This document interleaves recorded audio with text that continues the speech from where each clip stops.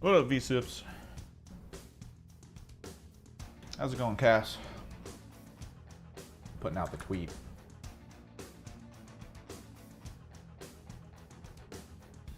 Tweet! Oh, a little bit of a headache today. It feels weird. We have a lot of crazy shit to do.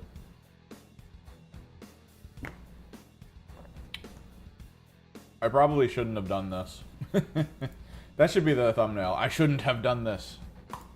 Classic YouTube clickbait. Ugh, let's get into it though. Yeah. So I bought these. I already have 8 War Dogs. Technically you would want maybe like 12, but no. Bad.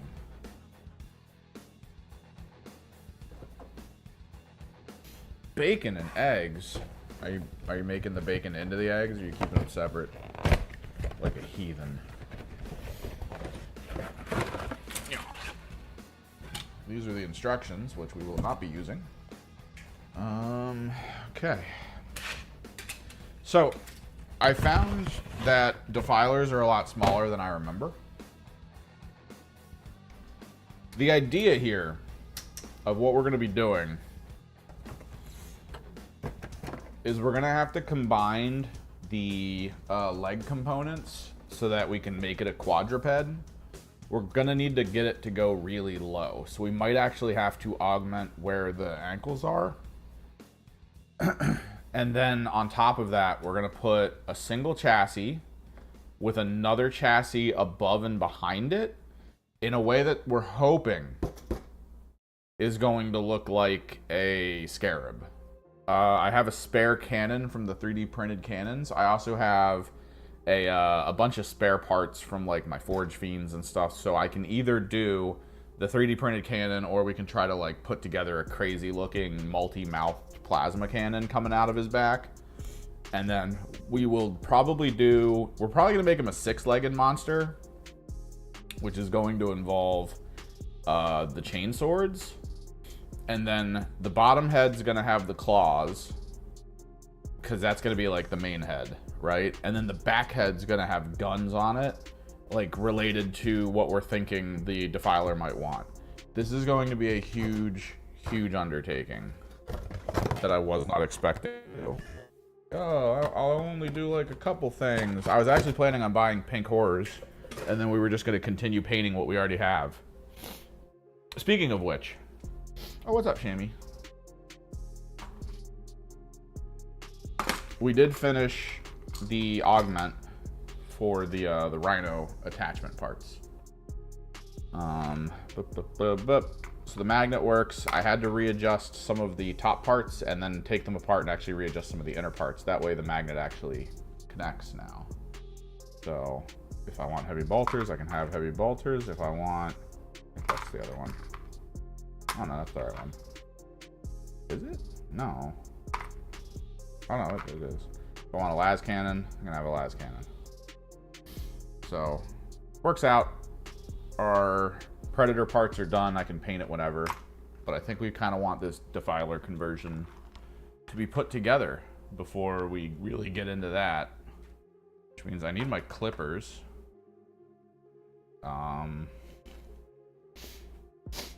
Ugh, I'm all nasally today. I hate it. I hate it.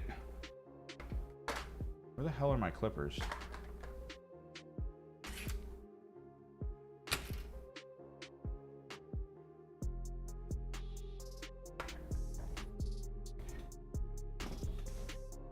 So I gotta start thinking of how we're doing this. Here they are.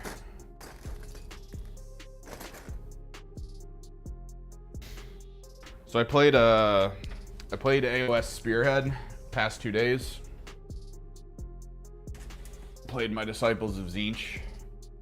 Zoom all the way out for this. I think I'm starting to see how to build them as a full list.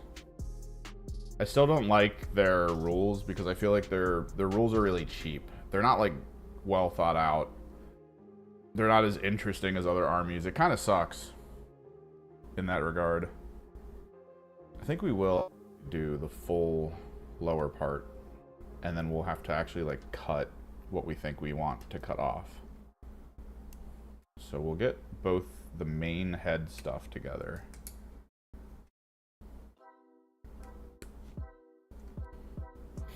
Because the way I'm seeing building Disciples of Tzeentch, you're either trying to use your fate dice or you're not trying to use your fate dice.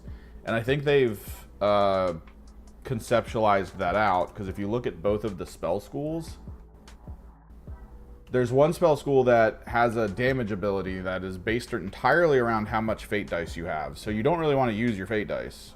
And it also comes with a big spell that lets you re-roll all your fate dice. So you kind of can keep churning the rerolls to hopefully get some good ones, and then to hopefully have like a really good round later on in the game where you have just a ton of sixes you can dump on stuff.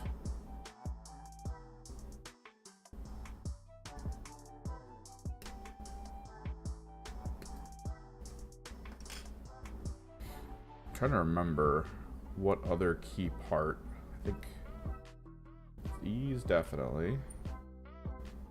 And then I want to think it's this that has to come off. So you have that. And I think that's more like a Warflock thing, because the Warflock they don't really feel like they need fate dice.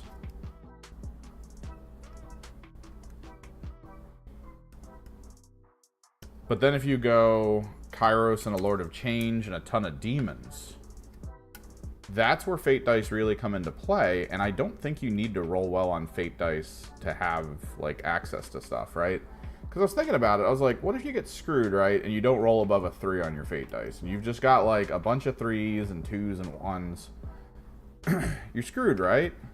Well, I think the way it works is Kairos can take a 3 and a 1, turn the 1 into a 3, make it a 6, and then I think it's the Lord of Change that provides the aura for +1 to casting. I'd have to double check that. But that just makes it so that, like, you constantly have a 7, which is what all your spells are for cast. Not only that, but if you have a ton of 1s and you're really annoyed about that shit, like I am when it happened, the Lord of Change can actually expend a 1. Just throw it out and resurrect a half-size squad of demons. So if you reinforce your squads, you can basically go from a reinforced squad down to a regular size squad for the cost of 1 fate dice.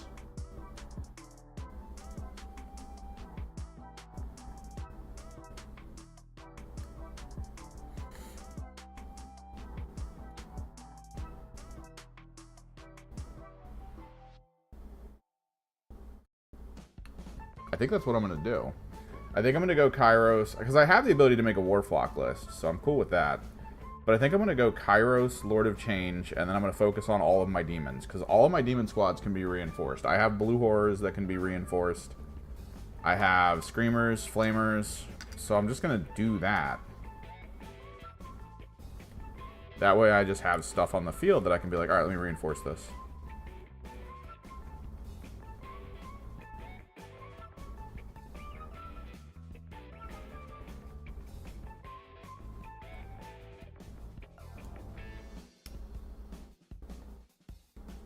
And then if it dies, I can just be like, all right, I'm spending one of my 1s, and I'm bringing it back at normal size.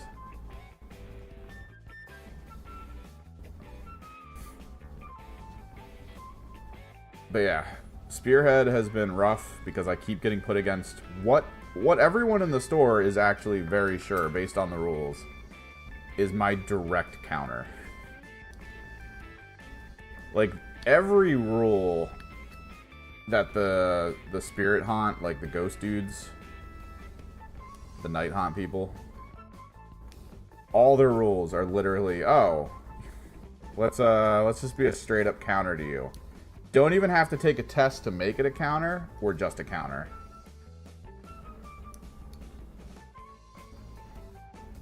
like, one of my faction abilities doesn't matter against them. Giving my flamers +1 rend does not matter. Because you can't rend. Rending doesn't work. So, like, it's a whole facet of your army is just screwed over. Which absolutely sucks.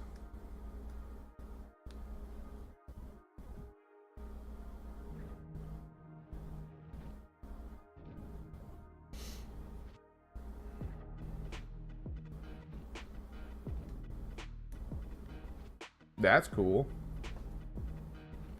Wait, what's your BL though? What are you talking about? My Chaos Bite BL. What is that? The sub faction you use? Which one was that? Because I'm playing Soulforged. Which, I mean, you want to use Defilers if you're going Soulforged. The moment I saw the Soulforged rules, I was like, these are for Defilers. You 100% need Defilers in this army. Smaller tanks are cool, but like everything a Defiler does is massively enhanced by these abilities.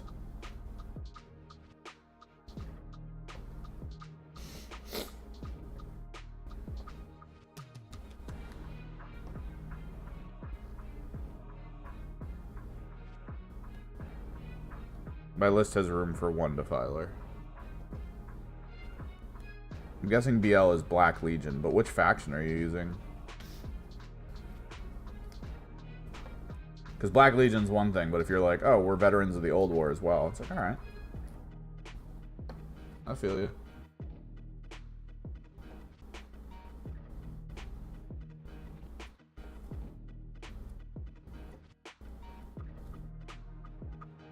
Veteran of the old war is actually good.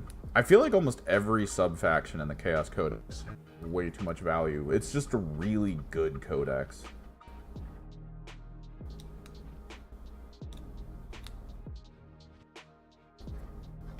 Like, there's definitely meta standouts, but if you don't go a meta standout, you still put up a really good fight.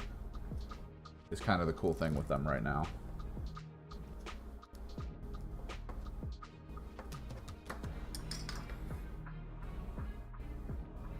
Because I feel like at this point, all the rules that they got were basically the best of a type of rule. Like, the Forge... Not the Forge. What? The Fellhammer? The Fellhammer being like, hey, -1 to wound rolls if your strength is higher than my toughness. That is massive. That, on any unit that gets that passively, that is the scariest element of that unit.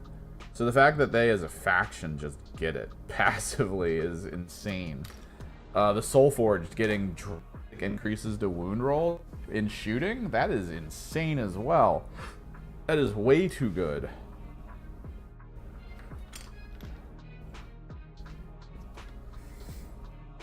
Frickin' the bikes and the whole like plus AP and everything. That's an amazing rule.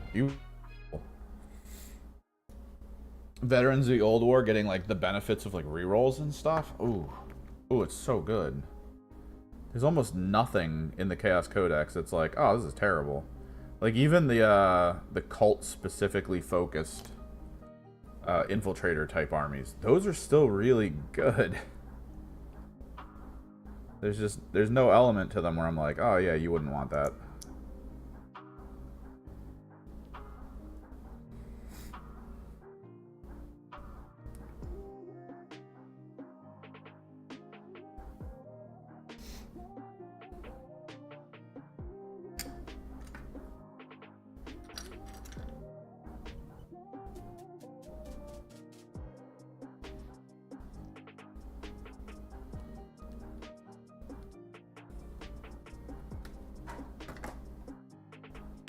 So I need to try to fit this on a 6x6 area. It doesn't need to be too much taller than a Forge Fiend.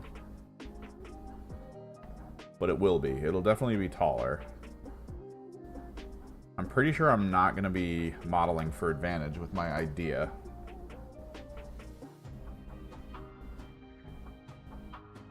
What is this? Oh.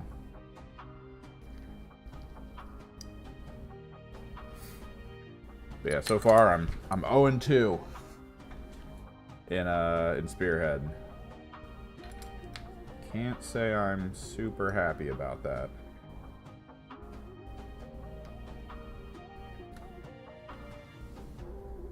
But again, I'm pretty sure Night Haunt is straight up my counter.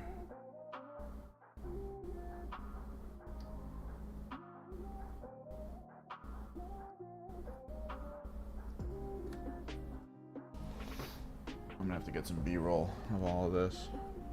Keep forgetting, because I do want to do a video. If I'm converting this, I think a video would be pretty cool.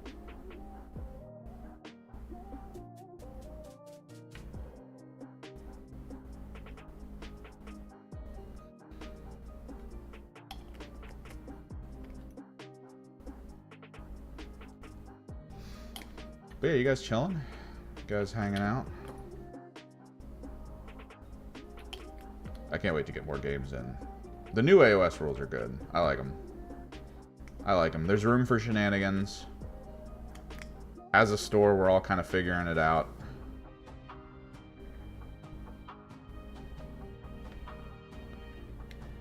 There we go.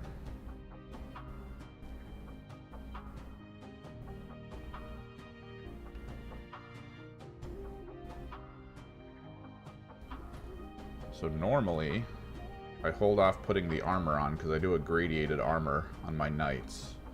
But since this is going to be more of like a small-scale scarab...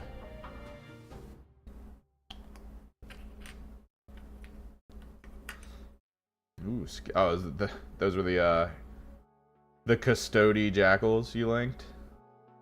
Dude, gold jackals. It feels so wrong.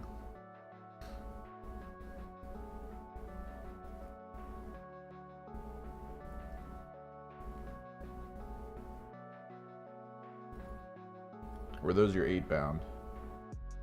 I think those were your 8-bound, right? Still trying to figure out what the units in the World Eaters look like.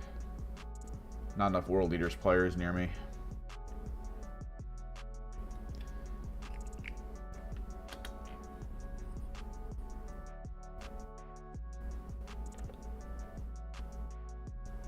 Orc Stodies!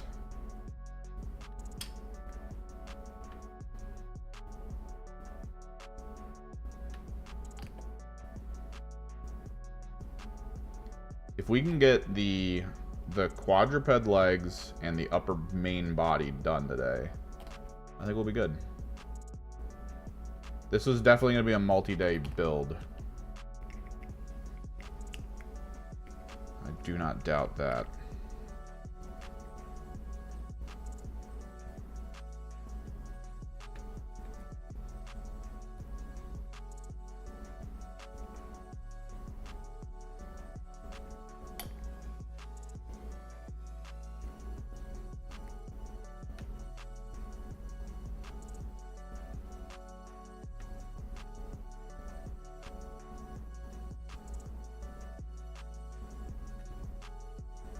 Nice.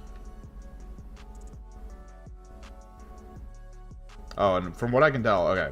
So one of the core things that's going on right now, and it'll definitely change in full scale.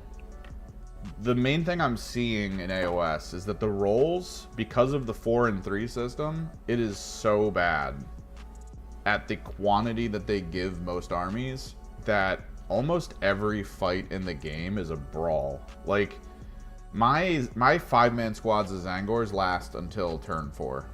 Like, well, battle round 4. They just last.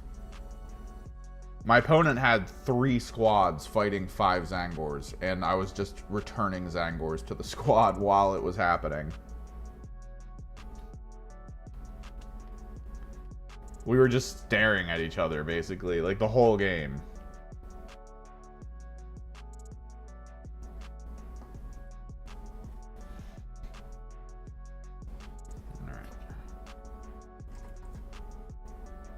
We're going to worry right now about the mid sections, and we'll worry about the other stuff later.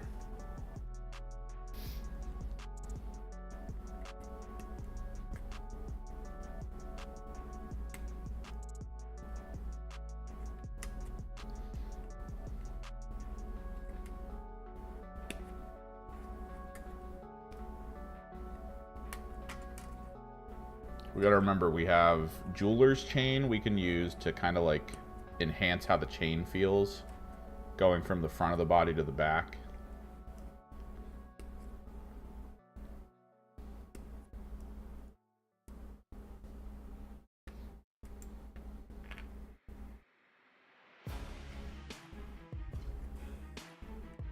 The main thing we need to think is that it is a 6x6 square that this vehicle needs to fit in. I found a measurement for the Defilers. I remember them being bigger, but I mean, that was because when I played with them, I was a little kid, so I just thought they were bigger, but they're apparently on average a 6x6. I do not know how most of those armies played back in the day. I know World Eaters were really new and they were just really strong. Because, you know, classic Warhammer 40k balance. New army equals way too strong. Or at the very least, it felt strong just because it was new.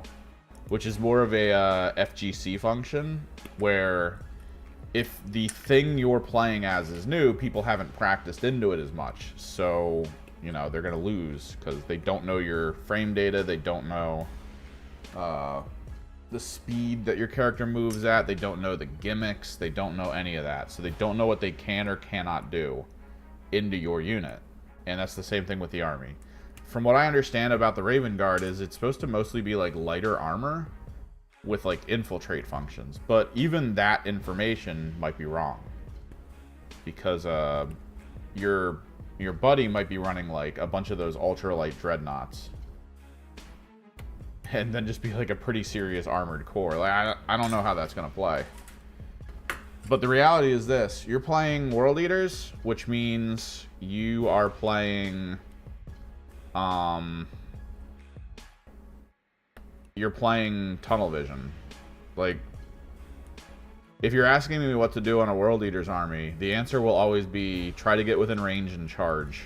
That's it. That's all you can do. I feel like most World Eater armies, when I was watching tournaments, they felt like they weren't doing well at the beginning, but the whole point of them is to shut down the enemy army for like 2 turns, kill as much as humanly possible, and then reassess some of your units to do mechanics so that you can just outscore your opponent in the last 3 battle rounds. Because your army hits hard. Like, you send Angron in as a beat stick, and then you use Angron being in the person's face for like a turn or 2 as the thing that gets your jackals and your 8-bounds and everything up. And then you just go. You go and you don't stop going.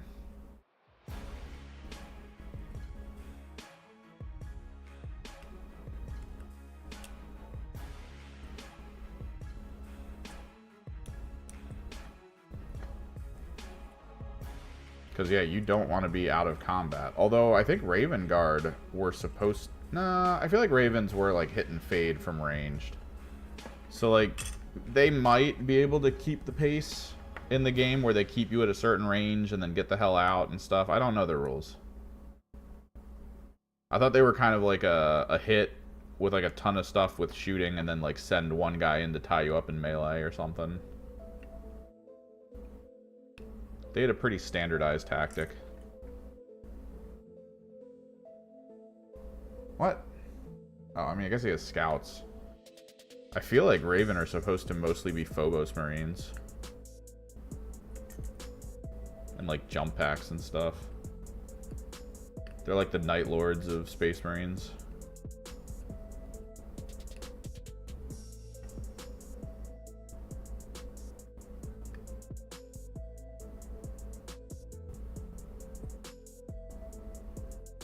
Them and the Blood Angels. Blood Angels are more the melee Night Lords. Phobos were more like the land next to you with a squad of plasma guns and kill you army.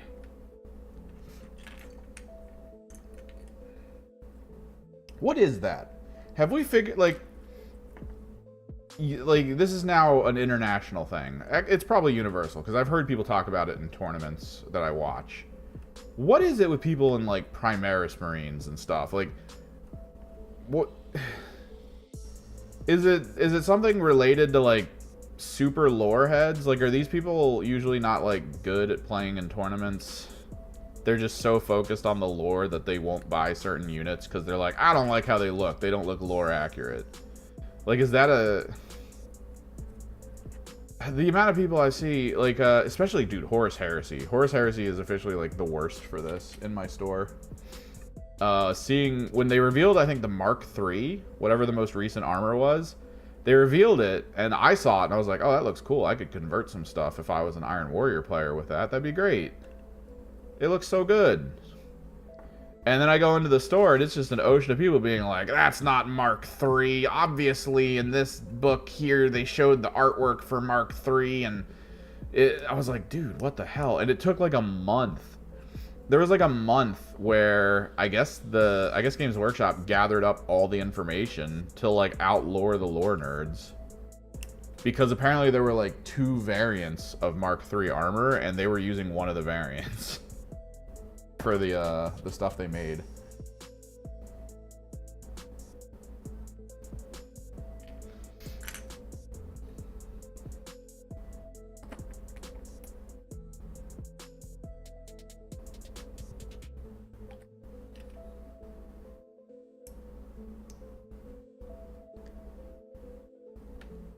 I feel like the day after Games Workshop came forward and was like, you guys are idiots. You guys are dumb about this. That was when I went back in the store and they were like, alright, well, yeah, I mean, it's the right armor. It's just I wish it was the other one. It's like, okay, dude. Alright, man. We all friends again? Everyone cool? Everyone cool in here? But, like, dude, people feel crazy about armor in this. Like, I just don't get it. I have no clue, like, why people are that hardcore about it. Oh god, did I not trim? Wait. No, I did. Nerds will be nerds.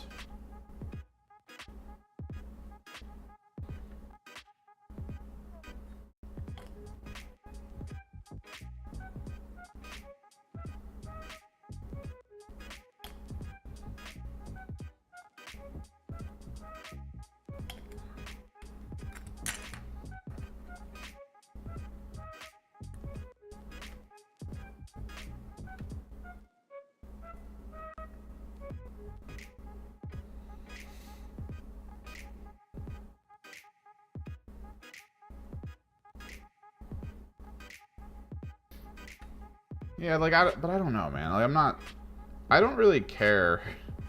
Like, I guess it's just my issue of my perspective. I don't care what my guys look like. They don't need to be, like, dude, the fact that there's a bolt on the back of this kneecap over here that's what needs to be, because that's in the lore that this guy in this company realized that putting a bolt back there was a super useful thing. It's like, okay, come on. Calm the hell down. We are playing horrible people in space killing each other for funsies. It's not that serious.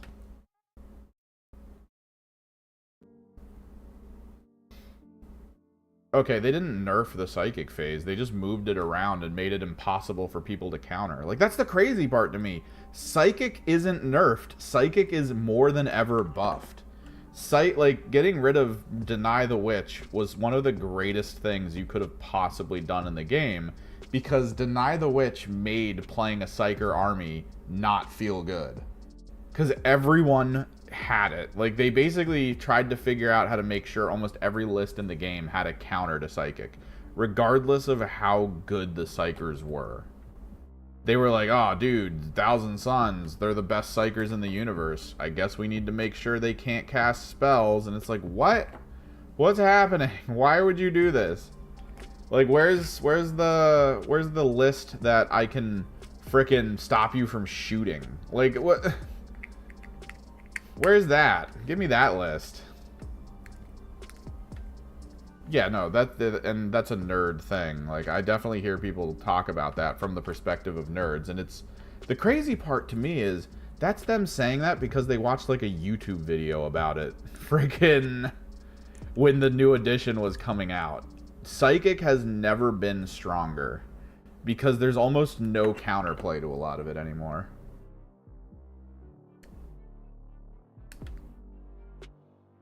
And yet people will tell you to your face, Psychic is nerfed. And it's like, dude, you have no idea what you're talking about. Because, like, the fact that a lot of Grey Knight Psychic abilities occur in the shooting phase or at the end of the move phase. So, what used to be the case, from what I've played and what I've seen, in 9th edition, if you were whatever position you were at the beginning of your turn, that's your psychic limit, right? Like, that's where you use your psychic stuff, and then you can buff stuff if you want and then send it in, and that's kind of like AOS-ish and all that, and that's fine, I guess. But like, if you're like, oh, I'm gonna warp smite, and you're just too far away to warp smite, well, that's your game, have fun, you didn't do it. But in 10th edition, it's all right, I move, I warp smite. Like, you have more control. You have more counterplay to certain elements. Like, it's just so much better.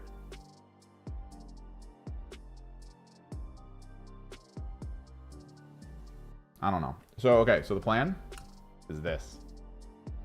So we're going to have to put a cannon barrel in here. But this is going to be the back. We're probably going to trim a lot of this bottom stuff off. And then we're basically going to green stuff this down, right? So we're going to get like a green stuff ball back here. And then we're just going to flatly apply this like that. Cannon here, head here. And then we're going to do, from here, we're going to do the quadruped legs back, right? So I'm going to get the waist down here, and then it's going to go this way. So we have the 4 leg options. No, okay, yeah, a lot of people hate that. But there's a trade-off. There's just a trade-off with it, right? There's a massive trade-off with going absolute nerd minutia for this game, right? If you go nerd minutia, and it's a problem universally. Video games, everything have to deal with this. All forms of entertainment. The moment you start adding more and more minutia to a thing, your player pool does this. And like, you don't, like, he can complain about it. Horse Heresy exists. Horse Heresy is literally the pinnacle of that, in my opinion. It's actually a massive return to form to 3rd edition. Because you still get your, like, blast templates and all that. But you can have a unit and be like, all right, well, this unit has this type of gun, this type of ammo, this type of armor, this type of... And it's like, oh my god, that's so minutia-based. And apparently the games take forever to play because of that. Because there's so much crap going on a single unit. That, like, it just takes forever.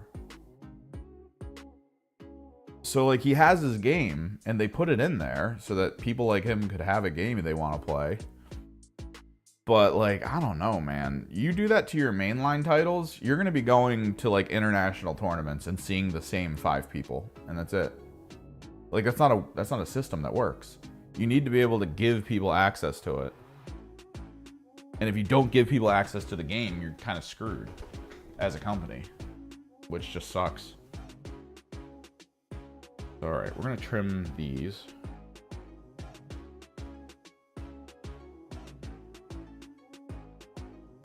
We can kind of make the start of the waist, I think, with the green stuff.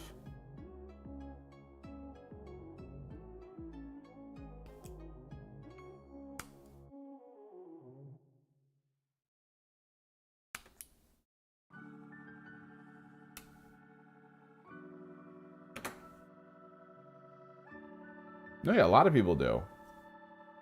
Because even beyond character simplification, they also did the command point simplification. And command points, dude, that was the worst thing ever when I came back to this game in 9th edition, was finding out that Thousand Sons had like 20 to 30 command points. And only 2 or 3 of them mattered. That was so stupid.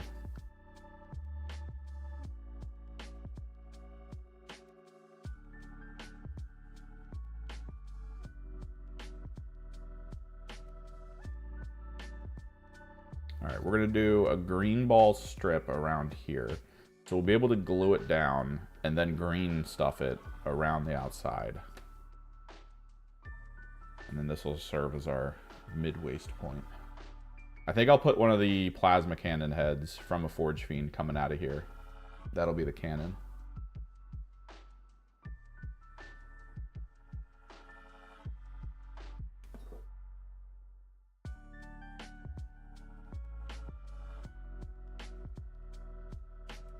We have armor plating I have to add too. Because I actually have the Castigator armor plates, like the big shoulder ones, that are like half plates. I was planning on applying them to maybe back here to try to like expand the butt size to be a little bit bigger than what you would expect.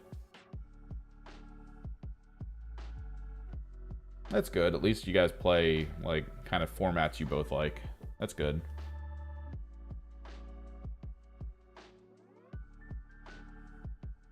That's the thing, they still exist. He can still play 9th. You guys can play 9th together. It's just, I don't know.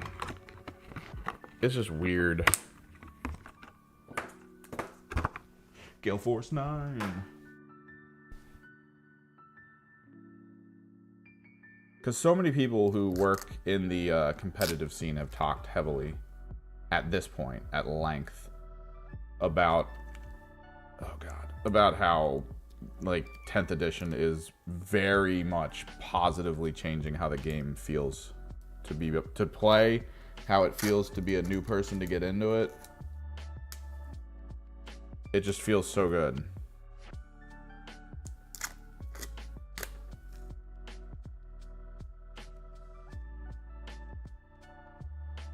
They're seeing drastic upticks in new names on rosters and stuff. They're seeing in local scenes. They're hearing, because like a lot of the tournaments are out of local stores. And they're hearing stuff like, oh dude, there's like 40 new people at our store. Like they just came out of the woodworks. Going to the store I was going to, like there were people coming in asking about the game when I'm in there looking at models to try to figure out. And they're like, dude, I really want to play this game. I've been seeing a lot about it. And it's like guys in their 30s and 40s or like in their 20s who are like, I just started hearing about this game. I saw it in like these video games and stuff. And like my friends are really into, you know, like D&D. And like these guys look like friggin' frat bros. And I'm like, what the hell? Okay. All right, let me get you some, let me get you the pamphlet. Join our church of Latter-day 40K. This is too much green stuff I just grabbed. I'm going to put a little bit of it back. Maybe not.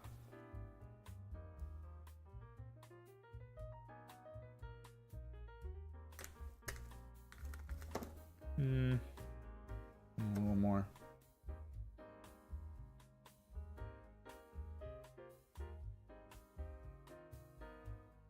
Get a little recording of me kneading a green stuff ball. Green stuff ball.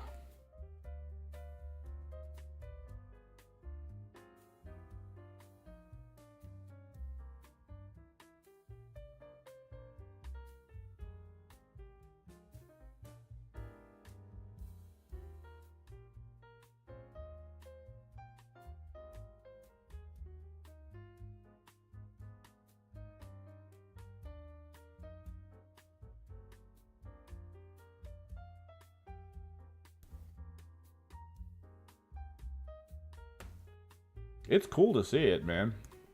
It's cool because it's like I enjoy the game and I enjoy that others that probably never thought about it. Because that's the thing. Like you start looking into it and you're like, oh god, this is an Excel spreadsheet. I don't want to play this.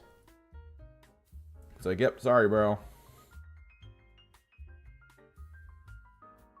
Hopefully you can find something you want to play. And now the new game is just like, yeah, you just gotta memorize some stuff. And you're good. That's it. There's some cool little interactions and functions, but outside of that...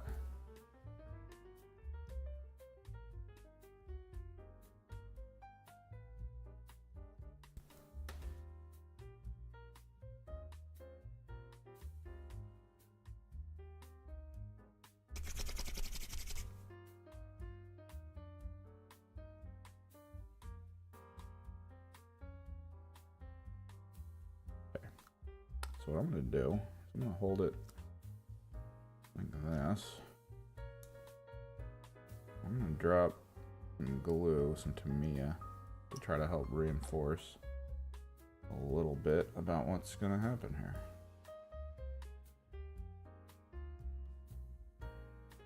So on a good note, there's a few good animes that are finally coming out. Some weird ones too. I actually kind of like this this anime season we're getting hit with. There's an absolutely crazy one that I think is dumb as hell, but I'm gonna watch it.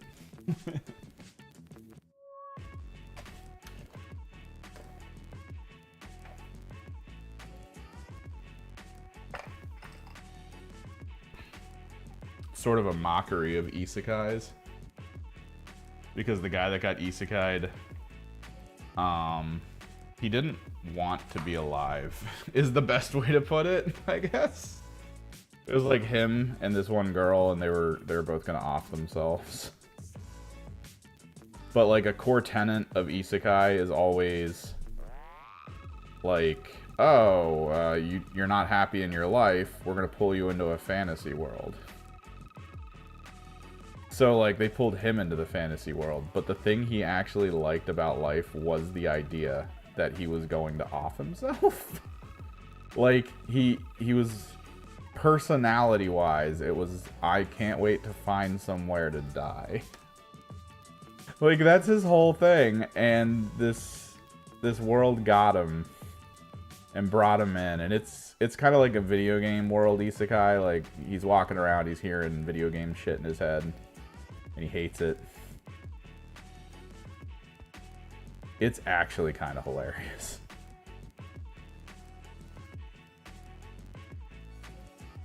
Because it makes so much fun of the isekai format.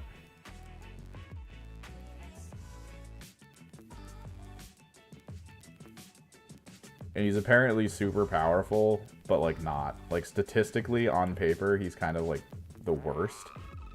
But he's kind of walking poison.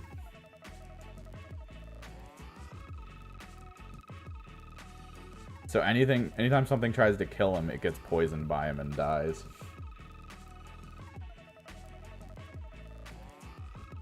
Gotta make sure this is kind of lined up. This is where the problem comes in. Probably gonna have to green stuff back here too.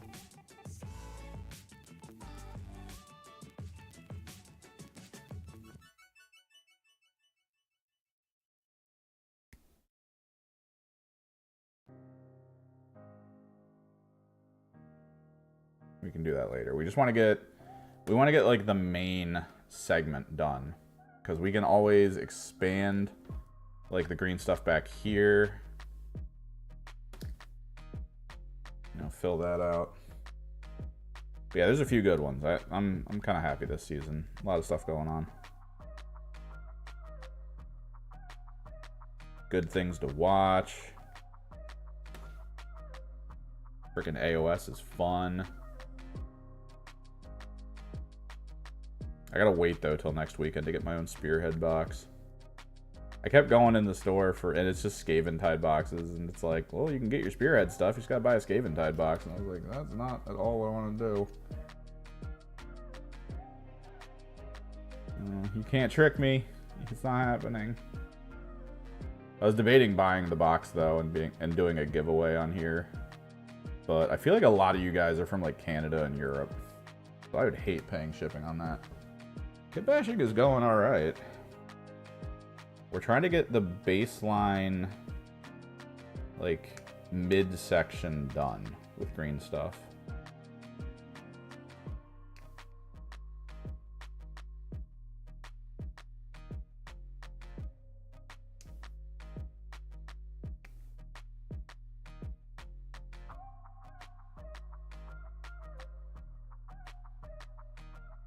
Sort of doing the flesh tone drag, the demonic flesh tone.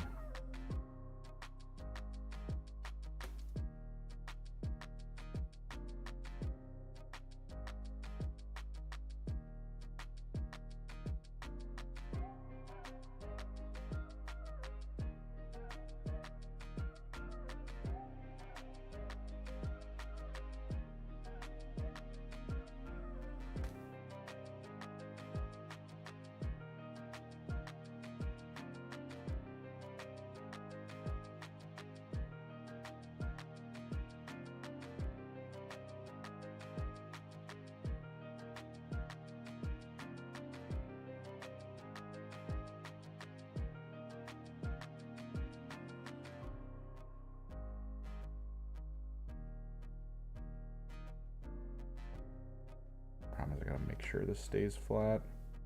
Once we get the baseline in, I have to sort of organize it a little bit to make sure it's lined up the way it needs to be, and then we'll let it dry a little bit while we work on the mid waist.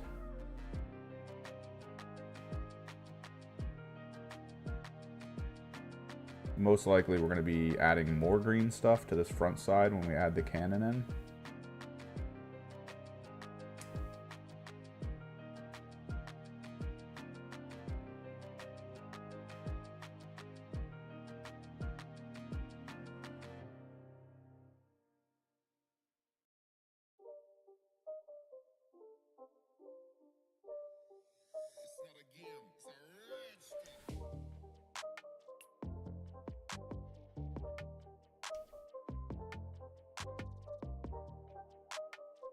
May have to mute the mic here in a second.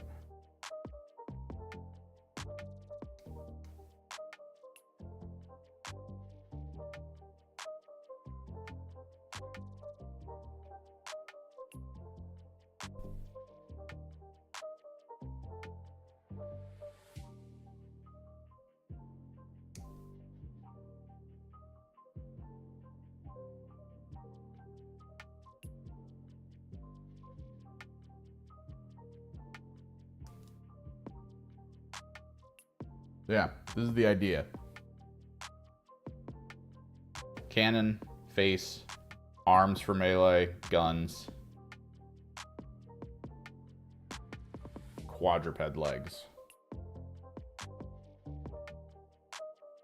So we're just gonna let it sit, let it dry. We're gonna try to get the waist on.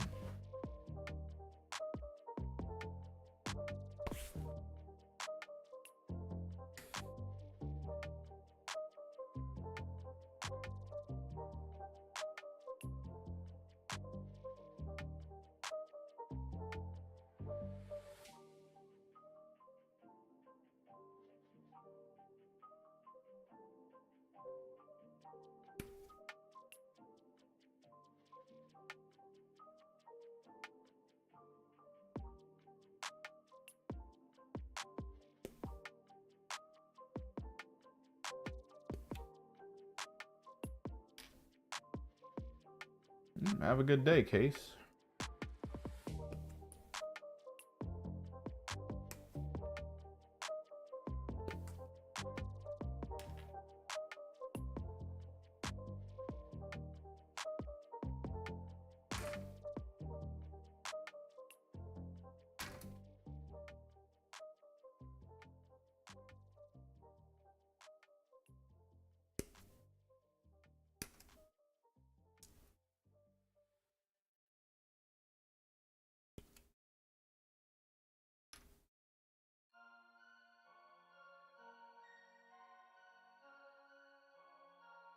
Texting me.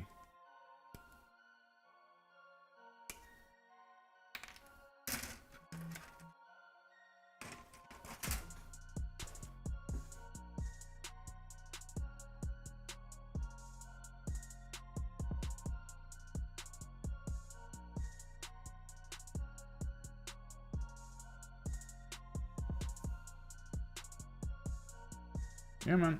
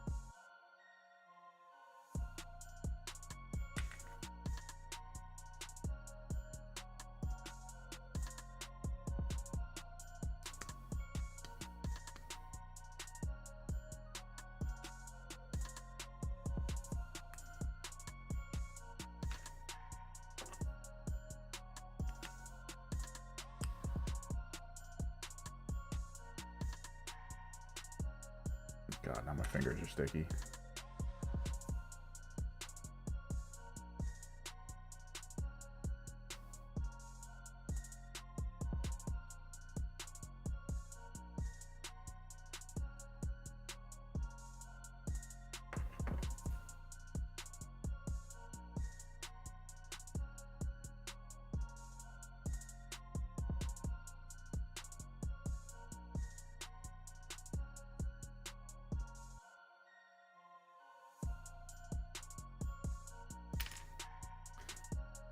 kind of an issue here is that I am probably gonna have to cut the support trusses off.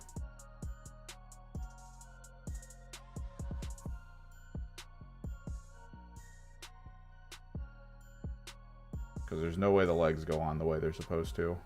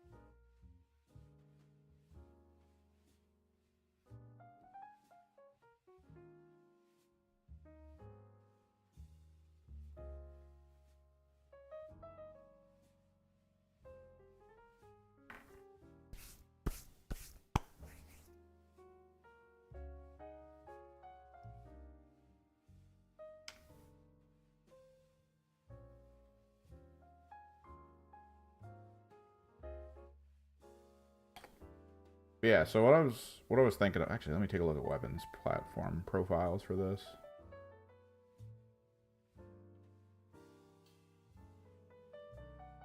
But what I was thinking about for Zinch is they still kind of made it so you want to go either demons or Zangors. There's like no in between. Crossover is very minimal in its functionality. You get more benefits if you go Kairos and Allure to Change to just go all demons, and then you get more benefits if you go Shamans and Gaunt Summoners. Actually, Gaunt Summoners can probably be kind of in between. What's up, Vector?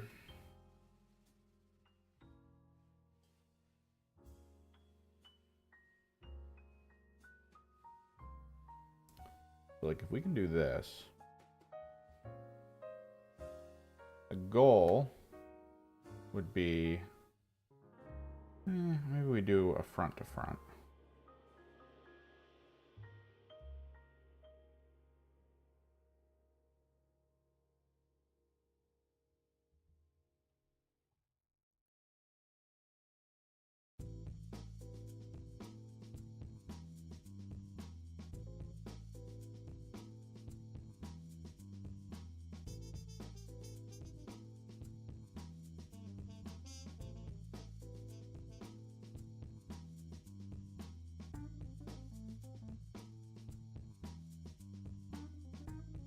Oh, nice.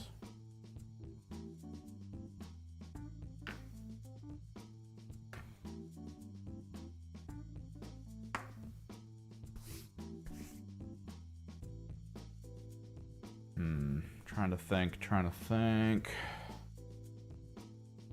Let me grab, I should have something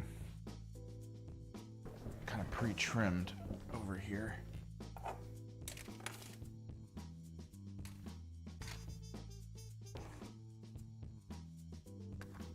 Okay, we definitely need these.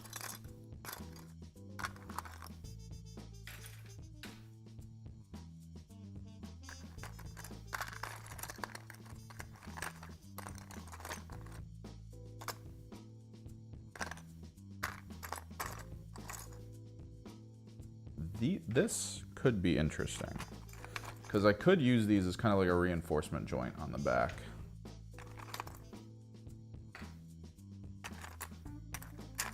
Or just potentially these melta-guns as a reinforcement joint. This is where we got to start diving into like fun, weird stuff to try to like get around a lot of the elements that don't exactly work.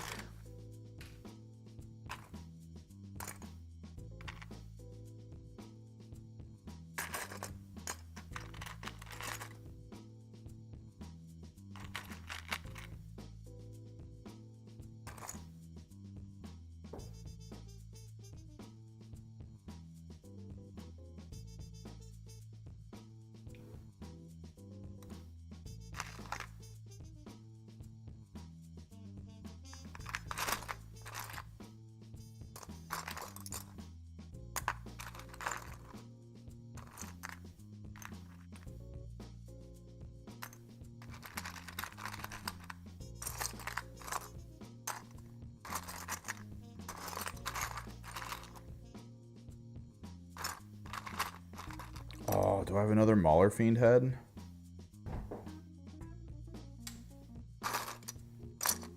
I feel like that would be the ideal.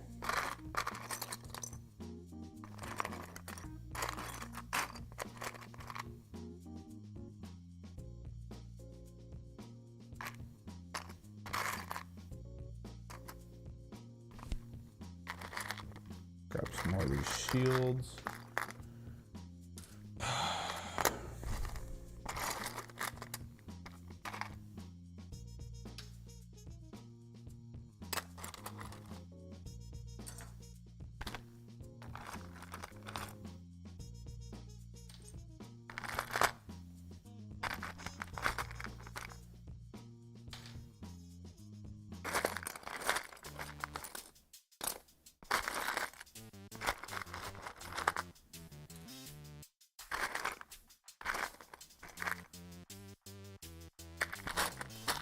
Yeah, these things. Look at that. The frickin' castigator bits.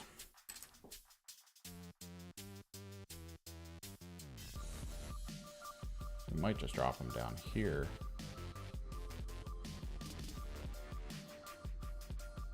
Kind of make the lower body a bit crazier.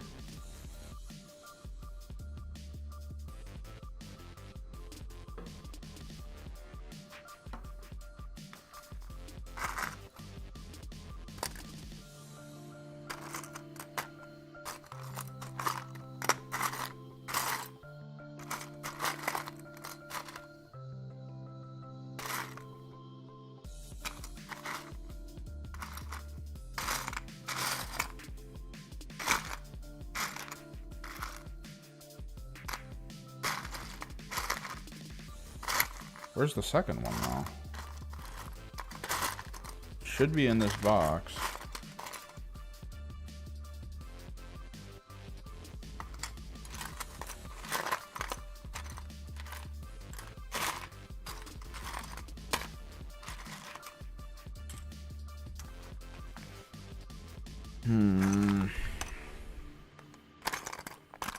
So why is there only half a Forge Fiend head in here? Did I just not pull all the main components for this? That would suck, because I'm going to have to go find them.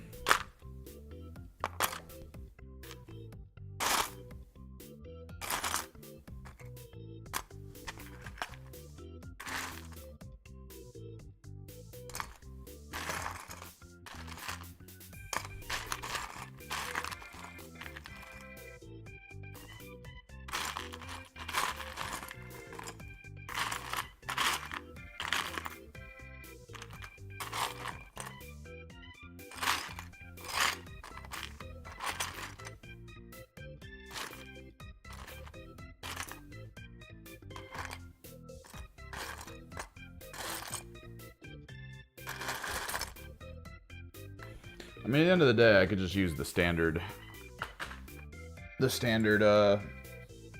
War Dog head.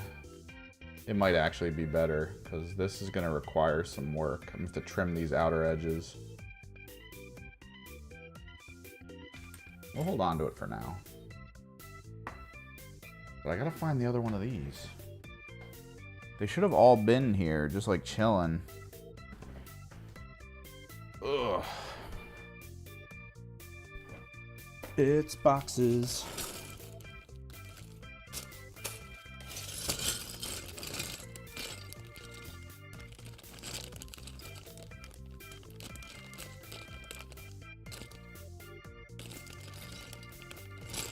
Any good armor components?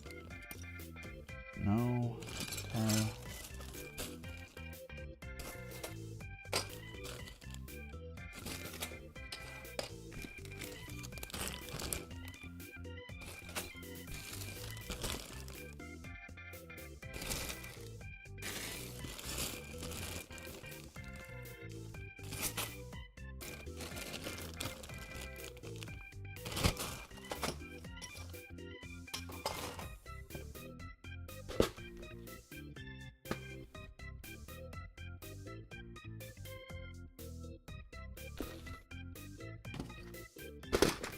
So this isn't right, because I definitely had 2 castigator shoulders. And I only found the one.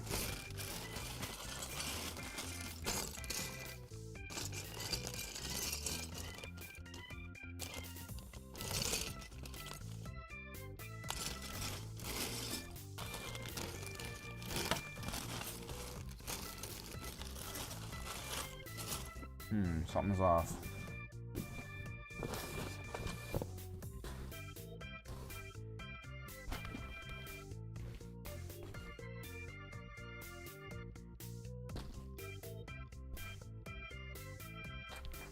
Castigator parts in here. Ah, here we go. Got the other one.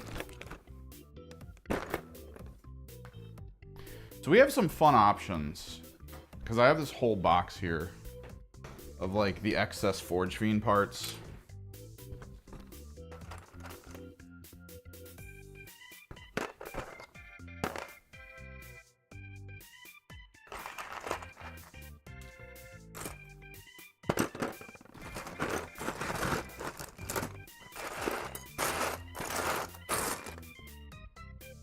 I think we want one of the plasma cannons, right?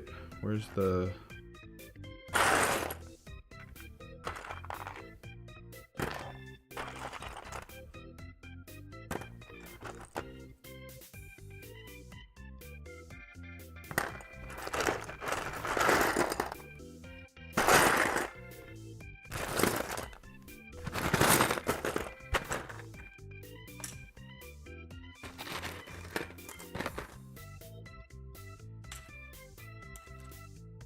plasma cannon is these. Like these 2 components. Glued together.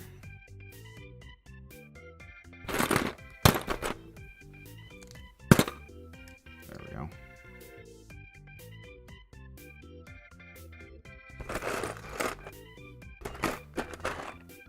Although, there should be a plasma cannon head. Like just a straight up head in here. Which is already snubbed. And it also doesn't require me to like trim it most likely. Ah, here we go. That one, this one.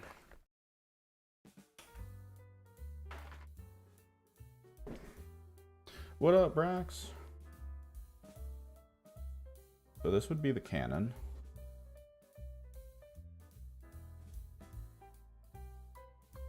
Which means I would probably want to trim this bottom part off.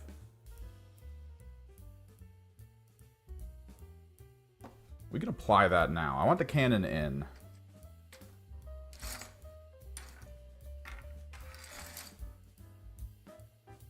We doing a big conversion, Rax. It's going to take us forever.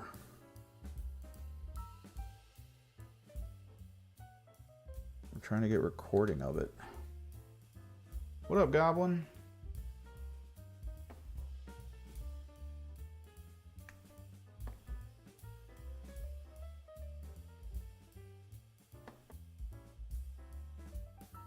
We also have access to one set of Forge Fiend legs, which I kind of want to apply to this. I don't know. Sadly, it's only one set. If it was two sets, it'd be so much better.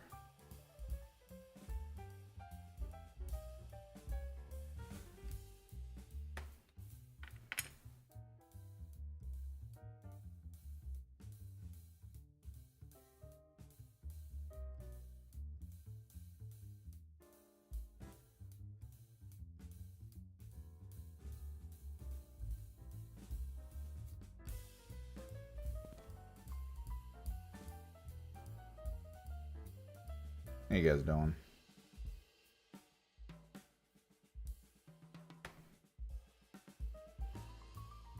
Good work on the green screen stuff. And I can try to get you some stuff, but like I don't know when I'm gonna be able to do it, dude. Anytime soon. Cause like I got a Teenage Mutant Ninja Turtles event I gotta deal with.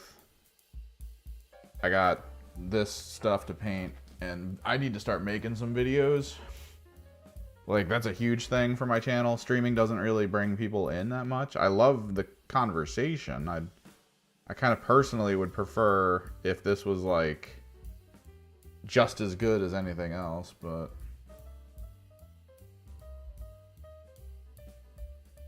Oh, Daemon X Machina. I liked Daemon X Machina. At least at a core level. They fell through on some stuff. We might actually use these too. But for the most part, Daemon X Machina was good. No complaints.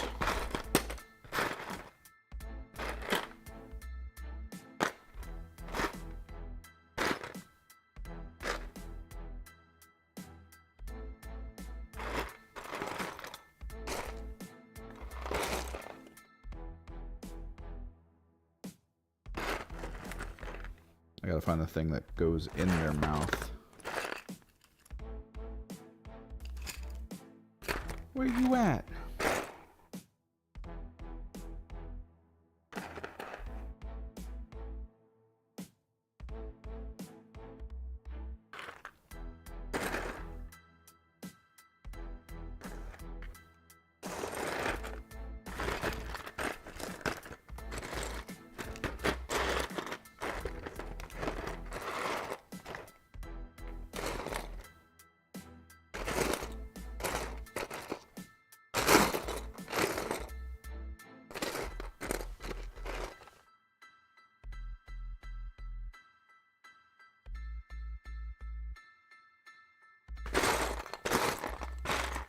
Pretty sure this is it.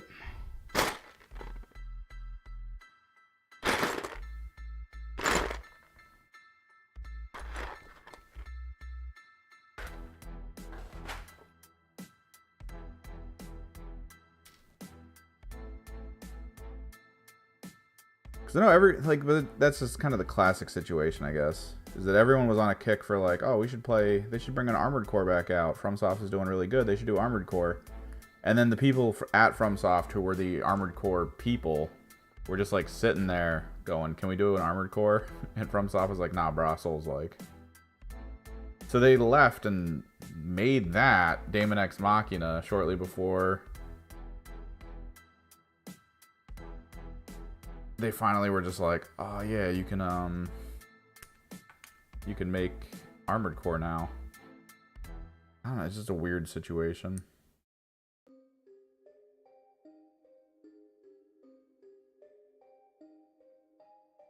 And then, but no one cared. No one was like, oh, dude, Daemon X Machina.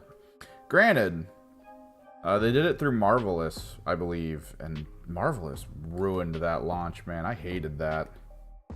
Frickin' Switch not telling anyone it was coming to other systems later. And then the Switch went pay for online, which meant you had to pay for playing that game online. And then the game came out on PC at the same exact price. for free online. I was just like, dude, you guys are dicks. Why'd you do this?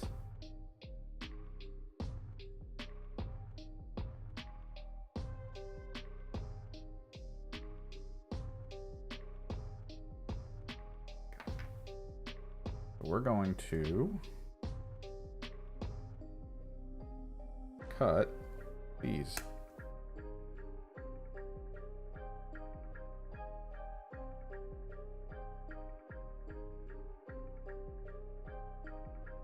Daemon X Machina, yeah, it's on PC, bro. You don't have to pay for the online. It looks better and it runs better.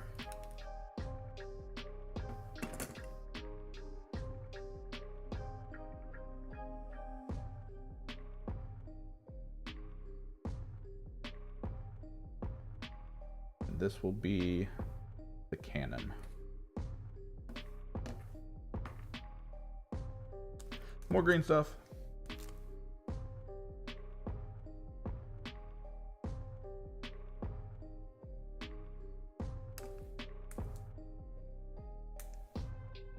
Yeah, and I loved that game too. That was fun. The idea of it being kind of like co-op Monster Hunter, but with mechs. It was really cool. It just ran out of stuff too quickly, I think. Like, you just ran out of things to do way too fast in that game.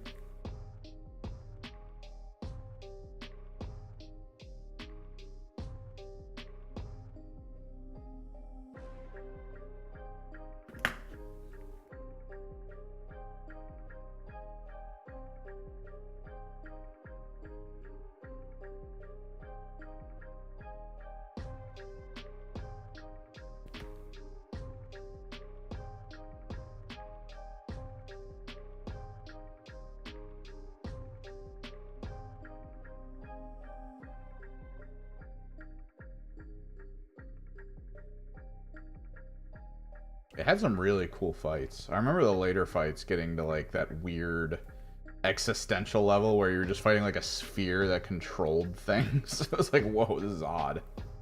But it was so fun. You'd make a really cool build. I went with a build based on that like Daemon X chemical stuff, the stuff you get from like absorbing abilities and finding like killing units, collecting the red stuff off of them. And then it was shoulder mount lasers. Like, I had the best shoulder mount lasers as well as a bunch of functions to slow down the use of the chemical, as well as like enhanced batteries for them. So I would just fight decently, but then I would find a spot to be like, all right, this is a safe spot. And then I'd land, turn, face the target, and then shoulder laser them with like huge damage.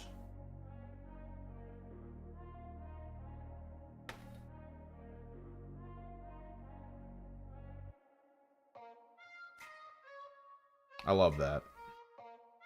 Just like the ability, that's always my favorite thing in games like that, is the ability to kind of make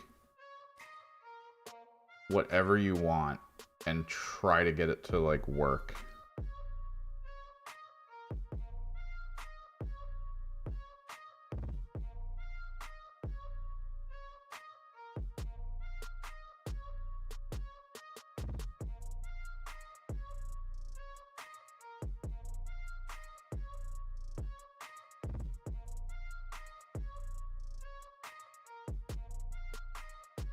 This will hold it base, and then we're gonna have to get some more green stuff going, which we're gonna have to like shove in.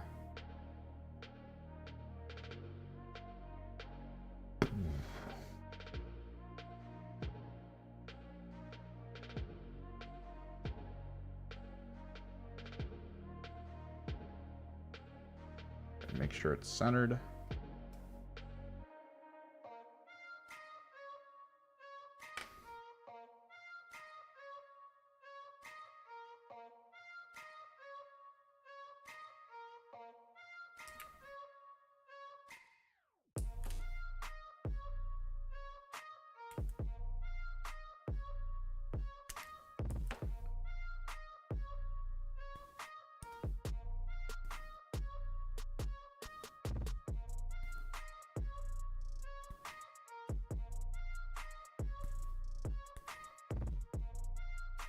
think the problem, though, again, the game kind of went down to just being like, hey, here's like these 5 bosses you fight, and then that's about it. Like, oh, all right, I guess that's fine.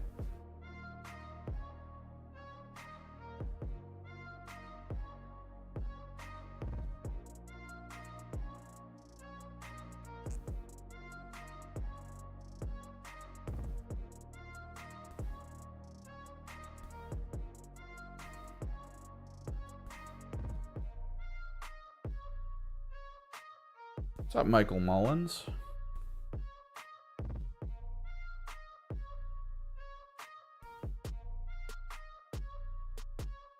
Sorry, I'm needing green stuff. Like the least interesting thing to do right now. But yeah, I got the games of Spearhead in. It's a fun format. We're still figuring it out. I want to fight something other than Night Haunt because Night Haunt is the bane of my existence. Technically it could be used for them, but it's also mostly for my Soul Forged, which are Chaos Space Marines in general. My whole thing is trying not to like purchase stuff multiple times.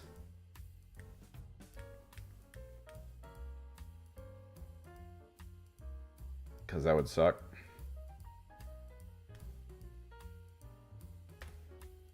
So what we're doing here is even though I used to have Defilers and I kind of liked how they looked back then, they haven't changed. And they don't look that great now comparatively to other stuff.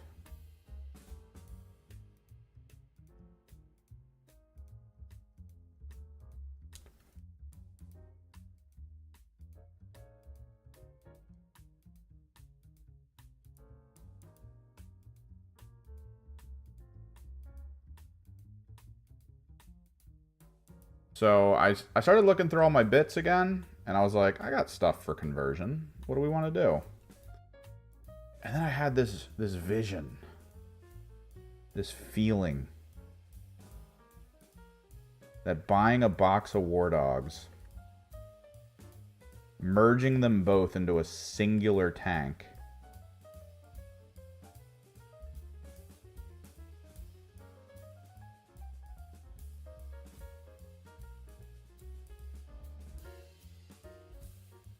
and calling it a Defiler.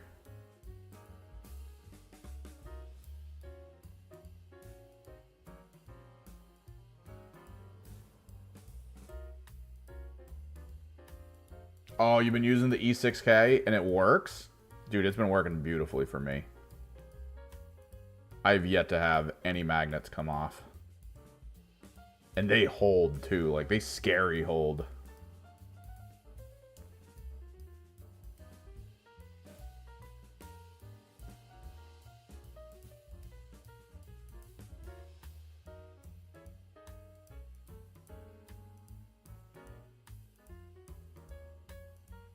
I feel like we're gonna just need to stuff some of this green back here.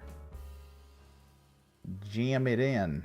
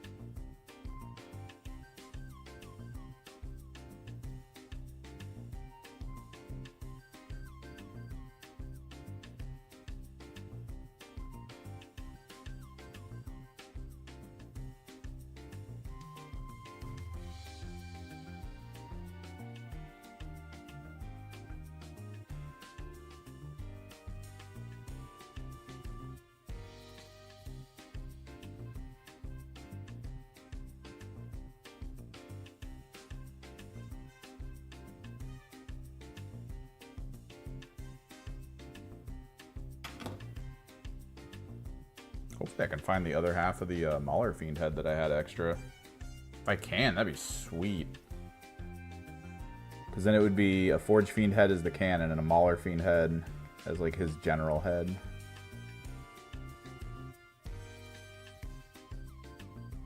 It'd be perfect.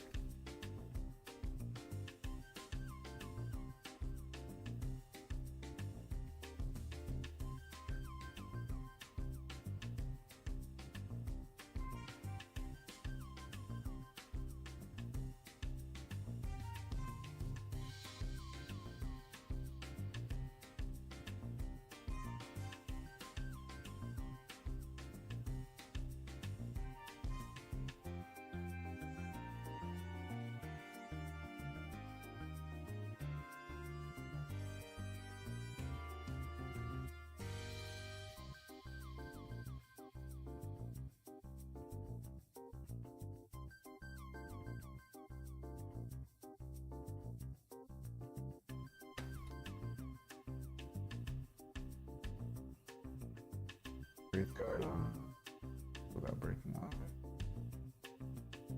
off. You mean from the sprues?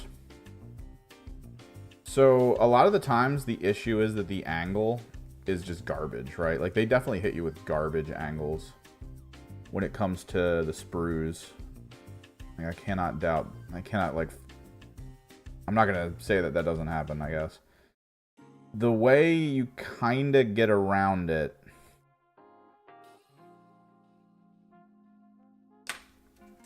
is to what do we got the bird, okay? And if I'm like, oh, that tail's a little too close. If I do it wrong, it'll break it. Cut the thing down. Like, don't worry about actually finishing the sprue out, like on the sprue. And then when it's gone, you can hopefully find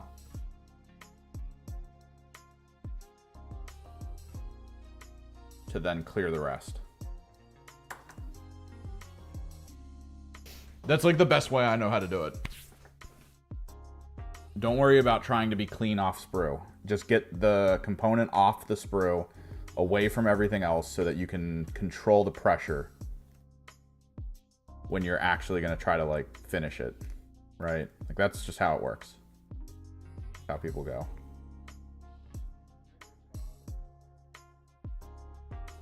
Let's try to center the head. Feel like the bottom needs a little bit more.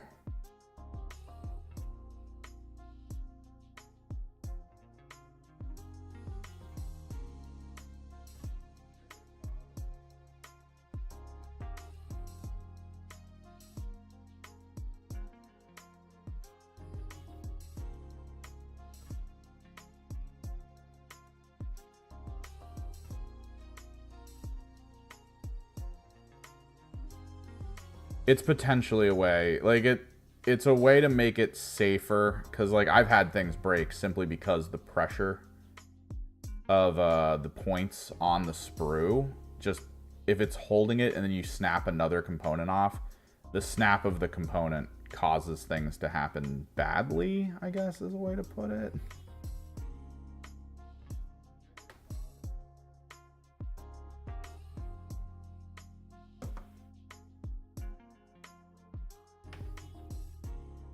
No.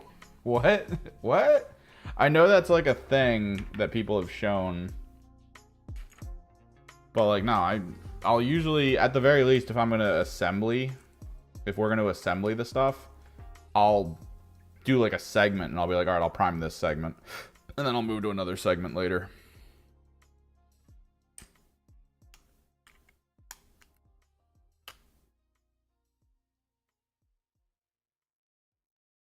I think these might be too big. Ooh, I kind of like it though. Like, I kind of like it, but I know that it's too big because there's no way the gun comes out from under this in a way that's fine. But maybe it does.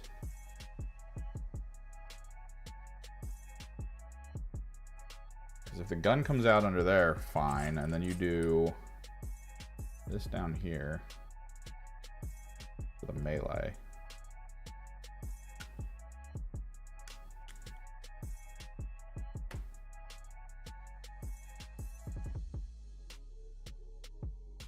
We need to see more. We're going to need to get to the point where we're applying the guns.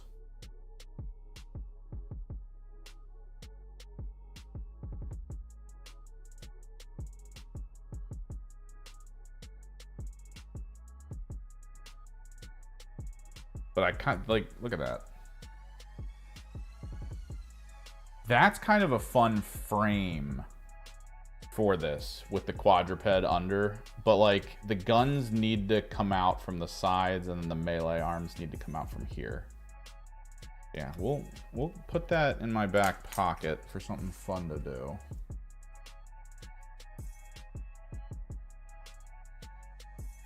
So priming stuff on here just means when I clip here, I have to now prime and paint that side as well. Like, these aren't designed for that. If the connecting points were only ever on the inside where you don't see it, I would almost say do it, just because that would be ideal. But when you're priming like this, well, that's gonna need to be touched up. Not only that, but when you cut it off, you're gonna trim it completely, right? Like if you're doing an on-sprue priming. Like, it's just, eh. I feel like the people that do it mostly do it as like an art piece. Like some of the guys I've seen will take like this, prime the whole thing, paint the parts that are actually on the sprue, and then put it in a frame. And that's like a fun art piece for them to do. We need to work on the quadruped legs. That needs to happen.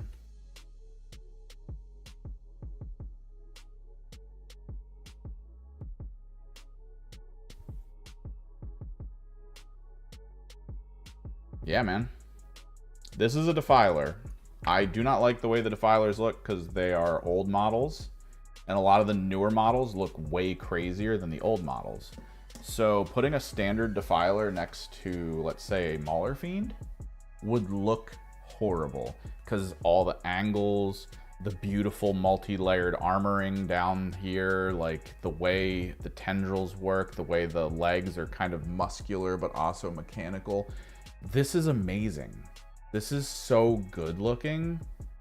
And then you put a Defiler next to it. And the Defiler looks like basically a slightly taller version of this. Like, it's just a box. Like, it's just this big box that stands there. And it's like, I don't know. Whereas this is going to have more of what the Mauler Fiend has with the multi-layered armors, the piping, the organic nature of things, and with how the green stuff's going to work to combine components, you'll have the flesh elements.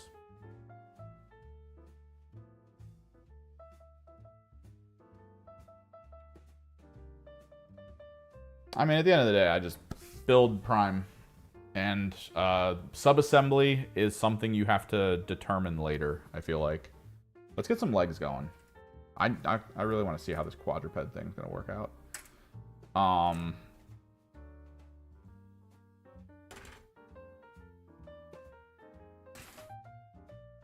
Because like some sub-assemblies you'll find that like cutting capes off and then like leaving the cape to the side is a good idea.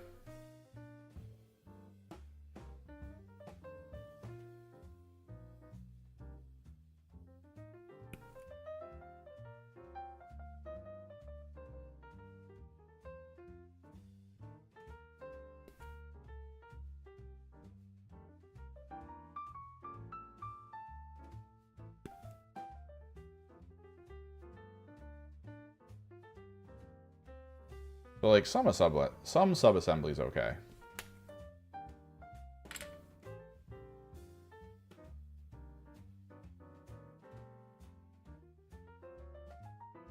But not all sub-assembly.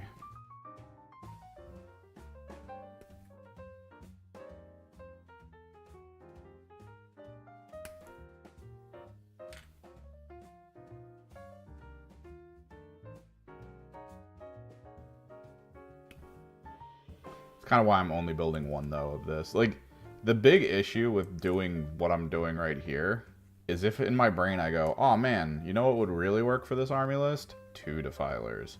Want to know what I'm not going to be doing? Building another one of these in this fashion. Like, I'm gonna have to dedicate myself to doing this.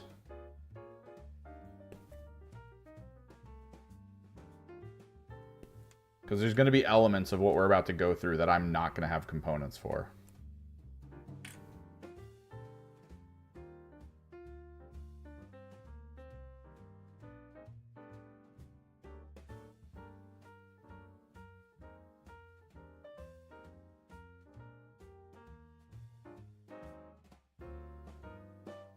So something I was thinking of was doing the chain swords as a pair of legs. Spare pieces and a singular sprue.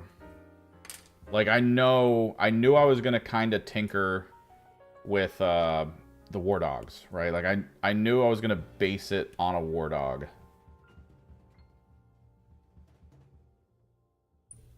Because I've seen enough pictures of people who redo their war dogs as quadruped war dogs that I thought, like, oh yeah, this would work. Because the thing is, they stub down the legs to make it a quadruped.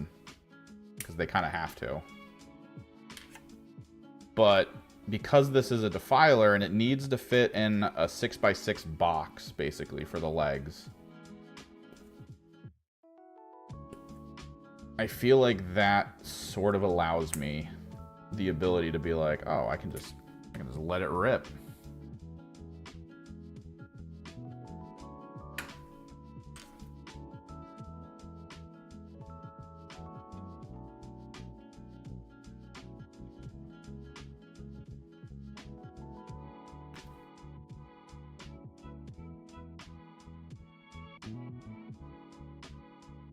But then beyond that, yeah, we're using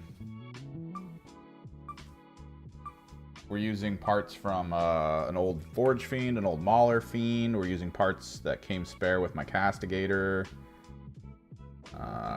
We might use some Dreadnought parts. I don't know. We'll probably use some parts from the Rhino.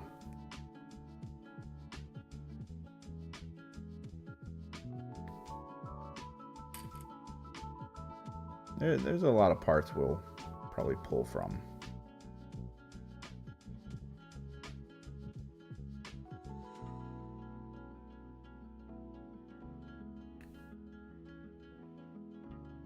I doubt this is going to be a single day build.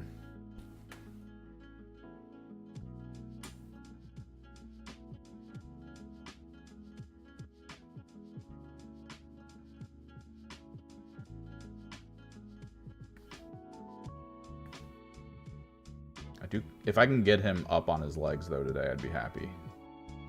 Because that would be huge. To actually figure out how these legs need to be placed would be massive.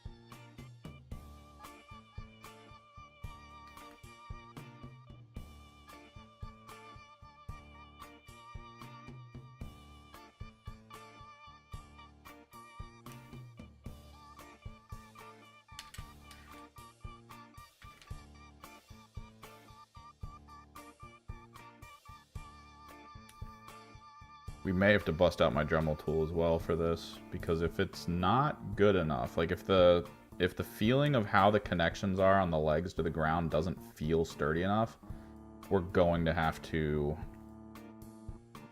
put little reinforcement pieces in there of metal. Basically pin the object together.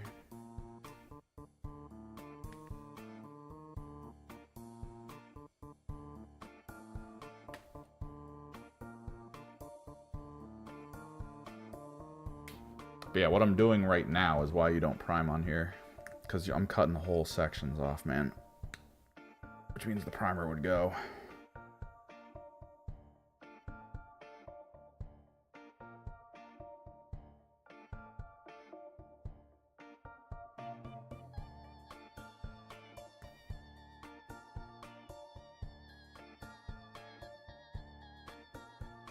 We've prepped most everything else. The fully magnetic rhino that can turn into a predator. That's done.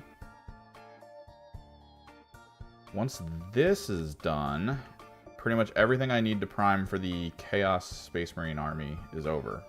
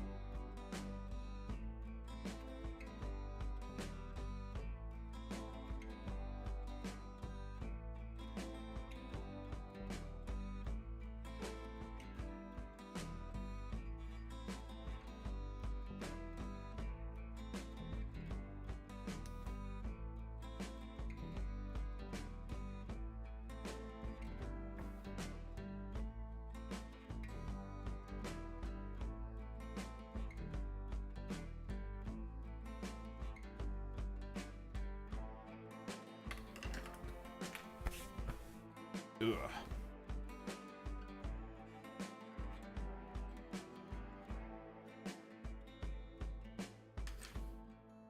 Alright, we gotta make sure all the stuff lines up.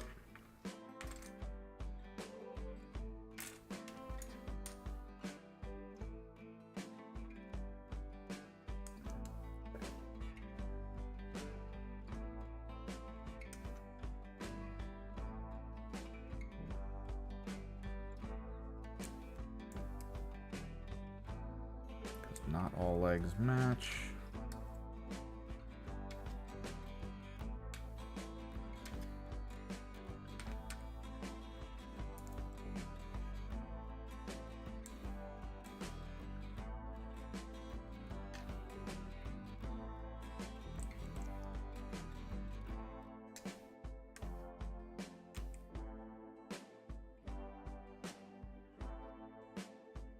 There should be like one leg that's kind of shorter and one leg that's a little bit more extended. We might be able to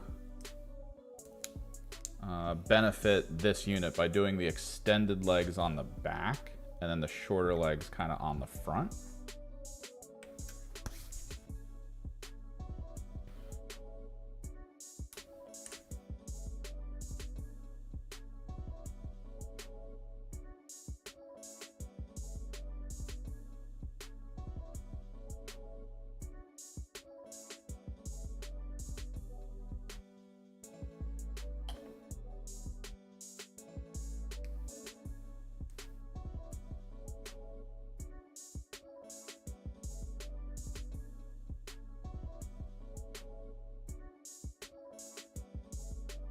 Second pass.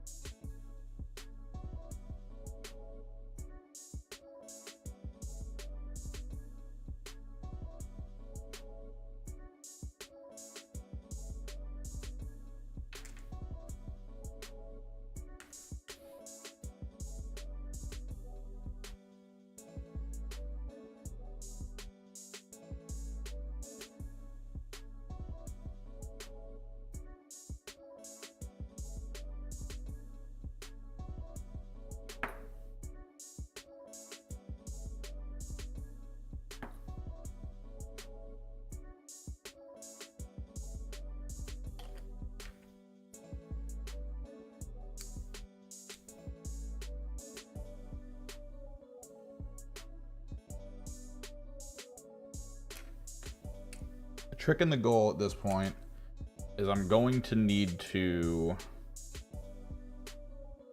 kind of mark off a square. And if I can figure out how to get the legs to expand to that full square size, we'll be good. Like, there shouldn't be too many people who will complain about modeling for advantage with this.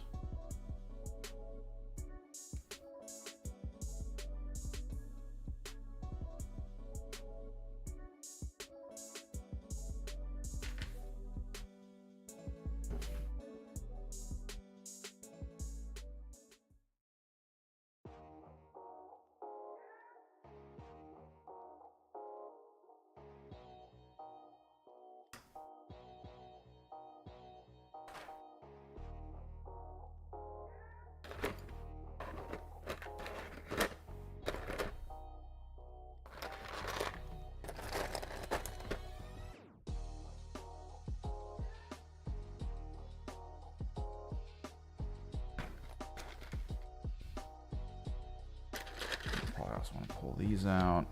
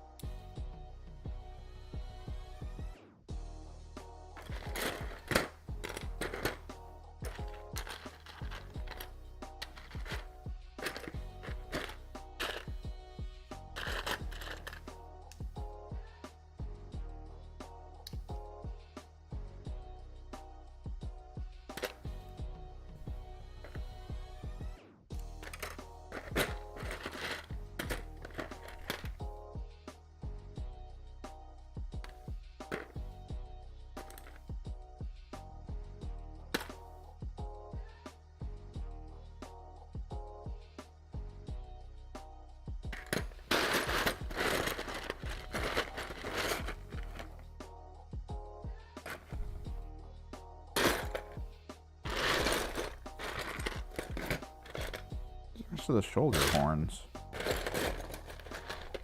Oh, there we go.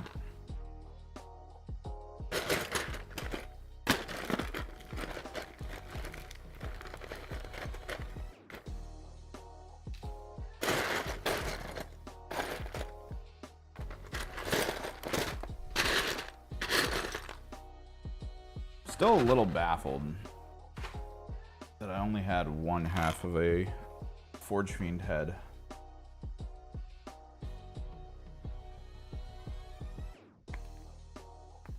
No, yeah, like, I don't, like, that's the thing. I don't want someone to look at it and be like, hey, I want to call a judge over.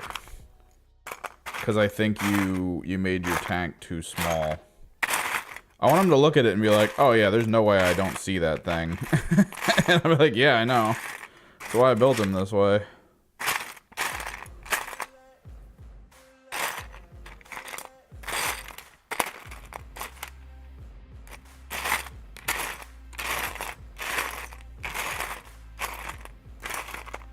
I'm just a little disappointed. There's gotta be another box. Because there's no... Oh, wait. Is this it? I pulled the other one out, I think. Yeah, no, this is the tongue. I think I got it. Ooh, we got the Forge Fiend head for the bottom half. Or the Mauler Fiend head for the bottom half. Yeah, we do. Look at that. Forge Fiend head, Mauler Fiend head. It's so perfect. So perfect.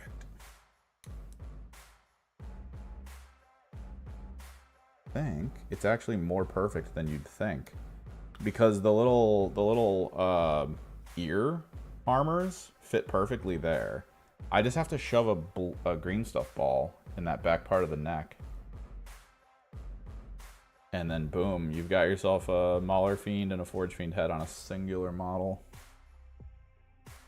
Oh, it's perfect, dude. It's so perfect. Come on, come on.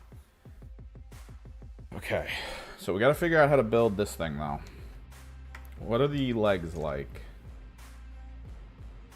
So these are a very similar build, and then these are, like I said, an extended build. So I think we have to do...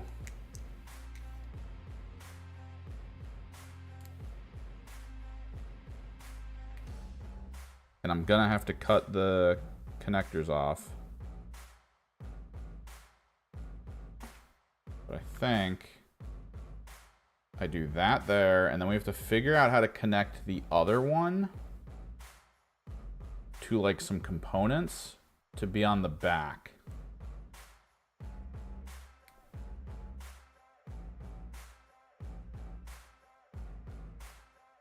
I don't think we spider leg it though. I do think we maybe just do the forward leg, because this is going to have armor over the top of it, so you might as well do forward legging, so it's less like a spider and it's more like a horse.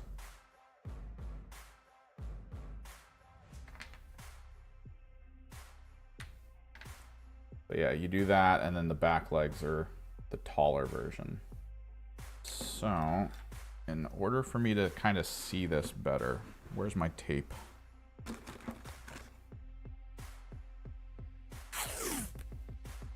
gonna zoom out for you guys. 1, 2, 1, 2.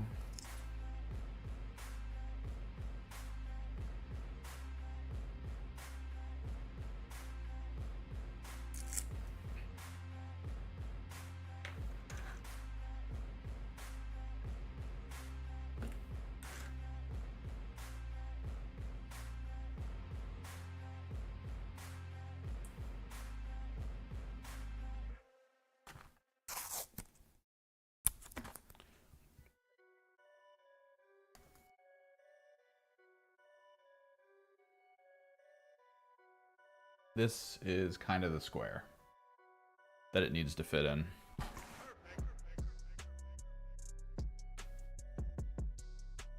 So if we can do the short legs kind of up front.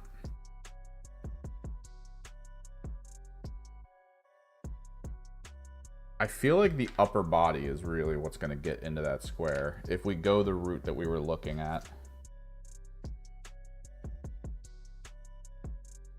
I feel like it'll definitely fulfill kind of that whole function.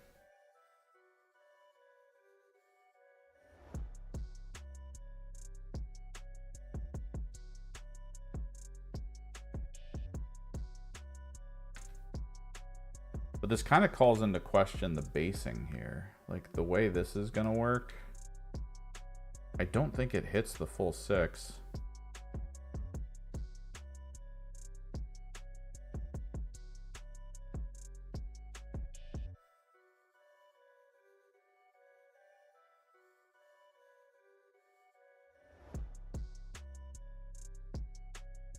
So is there going to be a way where I can widen this?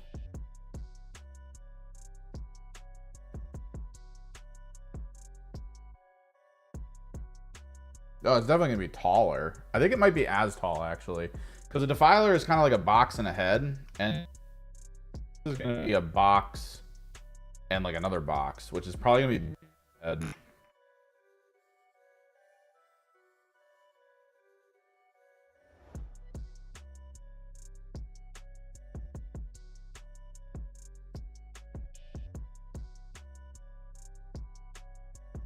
Let me think.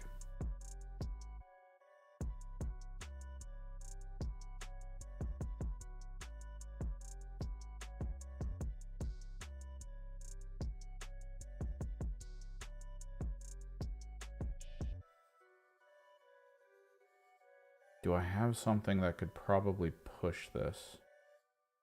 Do I have like a lower frame?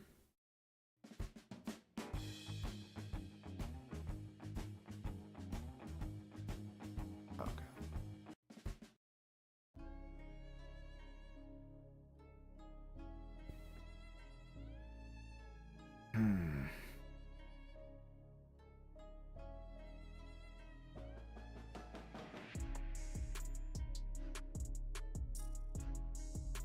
If I had a lower frame for this, I think I know where it would be. Hang on.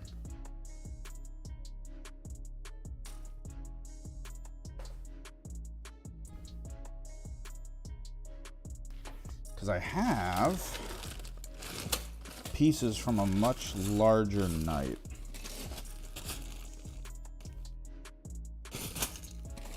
Here they are. Oh, wait, no, that's not it.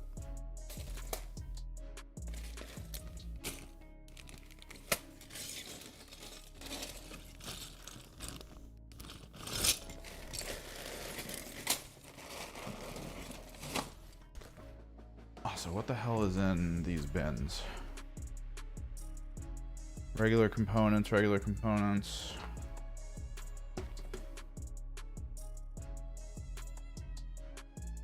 Hellbrute components. These could be useful. Keep that right there. Oh, I think old.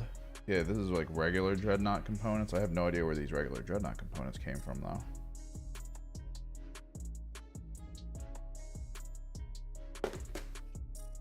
And if these are Hellbrute components, it's going to be mostly guns, stuff along those lines. Which is actually not the worst, because I am going to have to figure out the schematic this guy's going to have on him. I think I have an idea.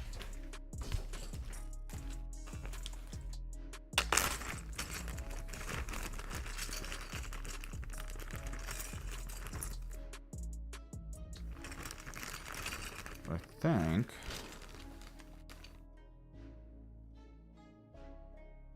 a main component issue could be solved by that, and potentially this.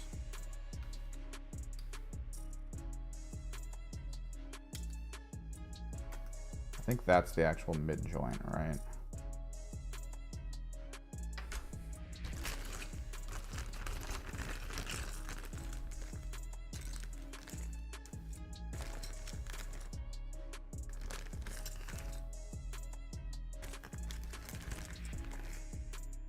See what large pieces I've got.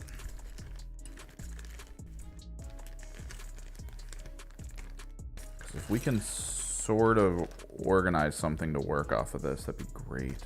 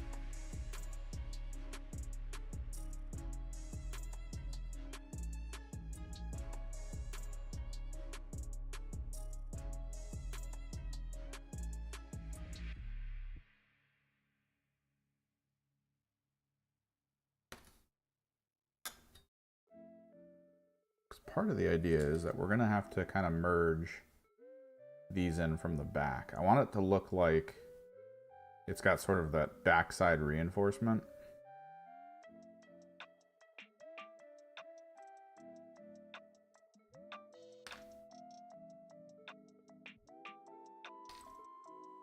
Even, no, that's too big.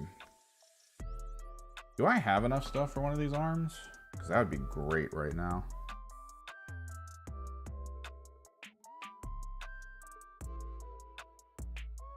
The issue is we used a lot of stuff on the castigator parts. I don't even know if I have enough stuff for a hand left. Like, this is fine.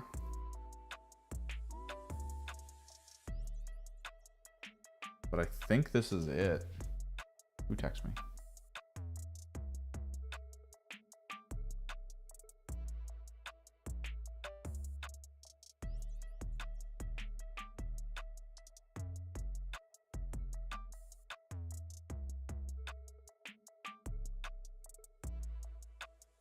Political stuff. Get out of my texts.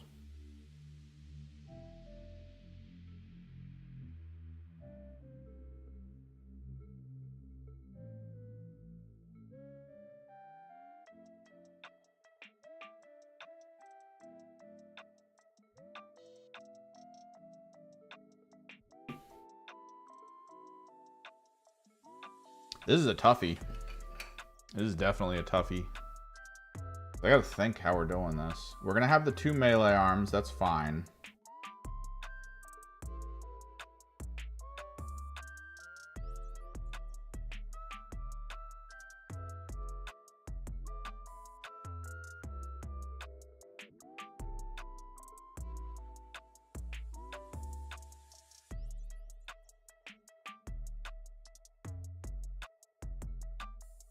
We could kind of shrink it down a little bit in height, but not by much.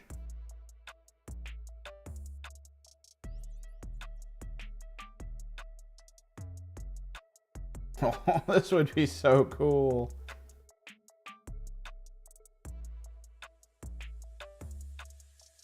Do I seriously not have the rest of the components for that, though? This is the knuckle side, right? This is the actual straight up for the other one.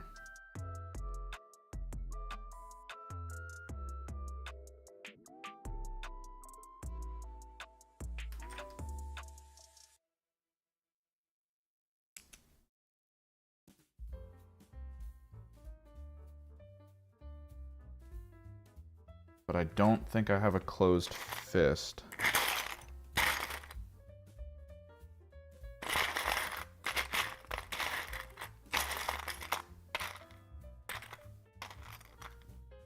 Oh no, we do. Hang on. Hold the phone. So I have a full closed fist.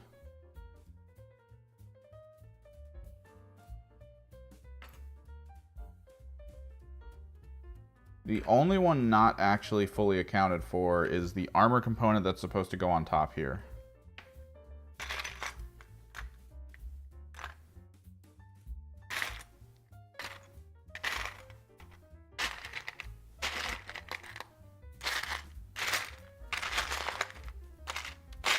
Which I think I know where we used that.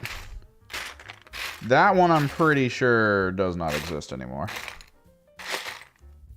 Because we used 2 halves, right?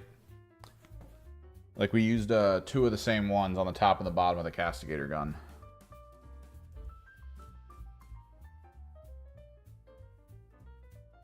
Which would mean I would have to figure something out to put over top of this. But like, we could almost rock. I don't know. I don't know if it's worth it though. I don't know if it's good. We'll pull these aside because we have the full components, so it's worth it. At the very least there. This is so hard, man. We should probably build the rest of the feet. I should probably build the chainsaws because I was thinking of doing 6 legs, but I think there might actually be a reality where we want to spider it out. Because if we spider it out, and I do the thing I was kind of thinking of for the front legs, I think it would look good. Because you spider these out, and then we actually apply the chainsaws. We actually sort of work the chainsaw into the end somehow. That way we can have like a really crazy looking outer leg experience.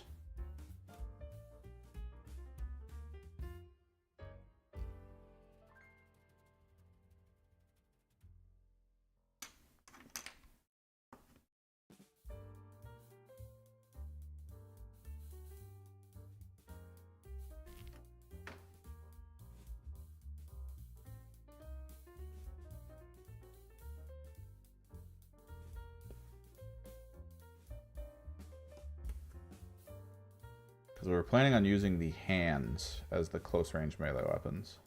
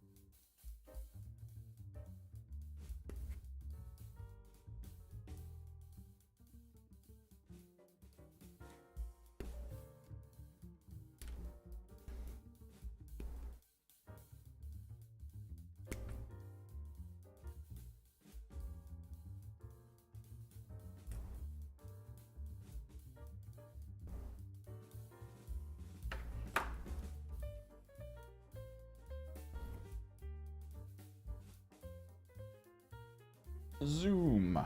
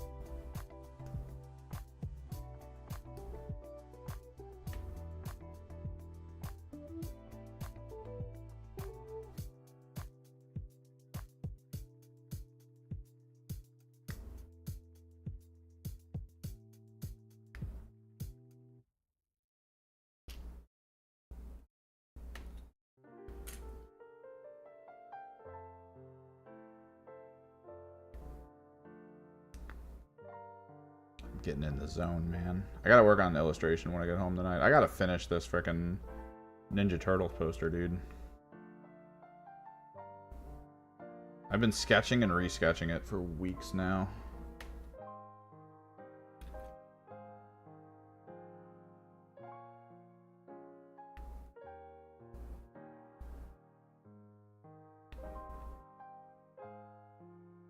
I always get to a place where I kind of like it, and I'm like, yeah, this works. And I just spend like a day and a half working it up, and then I go, ah, this was crap the whole time. I should not have done this.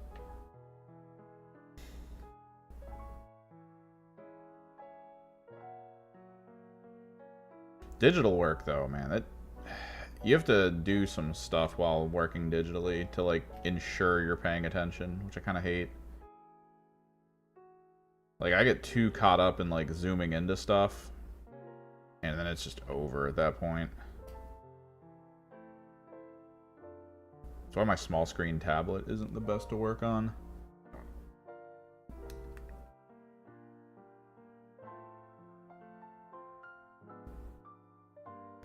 Should be working on this monitor over here, but I'm not here all the time.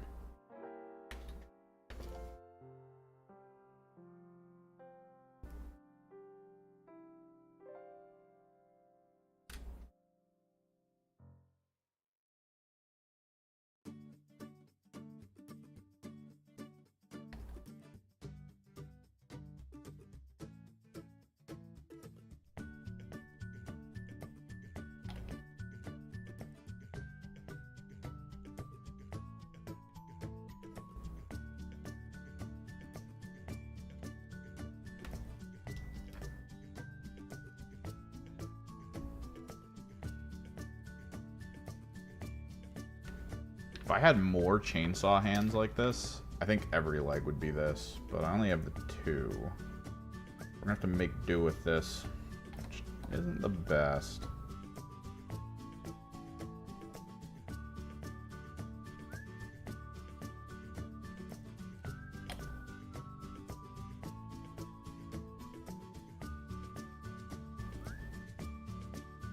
I would want 2 more, but I'm not buying 2 more war dogs.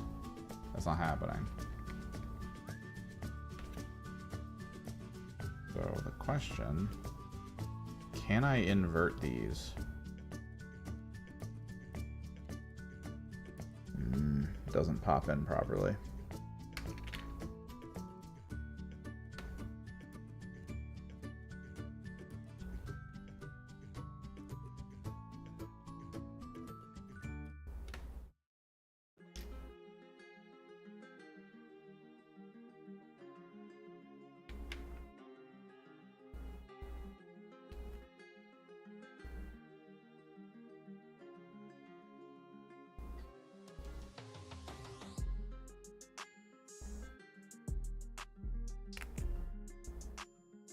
We might have to force it, though.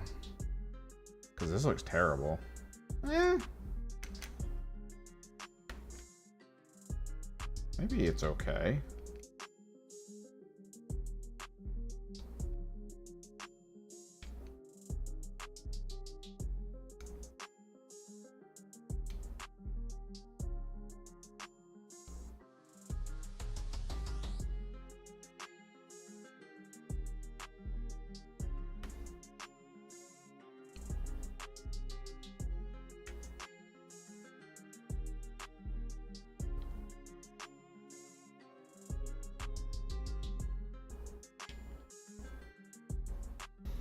It's gonna have to go this way, which means we're probably gonna need to seal some stuff up.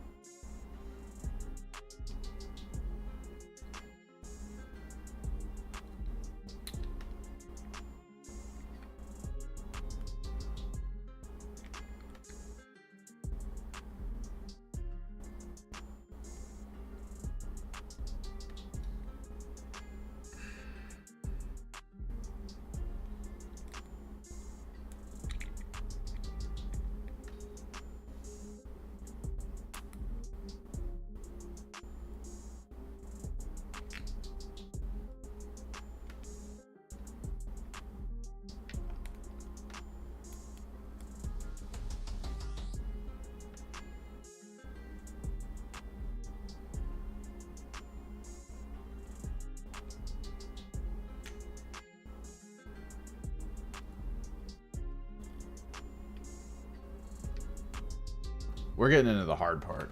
We're definitely getting into the hard part now.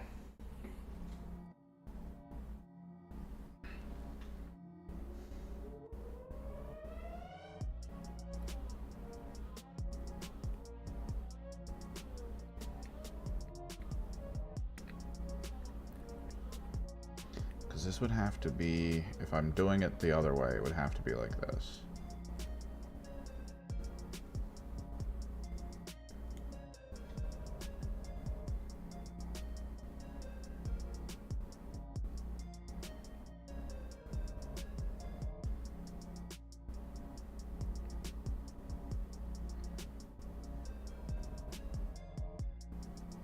I don't want. I want the components like this to be underneath, so it does feel like it's being protected in some way, shape, or form.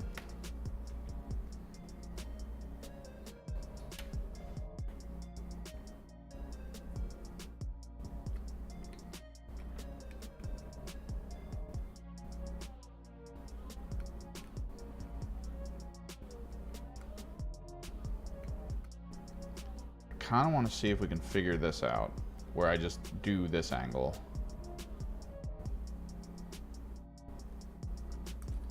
Like this.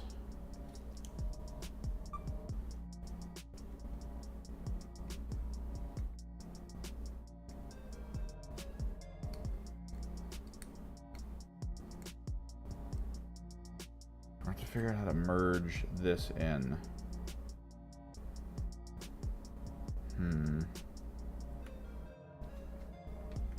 What's up, Caleb?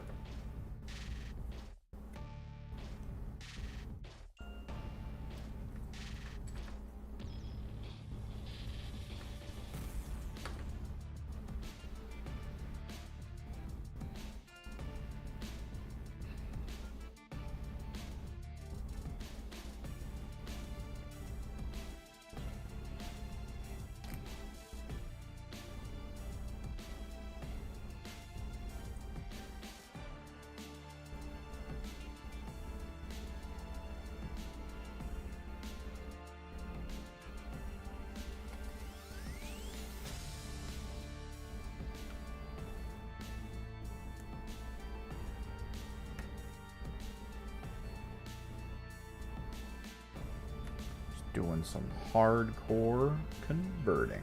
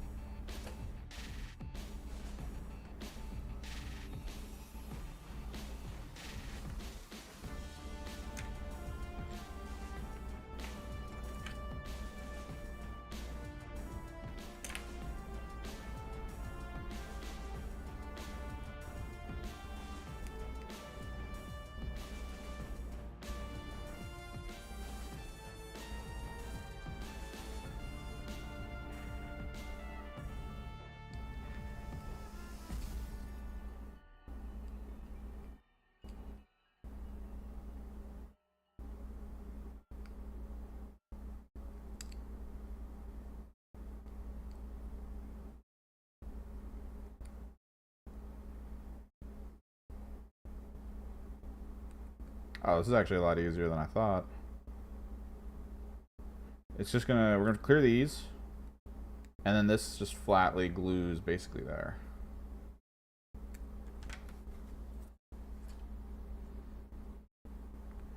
I hate clearing the wires, but it's honestly the best option.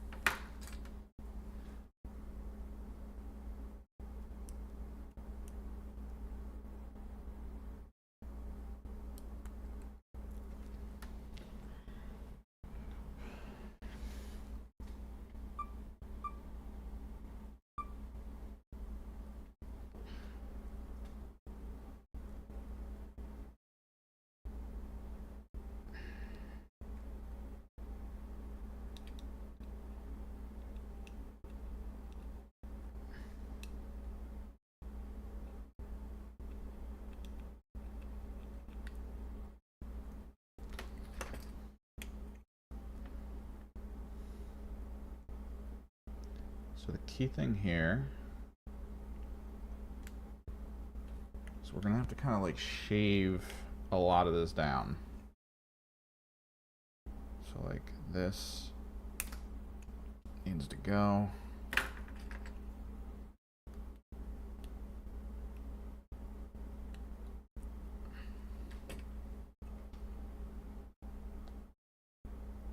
And then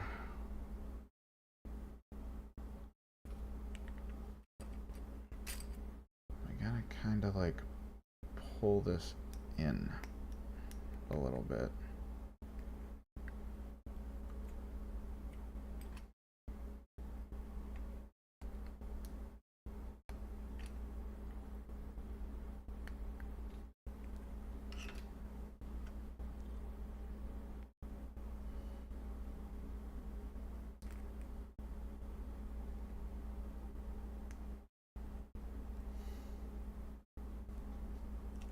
What's up, Arturo? We may have to green stuff a lot of this.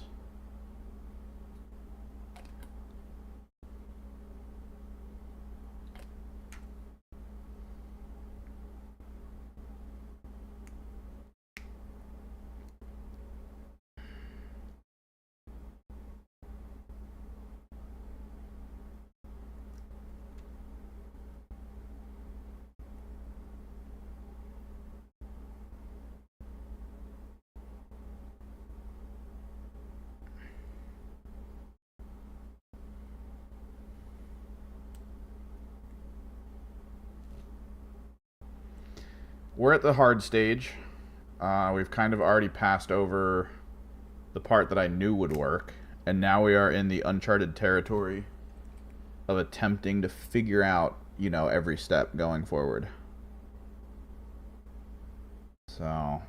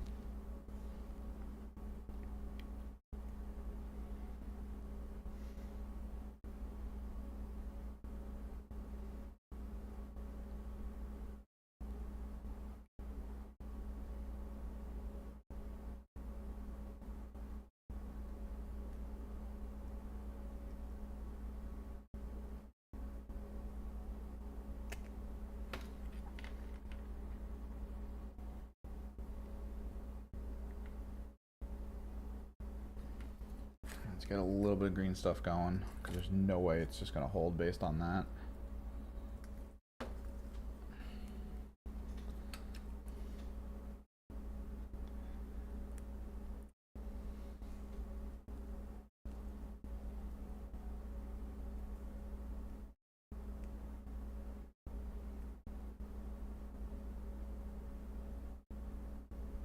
I should probably reinforce it with a pin.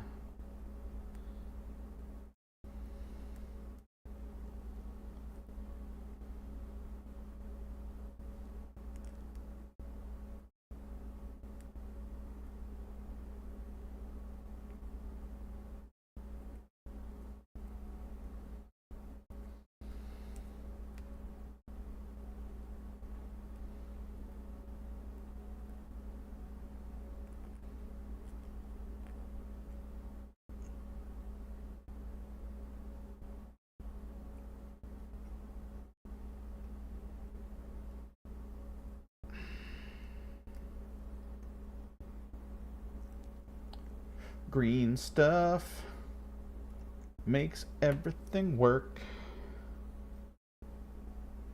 Thank God it's a demon engine too. Like if this wasn't a demon engine, this would be obnoxious to have to like just trim all down and smooth out. Instead, it's like, oh, flesh tone. Cool.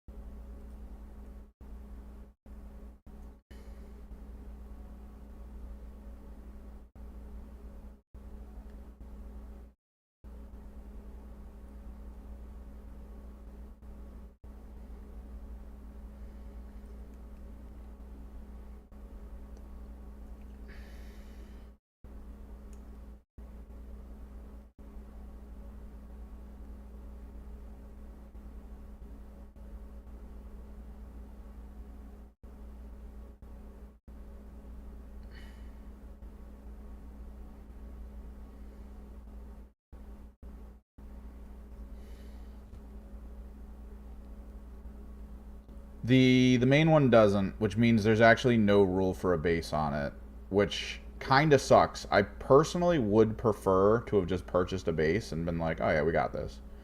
But because you don't have a base on the original, that means it's an as-is model.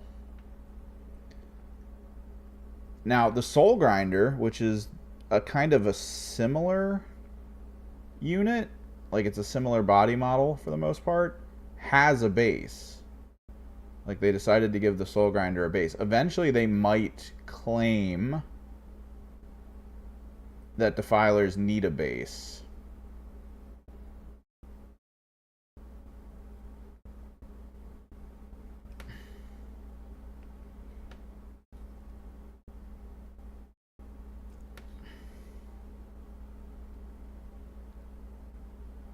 But until then, I don't think I can use a base. I would personally be like, look, I'd rather have a base. But we're here. And I'm pushing green stuff all over the place to get it to look like weird, mangled demon flesh. And it's gonna have to be... Like, I'm doing all of this to try to make large areas of sight for my opponent. Because again, like I've been talking about, I don't want this to feel like I've modeled it for advantage. It's something I'm trying to keep in mind.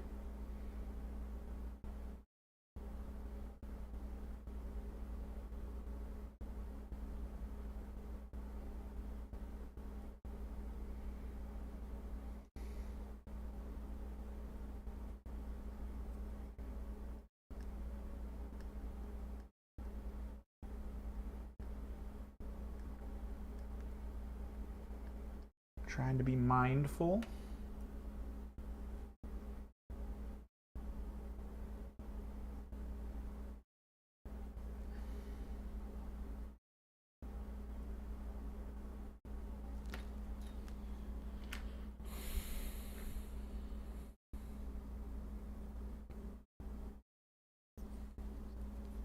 But like if this had a base, it would be a lot easier just because then you could have the points on the base. And you can actually use basing to reinforce the positioning of the model. Right? Like you can just kind of... You can just kind of like... I gotta trim these off.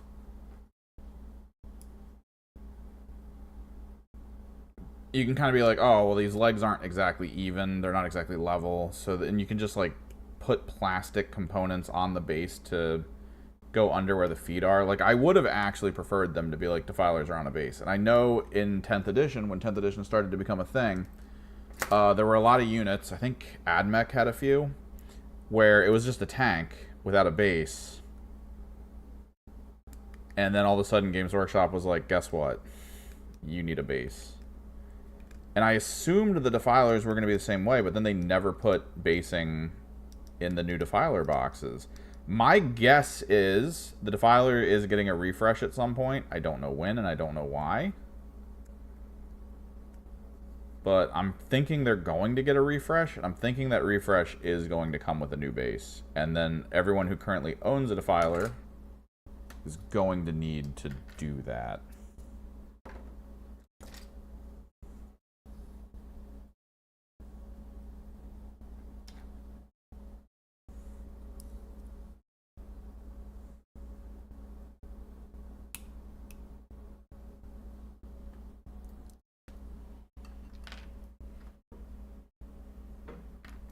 I have to grab some more green stuff.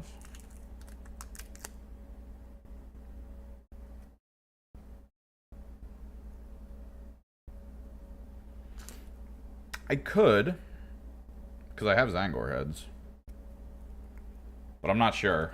I know I might want to use some jeweler's chain on this though, because I feel like we could add some really cool feeling by actually having like free float jeweler's chain, like on the back. I'm thinking once we get the over armor on, which I am actually kind of leaning into the idea of like the big top part and then the small bottom part, because I think small bottom or small top, large bottom would look weird. Once we do that, I might try to like run chain from like the front to back here. This is so heavy right now.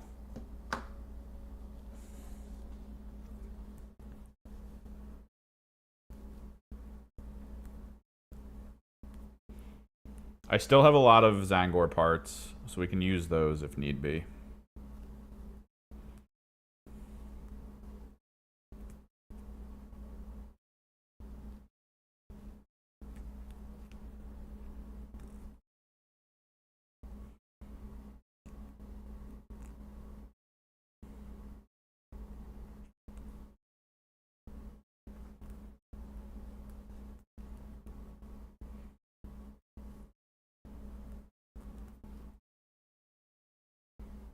I gotta figure out how to magnetize this to a surface so I can take it places. That's actually the real reason I want a base. Because how the hell do I magnetize this so I can put it in my case? How do we do that?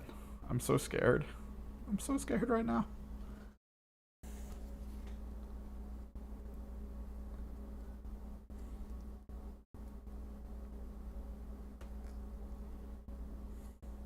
I feel like this is too much. Hold off on this extra bit over here just in case.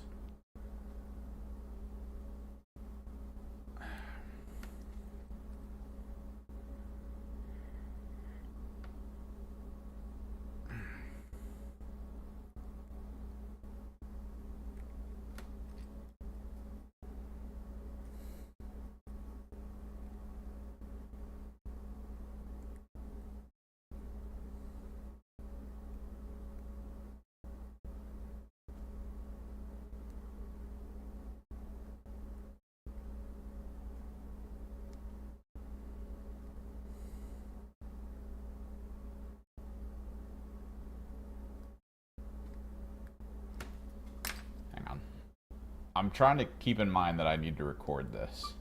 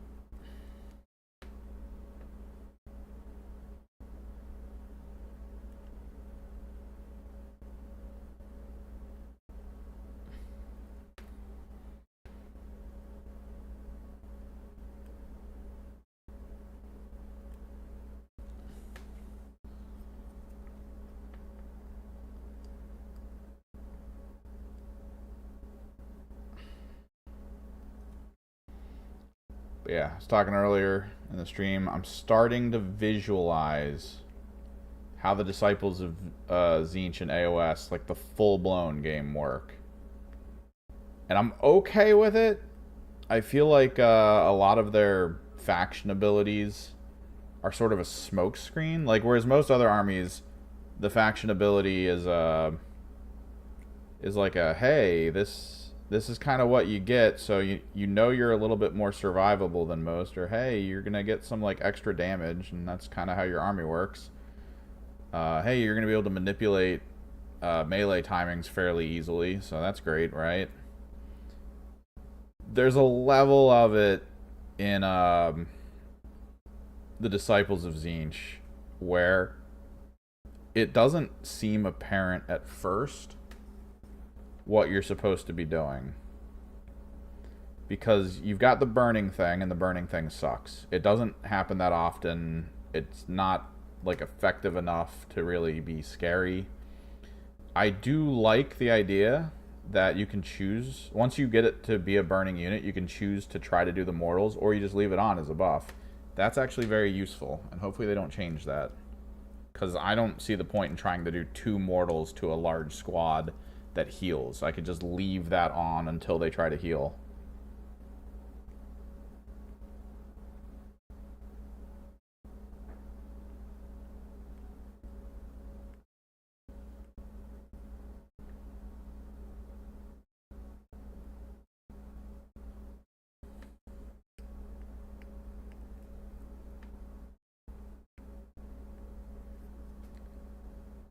But the reality is, there's basically like 2 paths you can take. Just like in the last edition, there's kind of 2 paths. You either go the Arcanite path or you go the Demon path. If you go Arcanite path, your fate dice are more about utilizing Chaos Gate than anything else. You should be able to have like good capability with re-rolling the fate dice over and over again, hopefully. That way you can possibly get some good moments in where you're like, oh yeah, this is a time for me to use all these 6s. This will be great.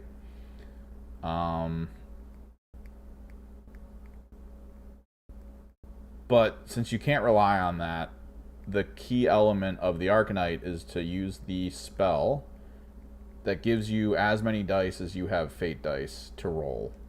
And when you roll them, that's all like potential mortals. It's like the best mortal wound attack spell like I've seen so far.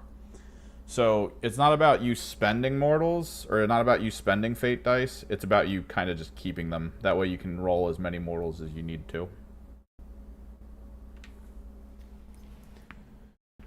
And then if you go the demon side, you want to try to get both a Kairos and a Lord of Change.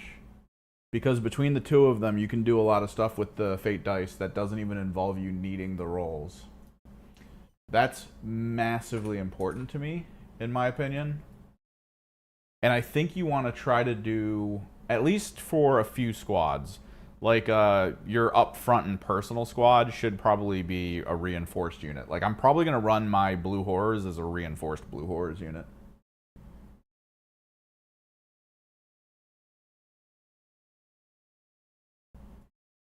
That way, when they die, I can spend 1 command point, or 1 fate dice. Any fate dice, doesn't matter. I spend 1. And I can bring that squad back at half size, which is a standard Blue Horror squad. I think I'm basically running reinforced Flamers, Blue Horrors, Screamers. I'm going to have the Lord of Change, and I'm going to have... let me look up the chaos stuff.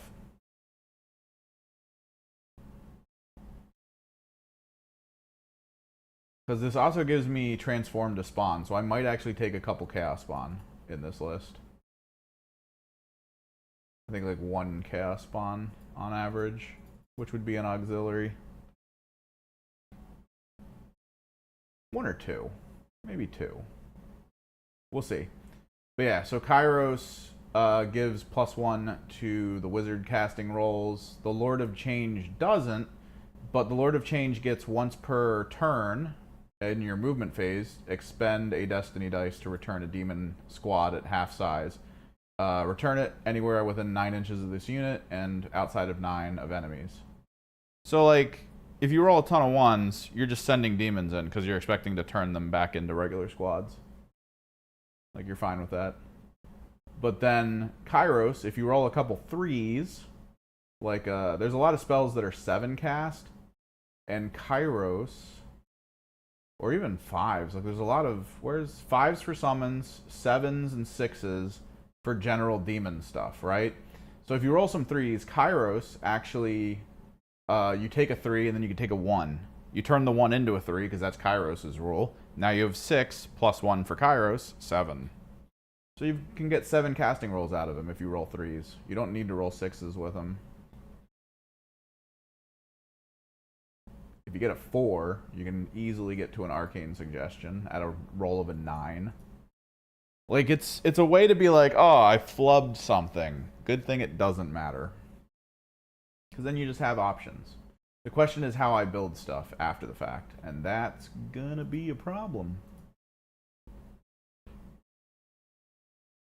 Because list building in full AOS is absolutely crazy.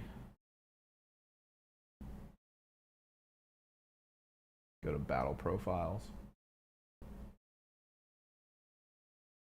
And then let me actually do this for you guys.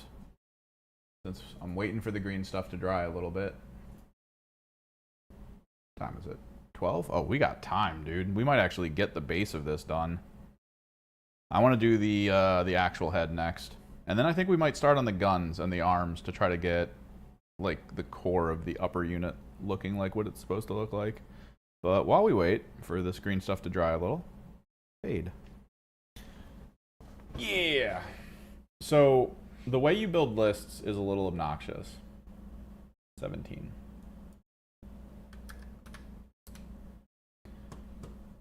So you get a regiment, and I think it's 1 plus 3, right? Regiments are 1 plus 3.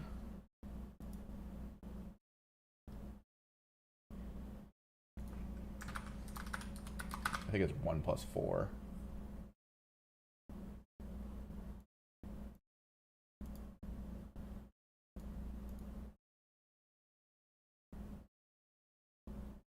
Here we are. 1. You must have at least 1. Includes a maximum of 5. 1 hero. Yeah, 1 plus 3, and then your general is 1 plus 4. So I would say, like, Kairos would be my general, because I think he's a War Master. He has to be your general. So you have 4 things you can attach to his squad. And 1 can be a Deceiver, which means I could actually take a Changeling, I believe. Or I could take a Change Caster. I don't have a Change Caster, so Changeling is an option. Apparently you don't want a ton of stuff in his squad because in the General's Handbook, the General's squad gets a buff. You can basically make 1 unit really good in the squad. You just realized what?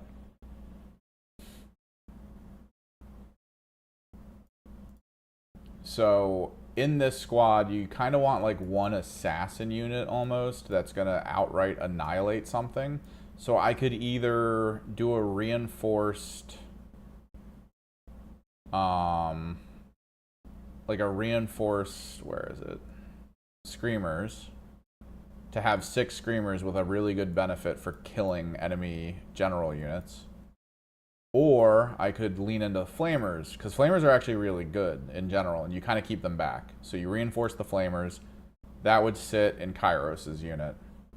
You then do a Lord of Change as a separate, which gives you then 3 units. 1 ends up being the reinforced Blues. 1 ends up being my reinforced Screamers, most likely, or whichever the other one is. The final one is probably going to be a burning, or not the burning chariot. Actually, no, I can't do the Fate Skimmer. That's right. You kind of wanted a burning chariot. I have an exalted flamer. That's what it was. It becomes an exalted flamer. And then I think I do, because I don't know how else to do this. Where are they? These guys. So the trick with this is he can only take any disciples of Tzeentch. Oh, he can take any disciples. Okay, so he can actually put these in his squad. Most other people can't put these in their squads. So I could actually drop in Kairos' squad like 2 or 3 of these dudes, because these guys get put into reserve. Like, they're not on the field.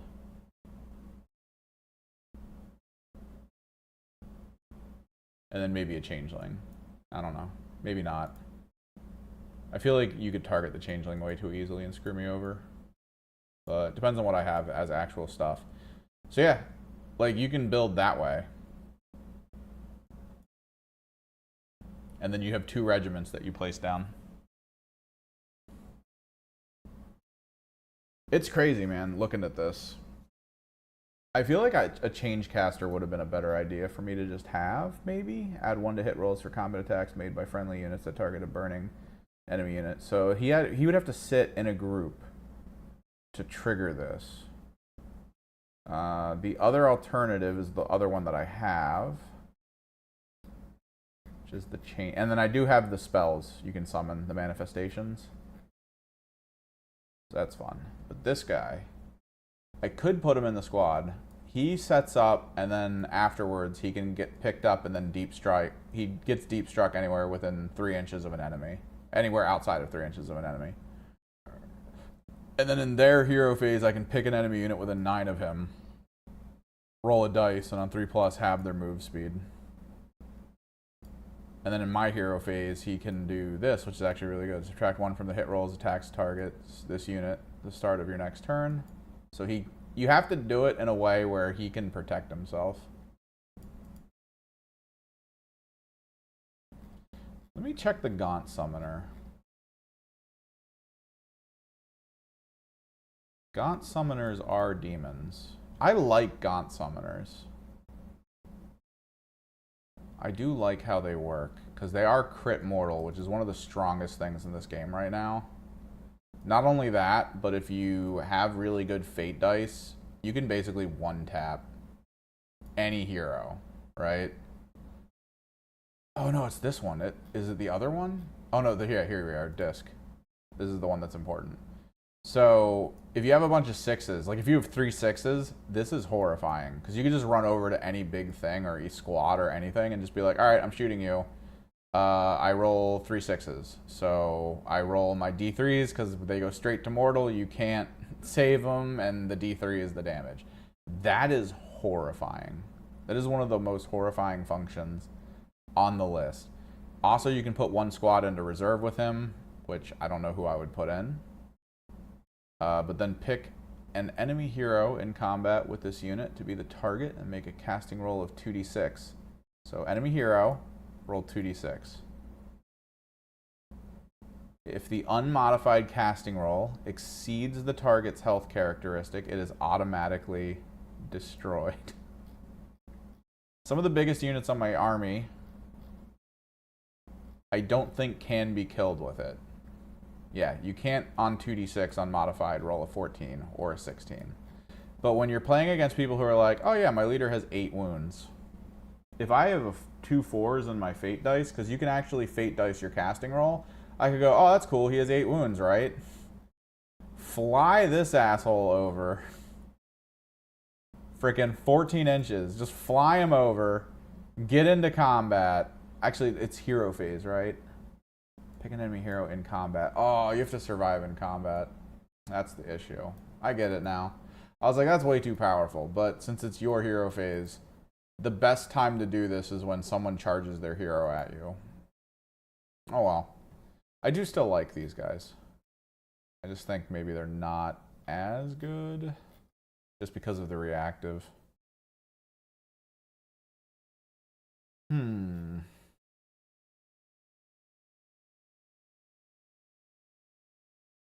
So these could probably go in Kairos' squad. Because these aren't meant to really survive. They're meant to appear and then die. They have 5 health. They hit on 5s, which is hot garbage. 2d6 attacks. Crit 2s, though, which is nice. Yeah, spawn of each can be replaced any number of times. So every time it dies, it can just come back. I'll have to see what the points cost is. I remember points value-wise, you're rocking, okay, it's a 2K game, and you're rocking 360 on one leader, 440 on the other. This is half your army.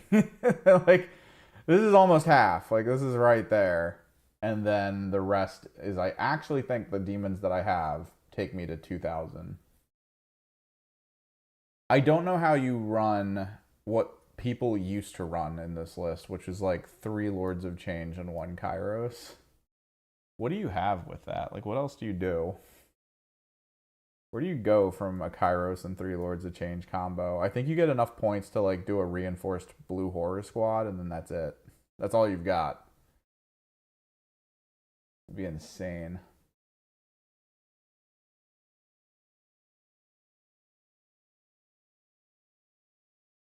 Yeah. All right.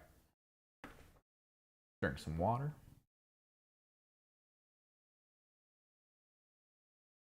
Check the Discord core chat.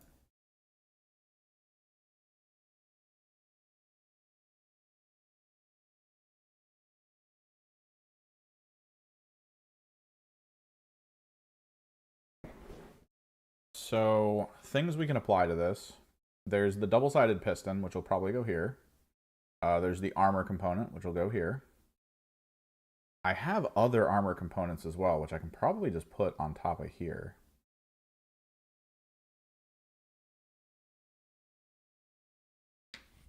Like, I had spare. You always get spare. Like, there's always so many spare leg armor components.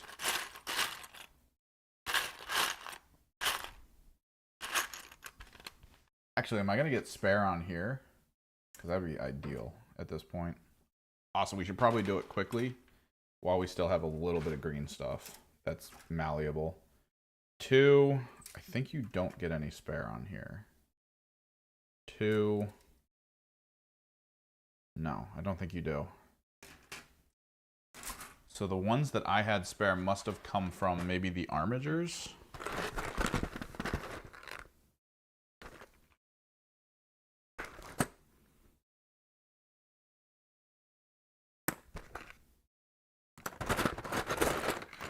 Could have swore. Yep, they're there. Boom, boom.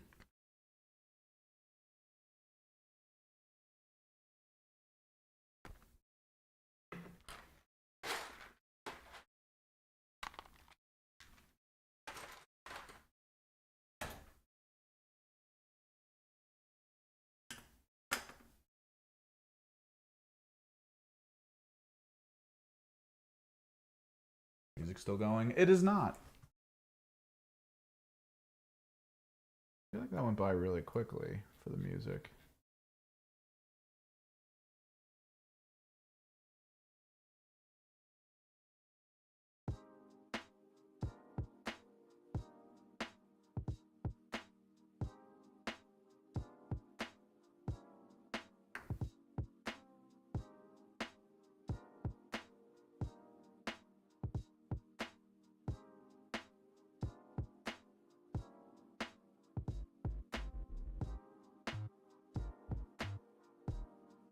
Okay.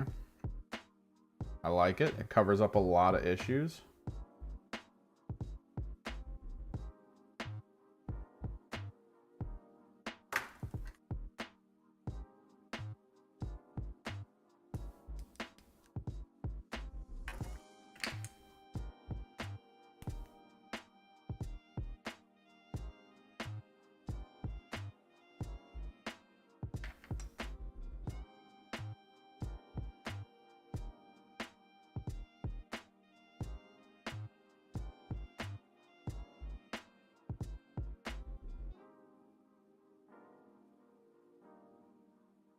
Always funnel more green stuff in.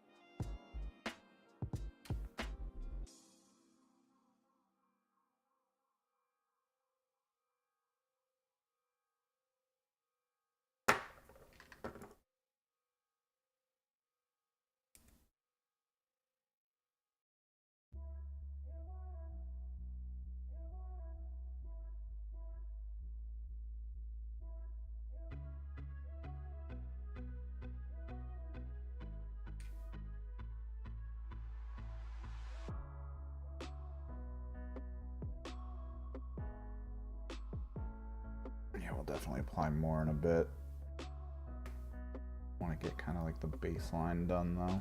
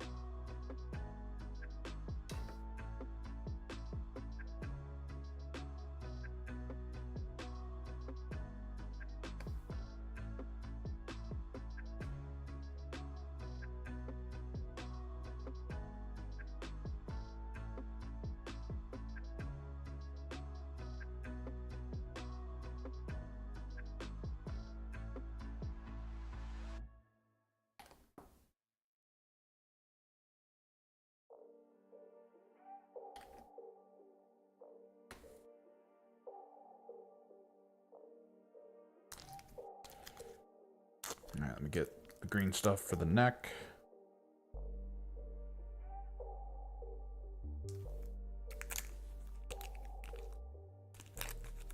Welcome back.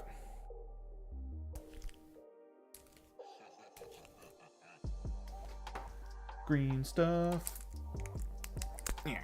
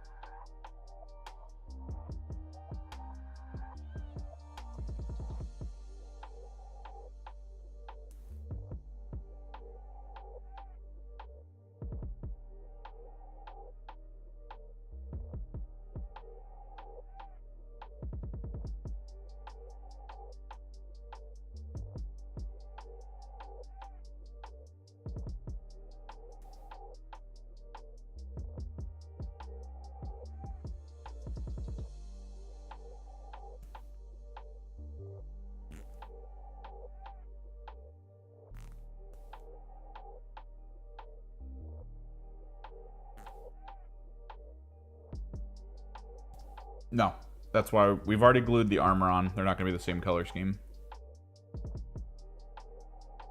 It's almost impossible to do the gradiated blue to magenta color scheme that I use on my knights without it being airbrushed, which means I would basically need to mask this area off, do it in here, and then pull the mask off, and then do, like, no, we're not doing it that way. That is quite insane.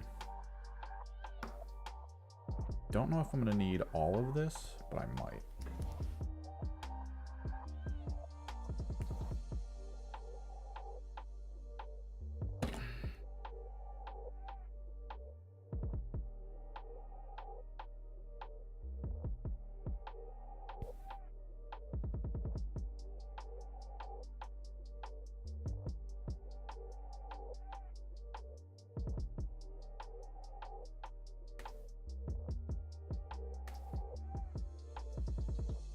I just love that it's both Forge Fiend heads.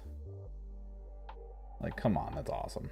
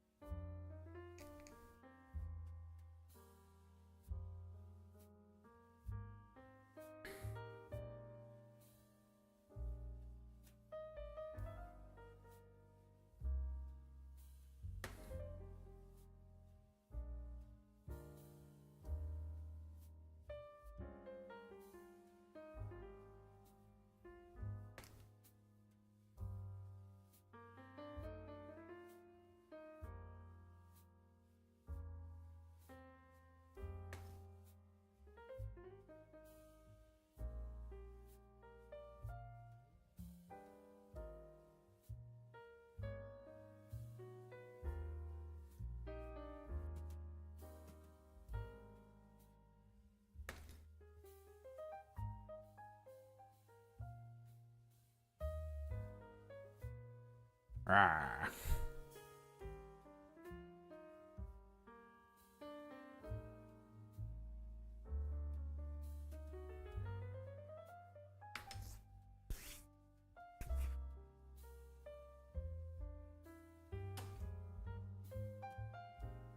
Alright, I'm gonna do a small ball of green stuff so we can reinforce the armor on the legs. Think there's gonna be a new model? I feel like the current Tempestus Scion models look nice. Keep seeing them too. A lot of IG players near me that use them.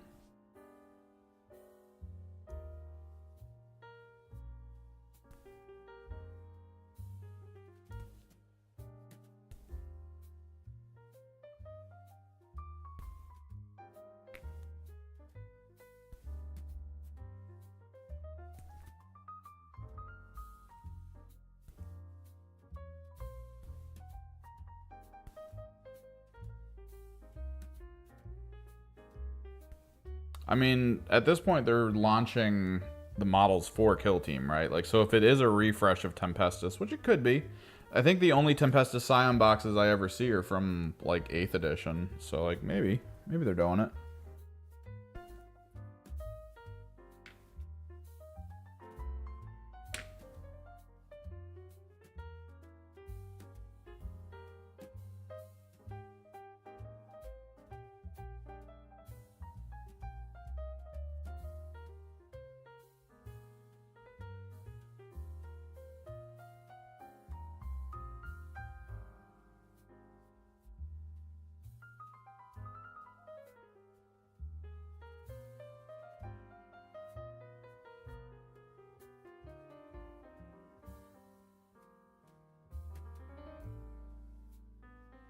I just can't wait to see what the hell this this supposed Thousand Suns psychic automata is.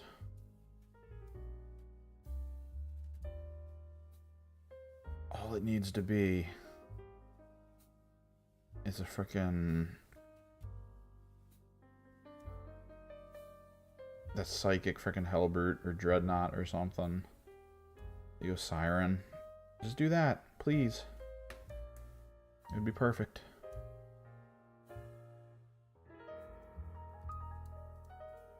Cue the Michael Fassbender meme.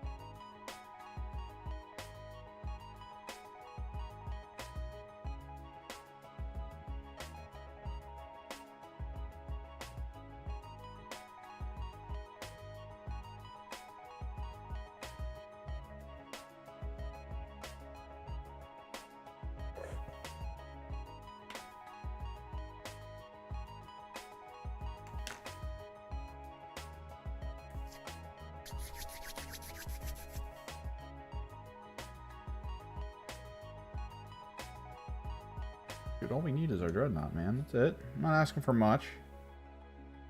Something a little unique. Something a little Thousand Sun in flavor.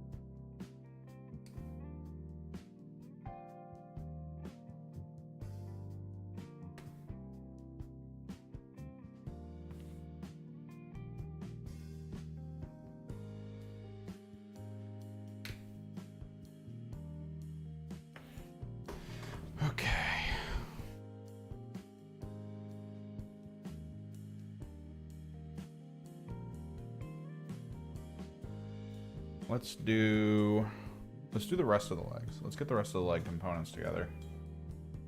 That includes these.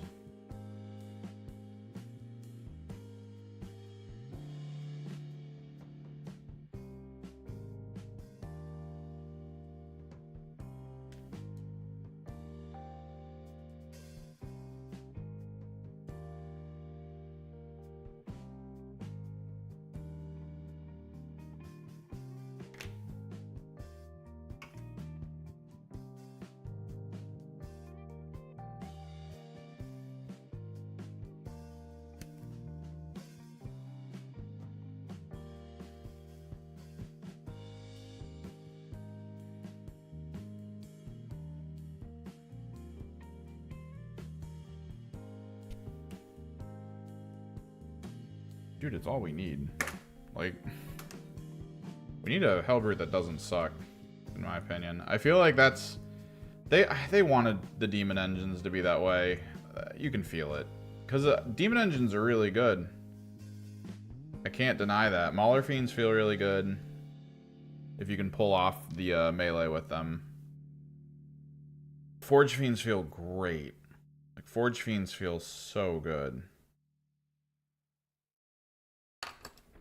It's just, I hate that this is the form factor for their base. I really do. I think it's like the worst form factor, honestly.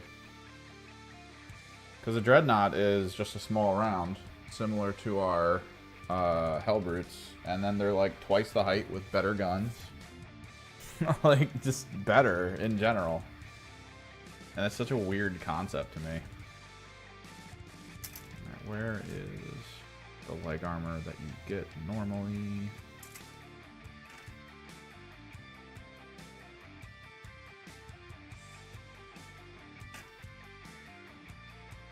There it is.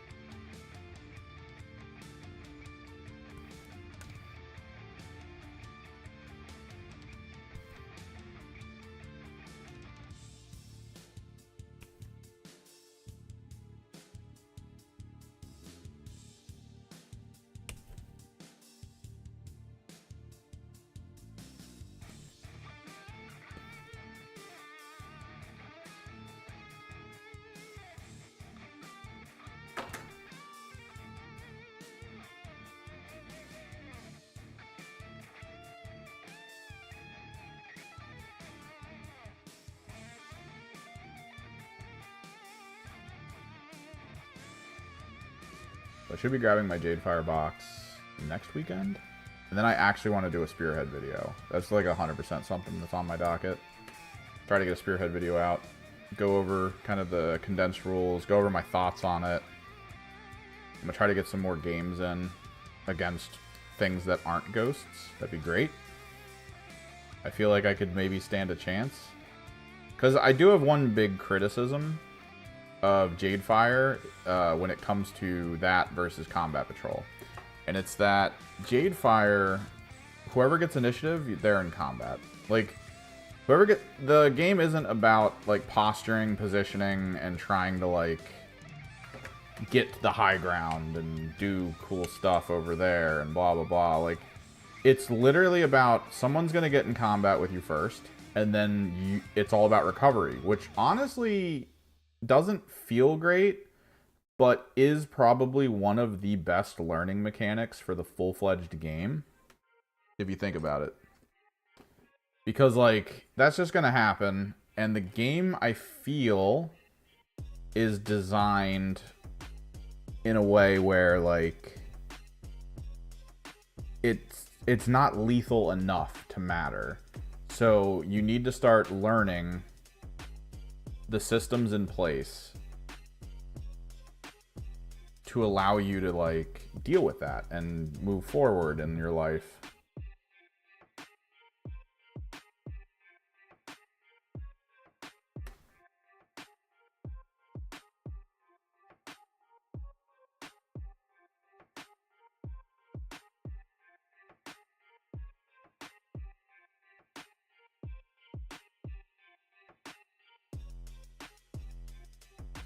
Jesus Christ, these are crazy, man.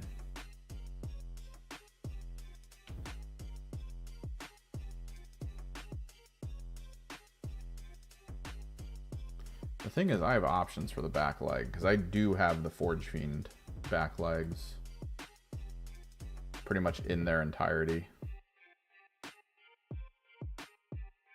Could end up being the better option here.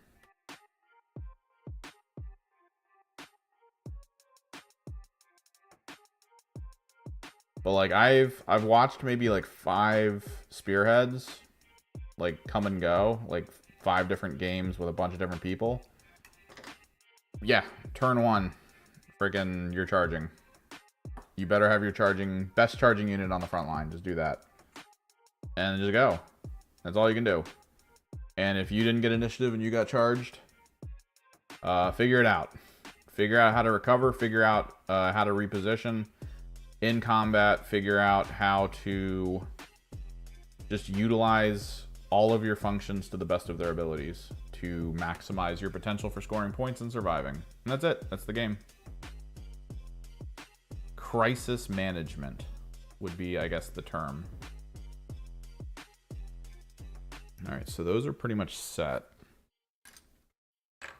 Did I pull the back legs out or did I keep them aside? I don't think I pulled the back legs out.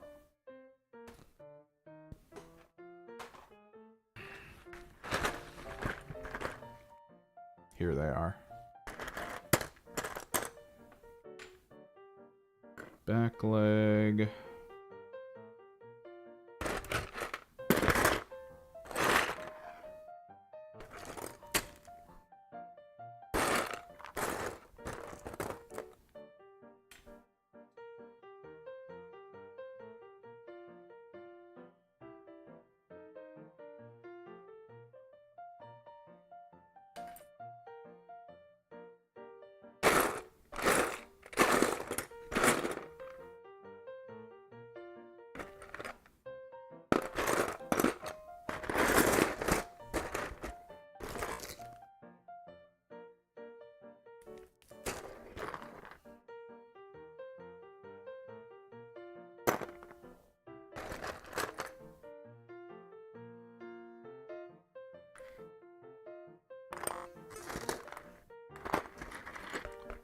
These out too.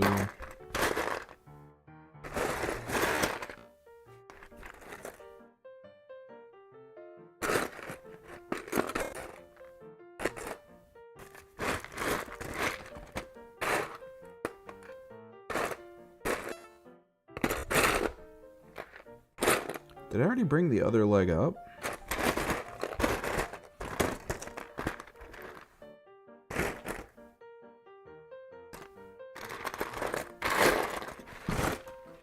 Better of, because I really need to not be missing this.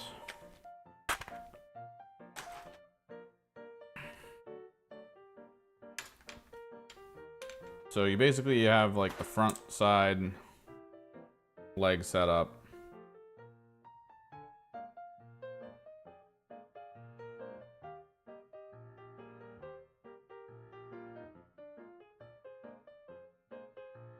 Which is kind of awesome.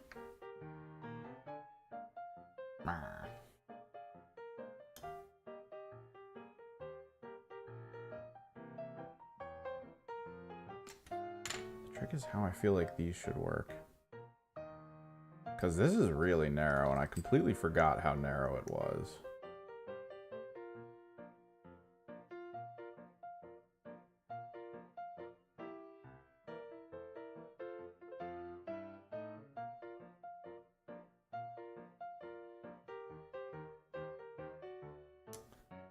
Like it's basically going to end up being this, because I need about the 6-inch width.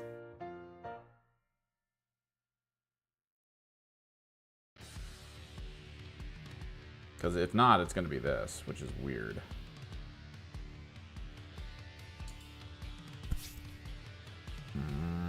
Where's the other legs?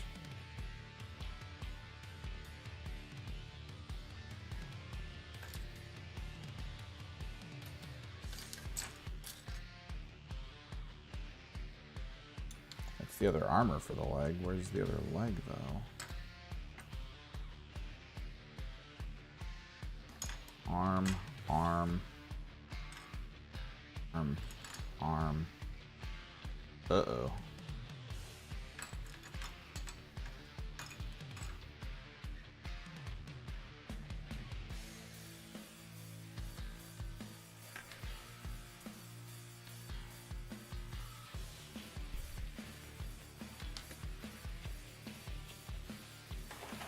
You better be in here, man.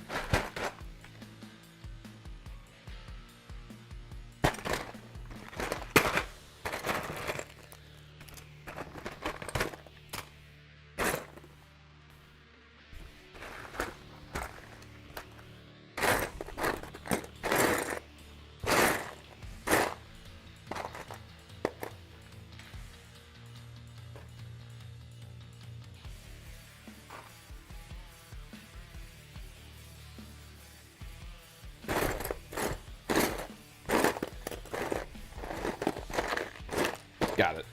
Oh, I'm about to be so mad. Because I do feel like these need to be sort of the hind legs.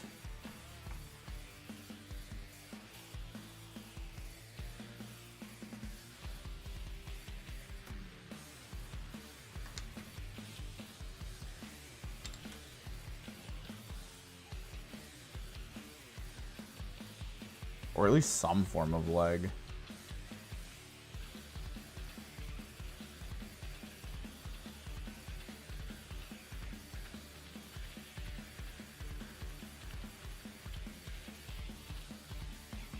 I don't know. It's possible that we don't even use them.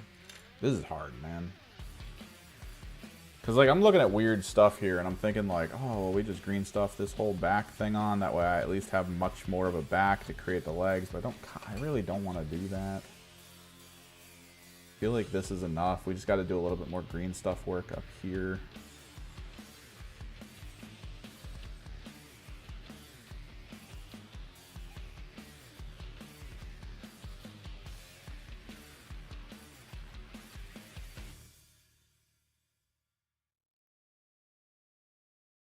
Or if it's just this element,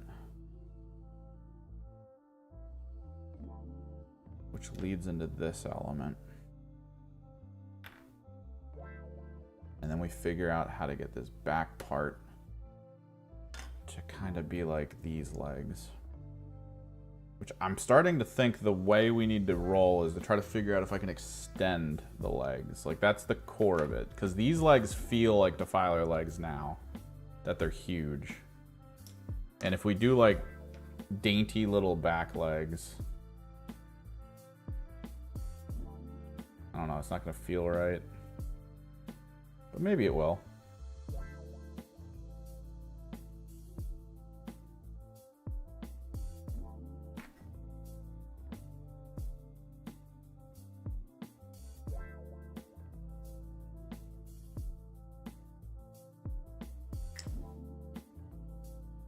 Way to still manipulate this stuff.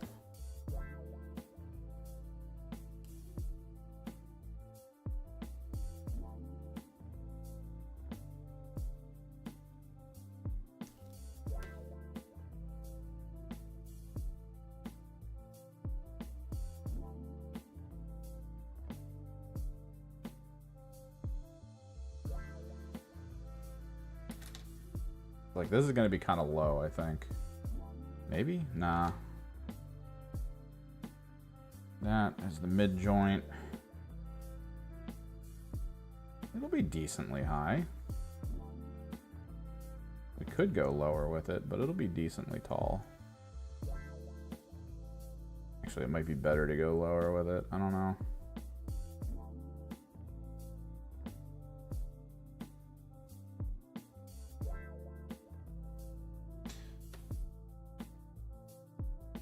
I'm gonna go with Francois. Marion. We'll go with Marion. What's up, Marion?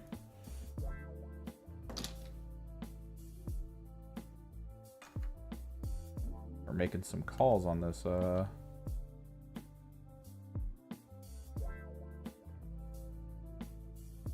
this here conversion we're working on?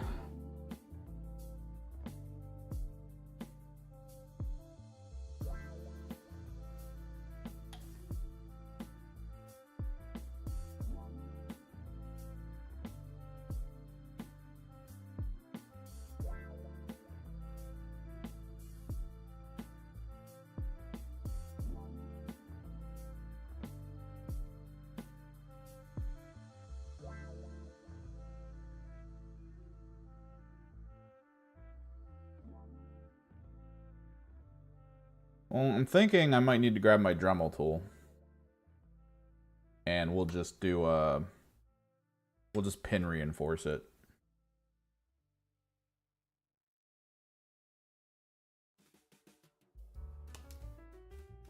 Because we do have to flat this. And then that means we can do green stuff balls as well, but that usually means because we're getting rid of the reinforcing strut,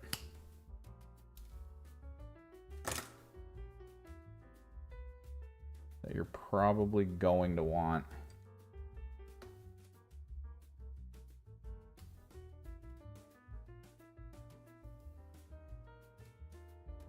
some a little extra to hold it. Thing is, I do need it to angle out a bit. So I do think, oh god, I do think we need to, oh, durable. I need a defiler, and I do not like how the standard defilers look. So we are playing with it.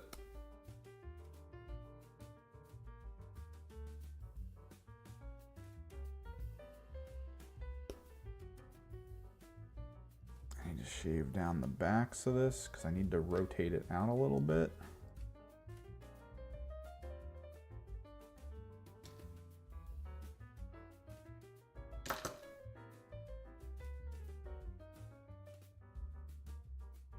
Or can I punch through a little bit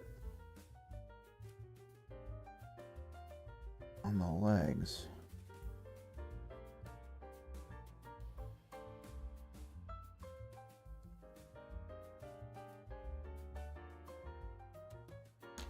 Starting to feel that green stuff is the option to really go with here. As well to reinforce the midpoint, we actually glue this together here. That way there's two major points of connection.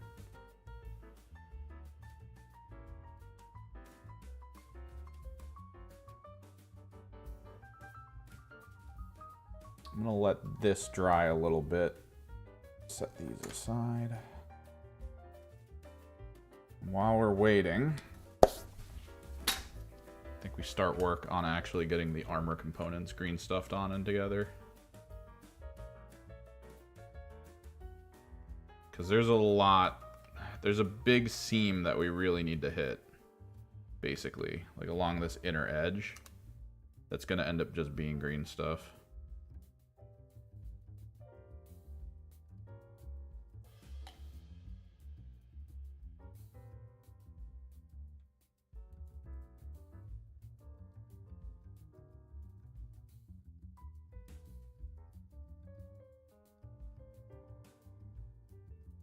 It's old, is the problem.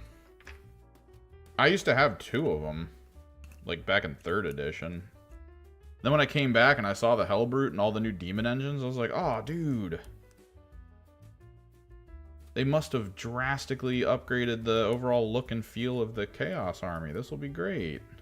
And then I saw the Defilers, and they were the exact same as they were back when I was in high school. Not good.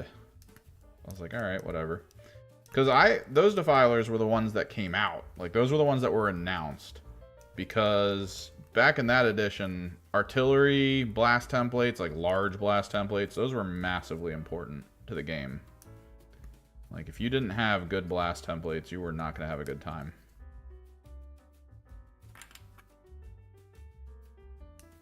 And Chaos really didn't have anything. And, like, every time you fought a Space Marine army, it was like, oh, my 5 plasma cannon heavy gunners are just going to wipe out your squads every turn. Like, cool, thanks. This is awesome. And then they finally were like, oh, Chaos gets Gets ordnance. It has guess. It'll be great. And I was like, oh shit, I want 2. That's all. I just want 2. And yeah, I would wipe out squads, man. These things were fantastic to have on the field. Because 3rd edition, 4th edition, 5th edition, all about tabling your opponent. So you needed the biggest and strongest blast templates.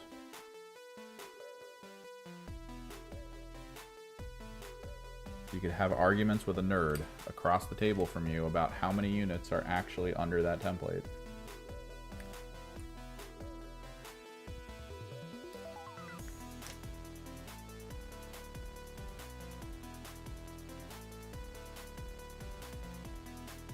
Lobbing guess shots over terrain.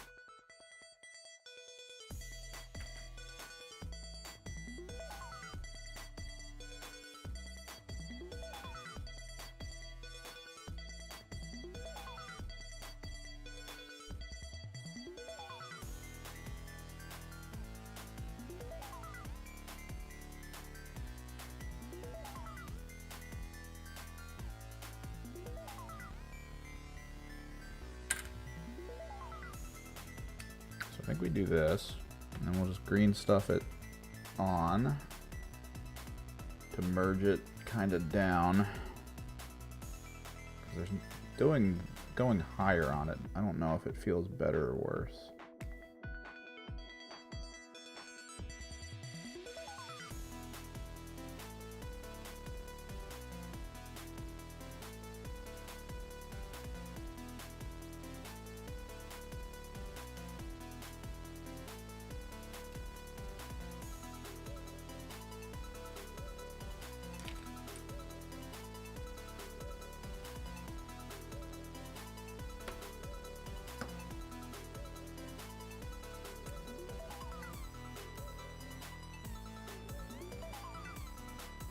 I have Demon Prince arms, yeah, but what we're going to use is we're actually just going to take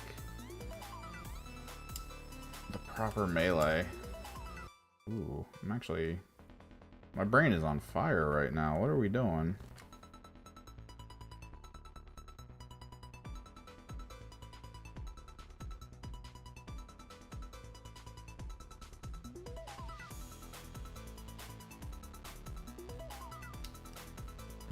I still think the extension out is better. Still think it's better to do that way.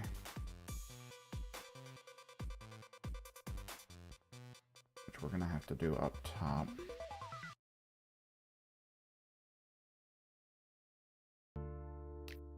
But again, is it better to do larger bottom, smaller top?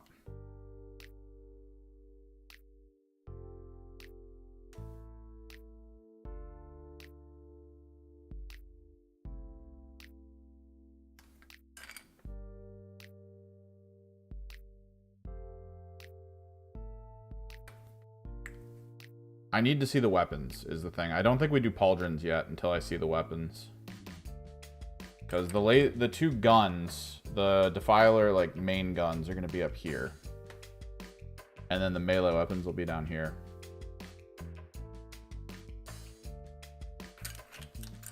So let's actually move into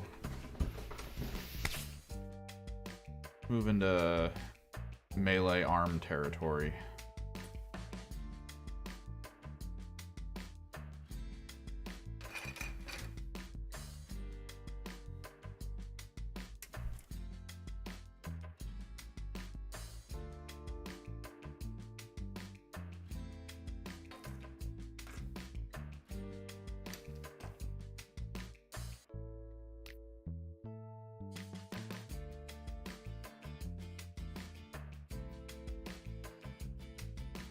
Well, I need this to not feel super nurgly. I mean, Demon Flesh is just going to be Demon Flesh. It do what it do. Can't really change that.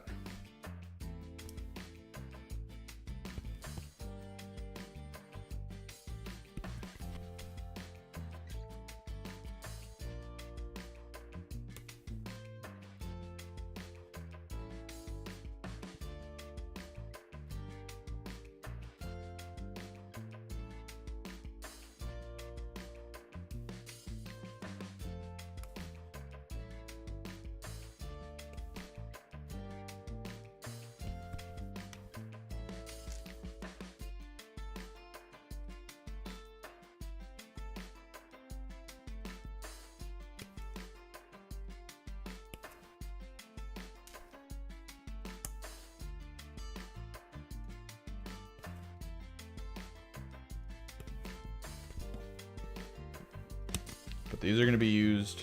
This is going to be like the Defiler I use in a lot of stuff. Like my Thousand Suns have access to a Defiler. I don't, until they give us new detachments, I don't see a reason to use one. But I also play Soulforged.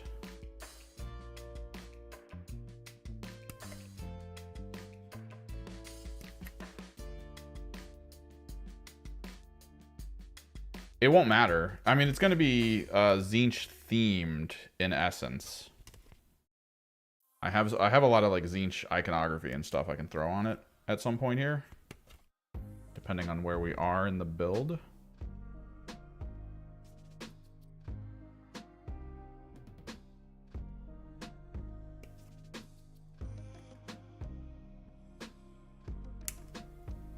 But this is mostly going to be used in my Soulforged, which marks don't matter. The only thing that matters is that you are part of Vash's army and you are a demon engine. That is it. Beyond that, do what you must. I remember building these arms. I actually hate building these arms. This is going to suck.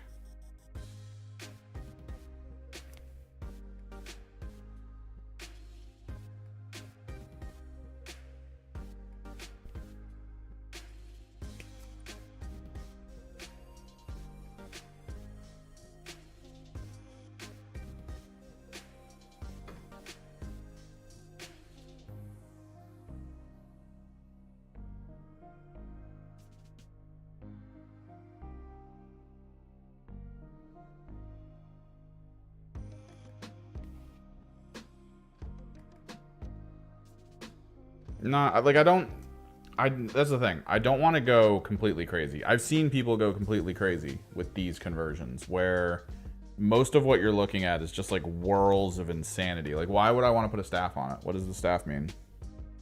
I was looking at Lords of Change heads, and I was looking at them and thinking like, oh, we could do that. But then just while I was looking at them, it just didn't, I don't know, it didn't click. It didn't feel right.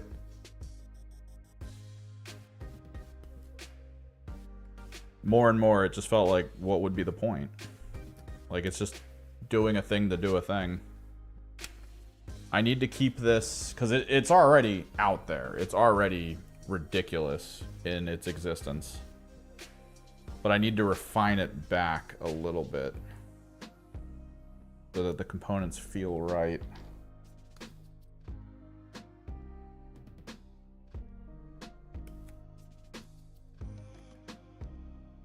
Because worst case scenario, we get very close to the end. I take a step back, I look at it, and I hate it. That would be the worst. Oh, phone call.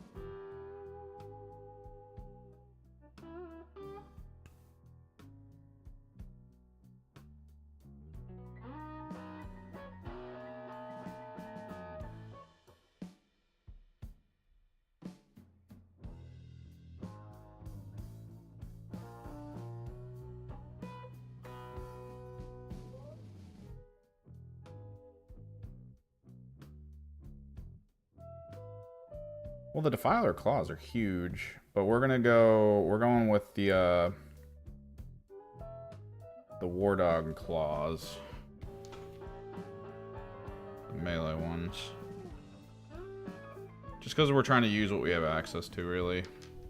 And I mean, the further away you push this from being straight mechanical, the closer you put it to just being a, well, what's the other one? The Soul Grinder.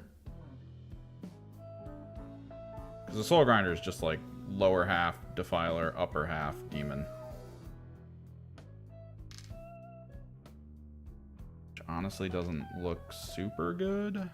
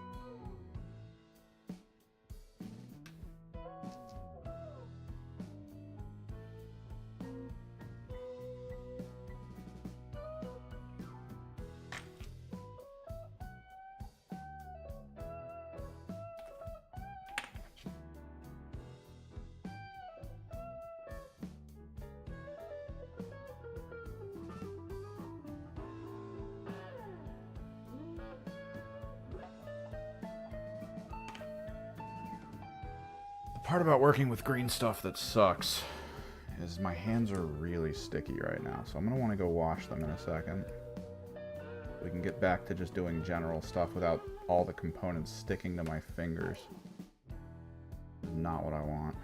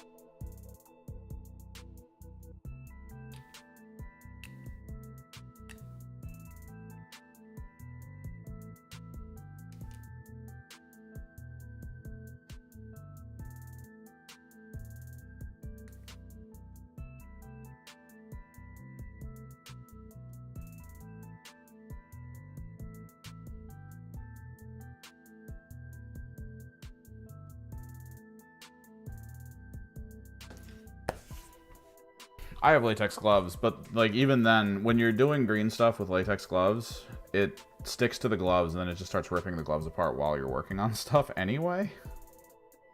It's like, it's just not enough at all.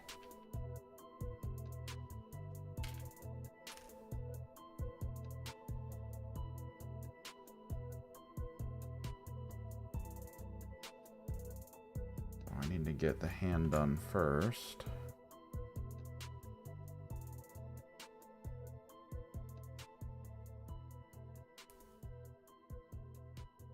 Or I can glue that there to start.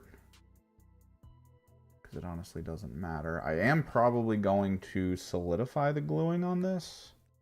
Because it's going to look weird to have a dangling weapon.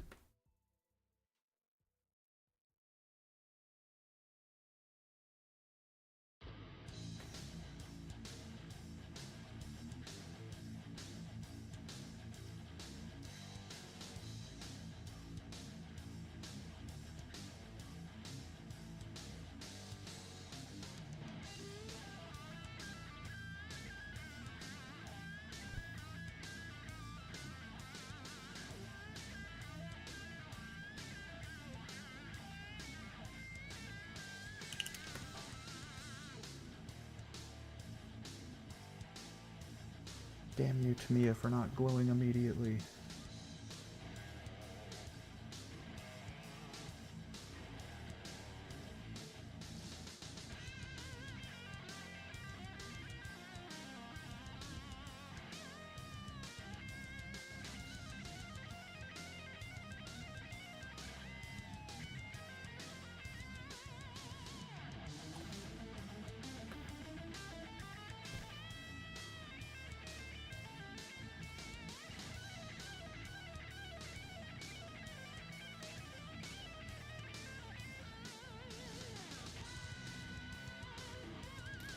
Those are the fingers, this is the thumb.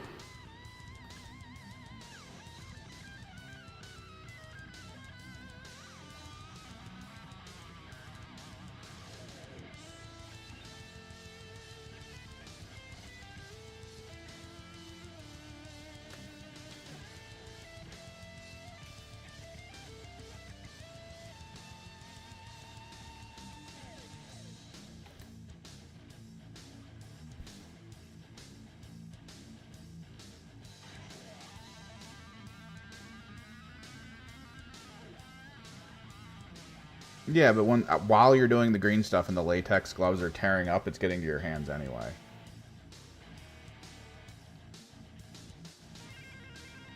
That's kind of what I'm getting at. Normally what you'd probably want to do is just have like a bottle of like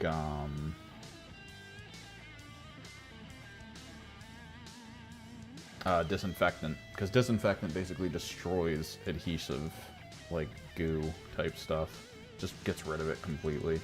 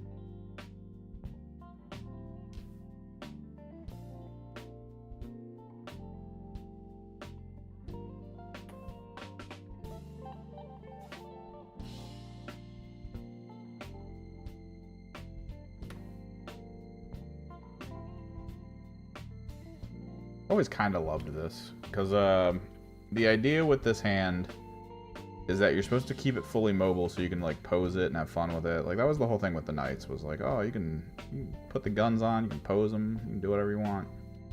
You know, you can change it up as you're playing. It's awesome. It's cool. But then like parts like these, they put so much stuff near itself that like trying not to get glue on the mobile parts is just not a task you're going to be doing.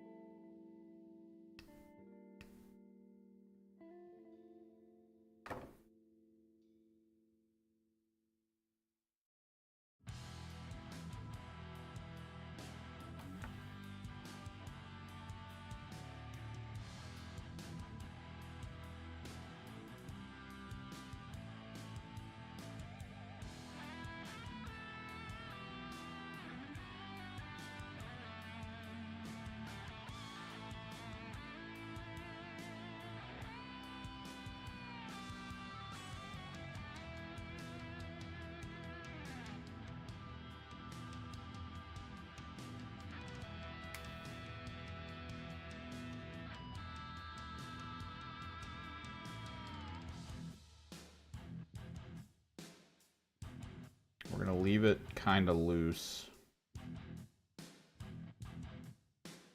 until I can get the legs on, then we'll know where I can kind of put it and hold it.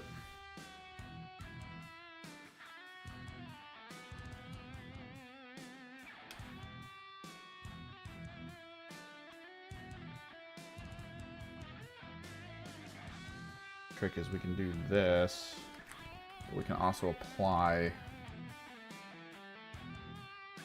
the regular armor component on top of it anyway.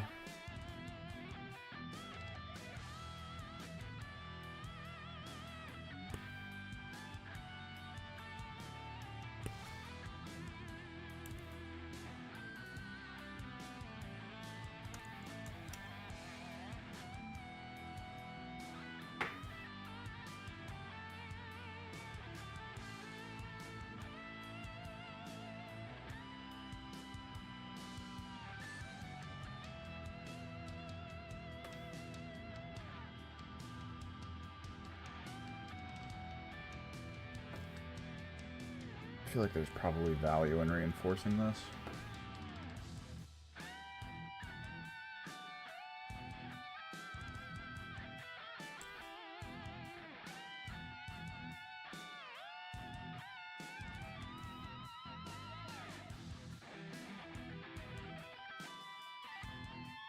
It's a potentiality. I don't know if I fully agree with it yet, which is why we're not going to glue it on anytime soon.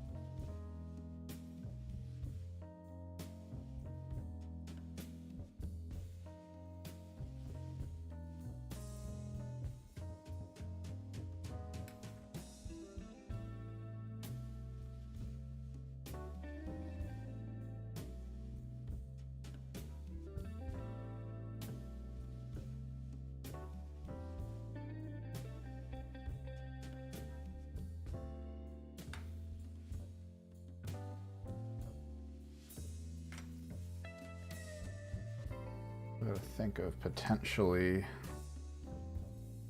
kind of hooking these in to give it a little bit more of like a back.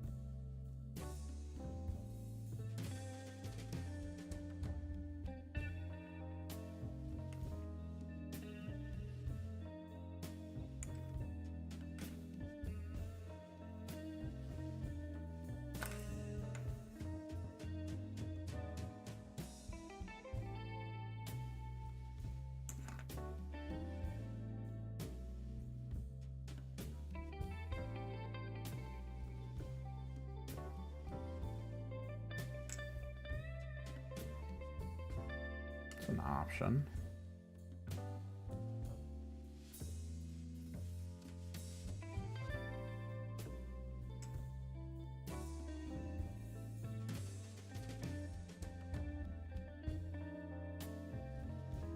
I feel like it puts it too low to the ground though.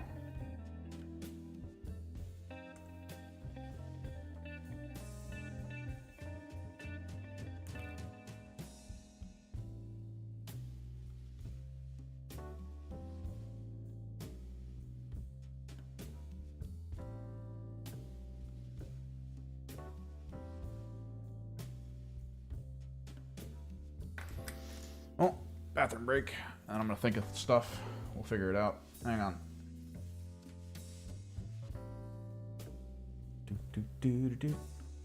Studio mode, BRB.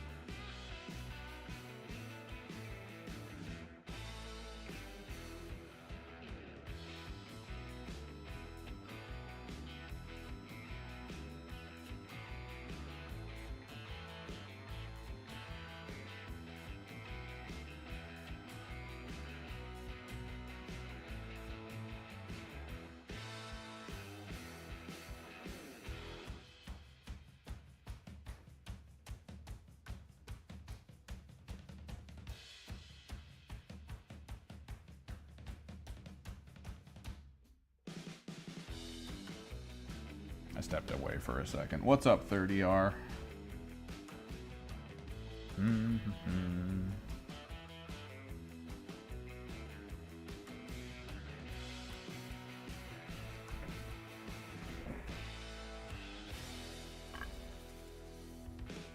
Ugh.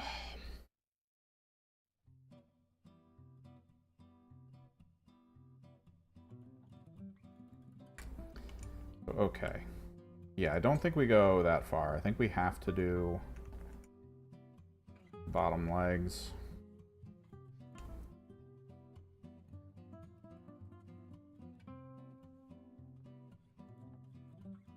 I might have to build something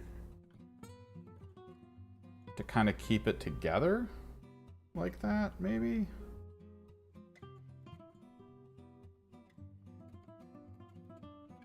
I do think keeping it low kind of matters.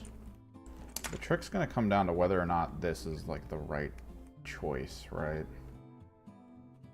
Whether or not keeping the like mini feet like this is a good idea. I feel like you don't have anywhere near enough room. If these are out, to kind of like pull these in a way that doesn't look like shit. So that's kind of the only reason why I would think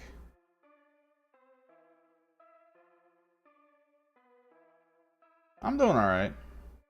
We're kind of struggle busting a little bit to try to figure out how to get this to not look bad. Because I'm starting to think like we could figure out a way to do that to get them lower.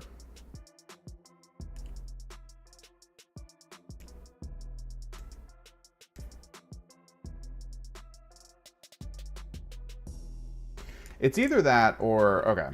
It's either that or we treat this like a defiler insofar as we actually figure out kind of how to do this low. Like this might actually need to come off. Let's pop this off before it becomes finalized. Might need to clean it. Because if we do this low,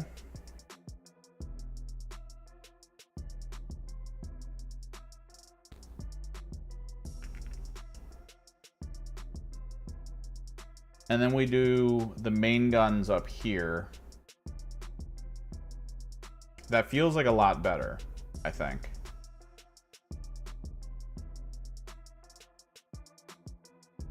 It feels funny too, because then his head's just really low. It then gives us a little bit more leeway with the back, since we might use like the proper legs at the back.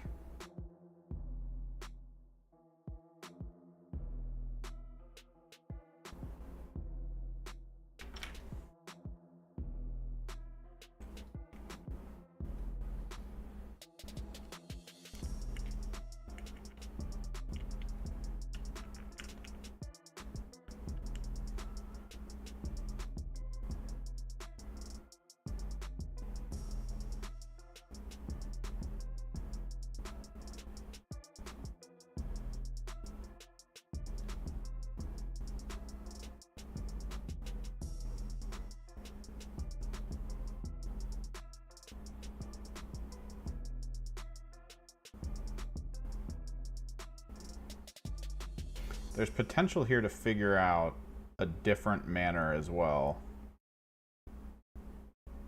of like applying stuff. Like if there's a way for us to get like smaller weapons down and out here, like I could almost cut like the core of this off, like this, the top part here, and just give him like fun little like grabby arms down here. Just I'm most likely assembling, because I got really mad that the changes in points to the Chaos Space Marines means that my Vashdor list had to drastically change. And then I was adjusting it and I realized I actually have good amount of points to apply to possibly get a Defiler, but I don't own a Defiler.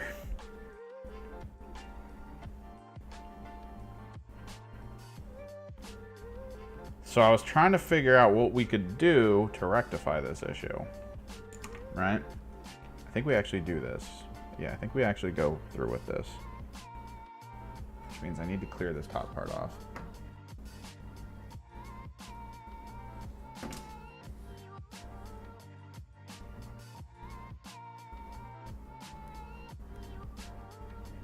And I need this Defiler done before we start priming the rest of the stuff, because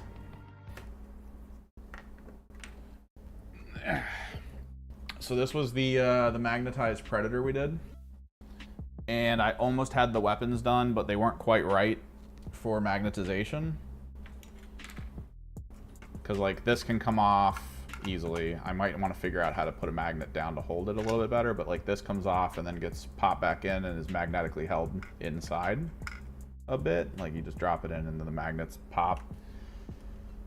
You can put the Rhino doors on to make it a Rhino, or you drop this in.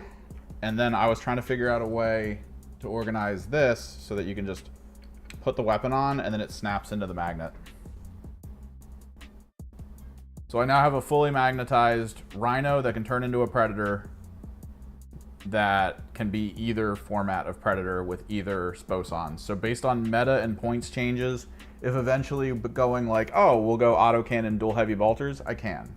The current meta feels for the army like autocannon, which is really good into infantry, plus las cannons, which of course are really good into tanks, and then you just split the fire that way.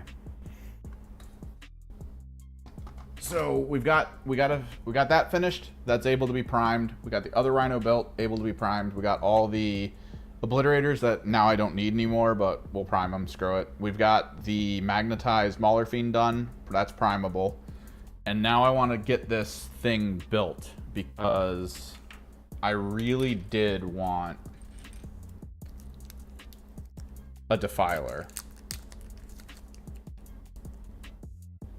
But I don't want to purchase the Defiler that they have, because I think that Defiler kind of sucks.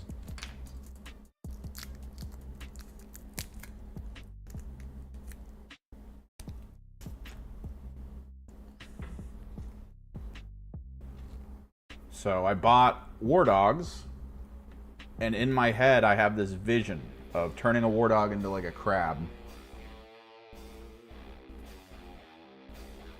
And it wasn't quite coming together, but I think we're making some good adjustments that are fairly useful. Now, there are some components that I would personally really like right now to finish this out. Like, for instance, the larger knight, like that really large knight that has the chainsword arm that's massive. Personally, I think it would be really cool to have like these two arms down here be like that, and then to have like the giant ones be at the back. That would look sick, but that's also super expensive to get your hands on, to like buy separately.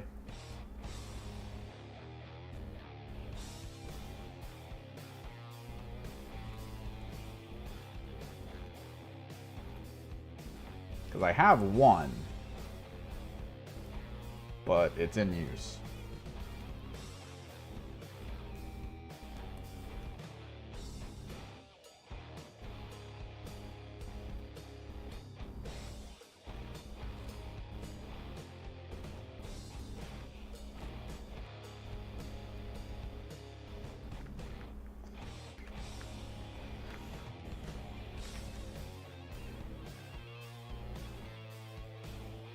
Yeah, but we can talk about other stuff. Like I've played a few matches in there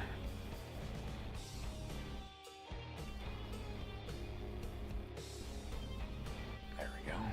Maybe? No, it's gotta go down further. I've played a few matches of Spearhead in AOS. That was pretty fun. I liked that.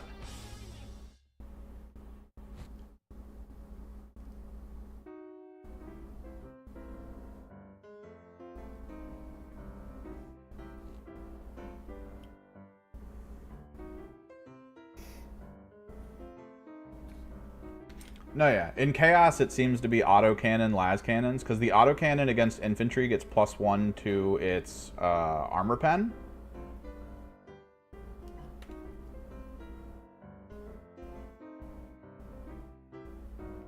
So in the Vash detachment, which is the detachment I run, it would get +1 to armor pen, and it would get +1 to wound rolls.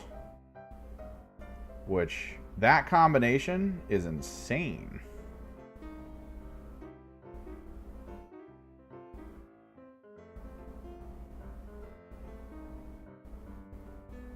For a gun like that. Like, that's way too good. I could also pay a command point to give it another. I'd have to pay a command point to turn the Predator into a demon. And then I would pay another command point to give it +1 to armor penetration. So it would be AP2 against infantry. Or no, it's an extra AP2 against infantry, because it's an autocannon, which I think is already like AP1 or 2. Like, it just shreds infantry, is the way it works.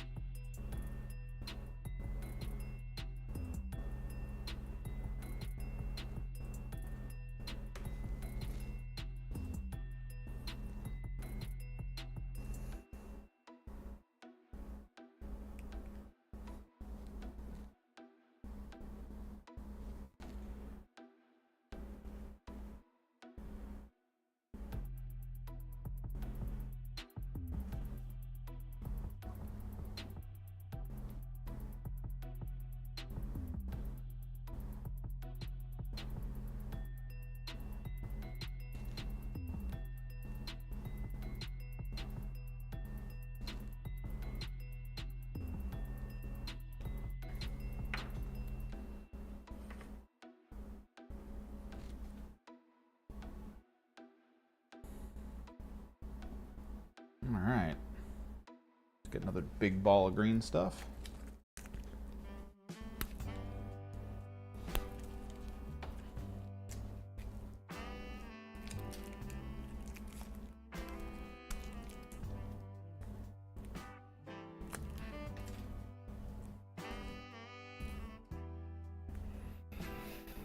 But yeah, Soulforged list, very close to complete. Once this this guy's done and we paint the Rhino, the rest of the Predator parts, the Mauler Fiend, and then this guy, it's pretty much done, even if I don't paint the Obliterators.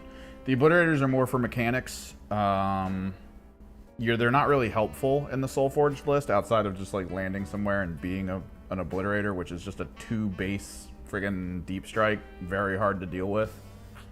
But they're just not useful otherwise, because I don't give them any benefits outside of that. Like, I can't give them rerolls, I can't give them, like, anything of value, since they're not vehicles. Poggers. People out here subscribing. But yeah, I want to do a Jade Fire video, or a Fire and Jade video, I guess, is what it's called. We can talk about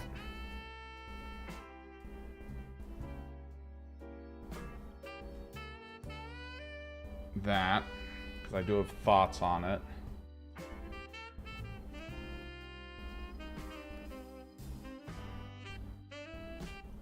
I'll have to re-glue that, that's fine.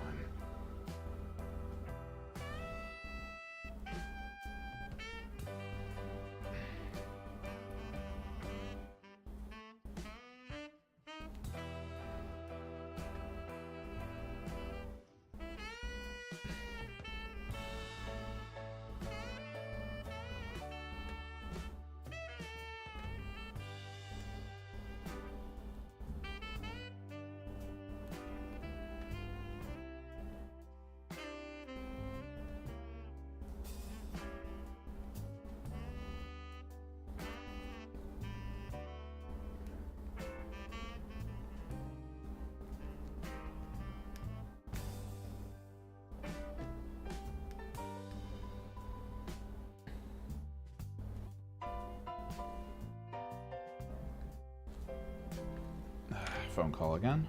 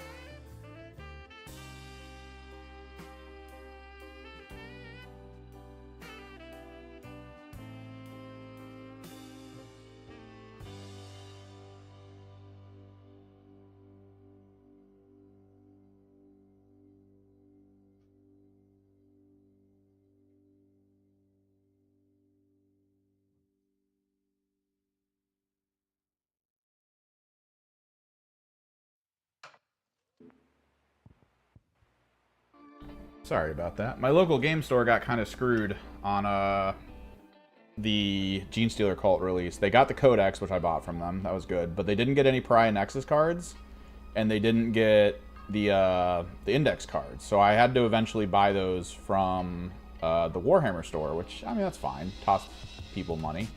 I'd prefer to do it to my local, because I do get benefits for that. And it also shows them that, you know, maybe they can start doing Games Workshop games again as like a running tournament situation. Maybe, I don't know, maybe. But they just called me and they were like, we just got our Pariah Nexus cards in. And I was like, I already have them. I had to do a tournament, so I had to pick them up. And he was like, oh, well, I mean, that's fine. They only sent us the one. And I was like, what? So he does have apparently a bunch of people on the waiting list for the card, so he's just going to call the next person. But apparently, they already have the Fire and Jade box, like the Spearhead box. They cannot put it on the shelf till the 20th, and no one pre-ordered it. So I'm just... They already have it in stock. I'm going to go grab it on Saturday, just straight up. That's good. That's good.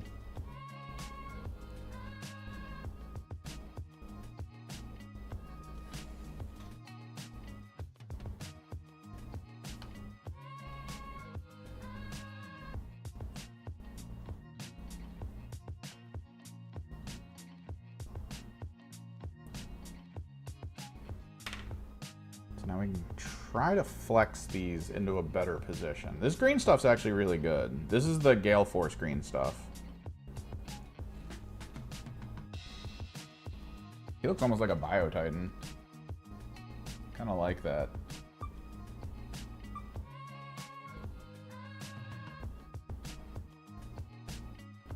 Ah.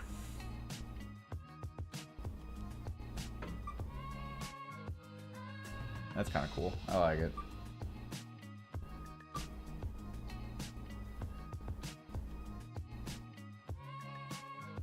We do need to let this dry a little bit. We do need to glue here because this thing came off.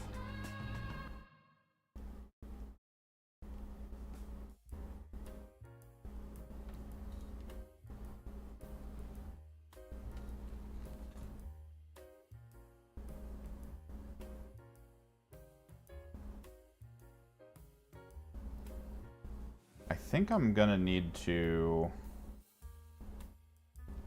I need to build... Where's my stuff? There. Armature wire. Let me bend this till it comes off.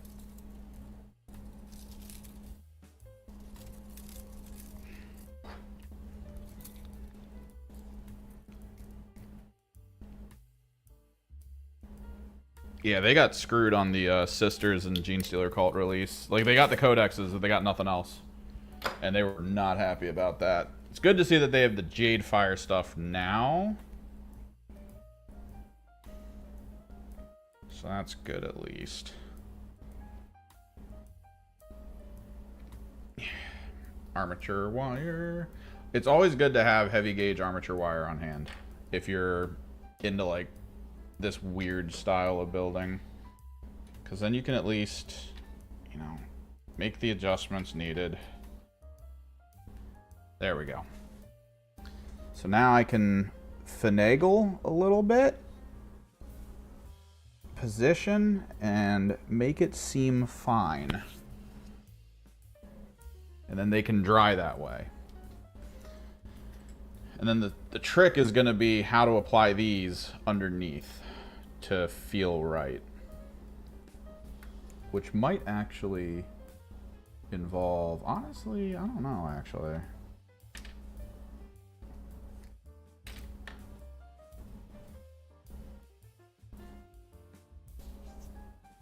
It could involve, like this, just further up. I'd have to trim most of the top off, maybe.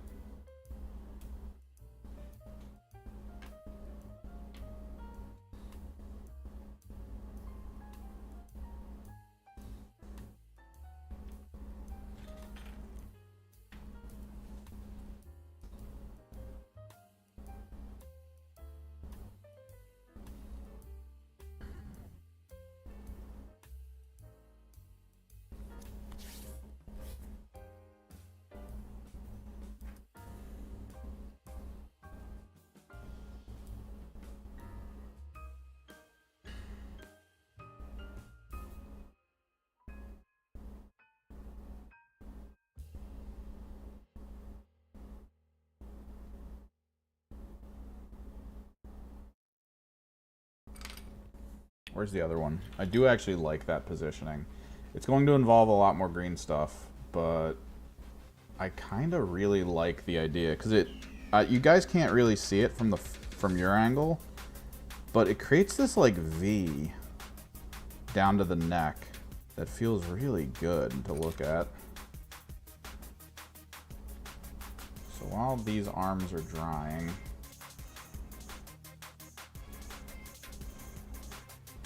Oh, God.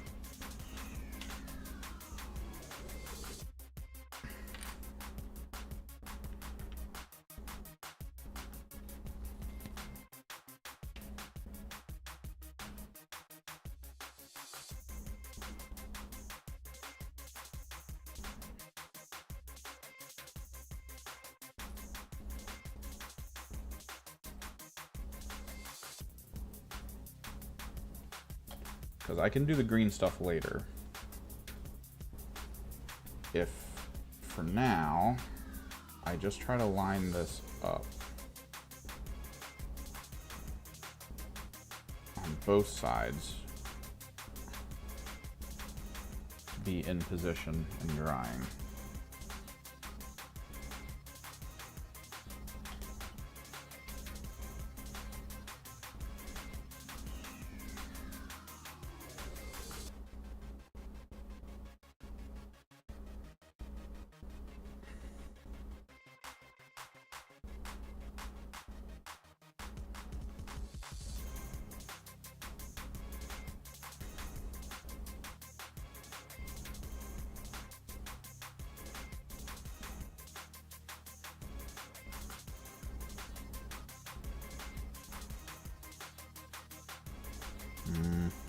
I don't know if the glue's gonna hold before I get the green stuff.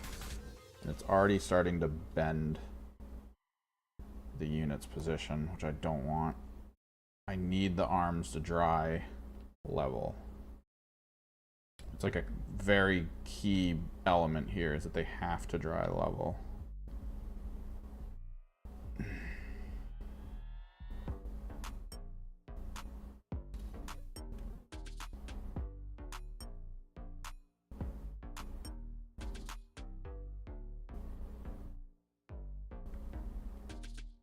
Honestly, okay.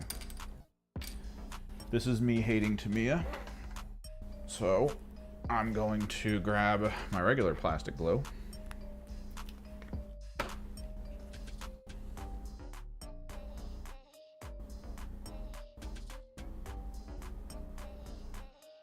Put big old drips.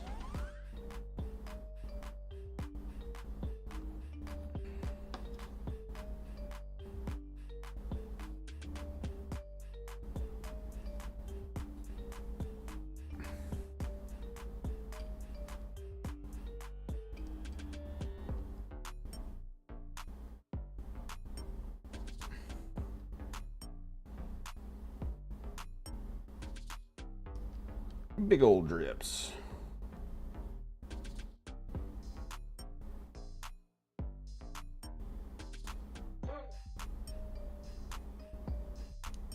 Oh God.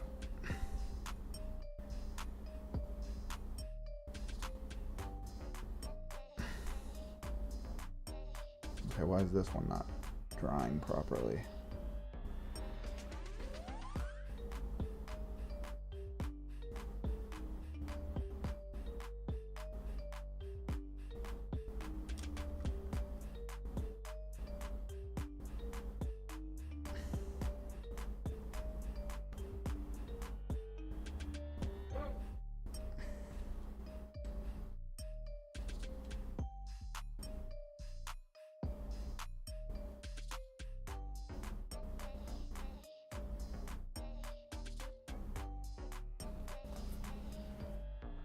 God, that looks good. Oh, that looks so good.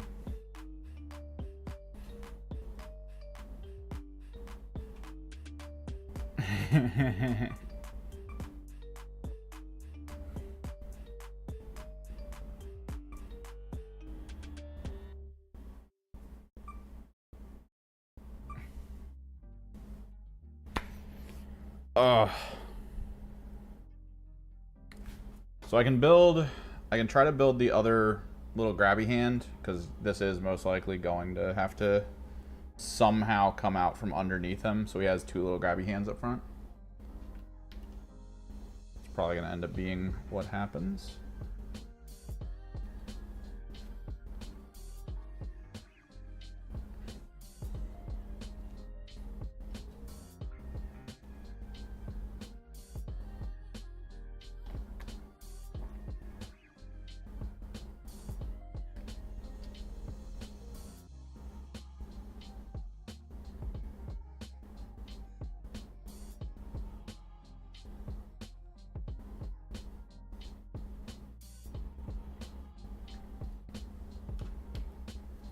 So the trick comes down to what I want to do on the back.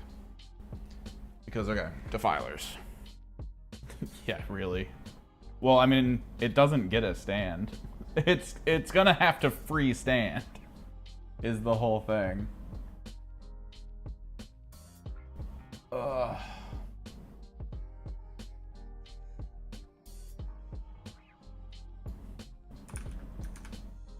Pretty sure I want las cannons on it.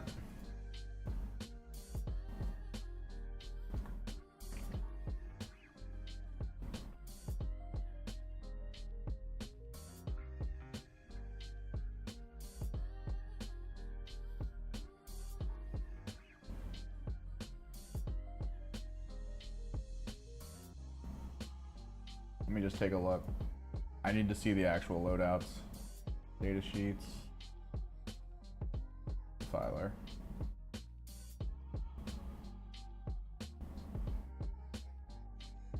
So it has a heavy flamer, which can be replaced with a Scourge, which is extra melee, or Havoc Launcher. The Havoc Launcher is just blast, no AP, no indirect. This model's Reaper autocannon can replace one of the following: Twin Heavy Bolter or a las cannon.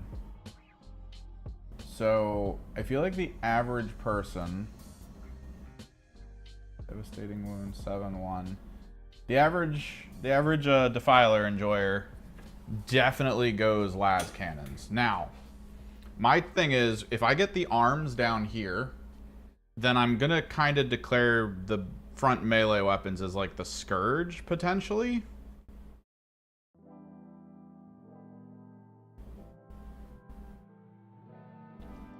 At which point, I'm gonna have two things back here.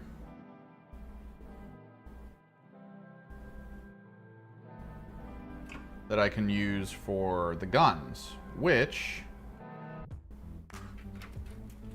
I was thinking, how do we make twin las cannons out of this?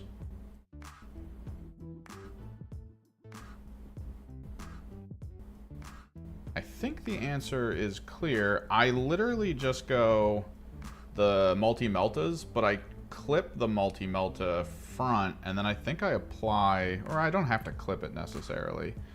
I apply the extended barrels that come from the Rhino parts that I have access to, I think. I think that would be fine.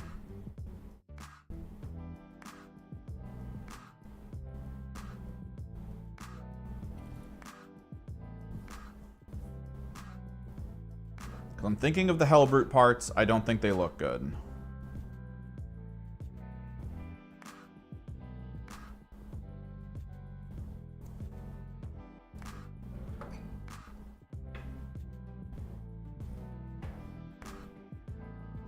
No, yeah, this would look cool floating like a Dark Eldar thing. But then people would be like, wait, is that flying?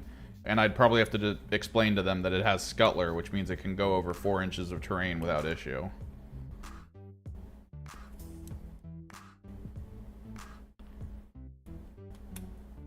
And then they'll be like, oh. And I'll be like, yeah.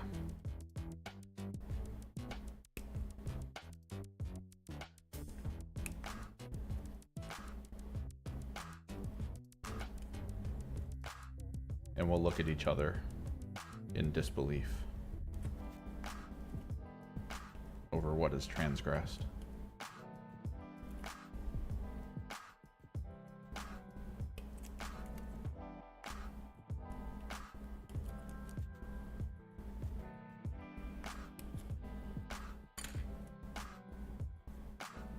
Or transpired, rather, I guess.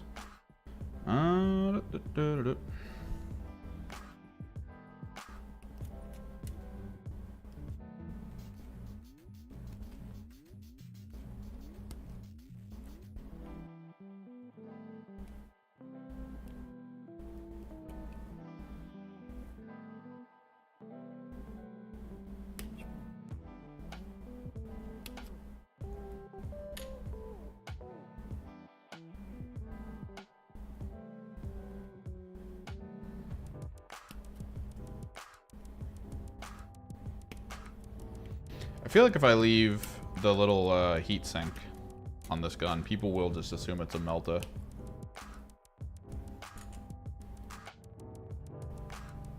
So maybe I do actually look into snubbing it potentially. I want to make sure it'll look good if I snub it though before I do it.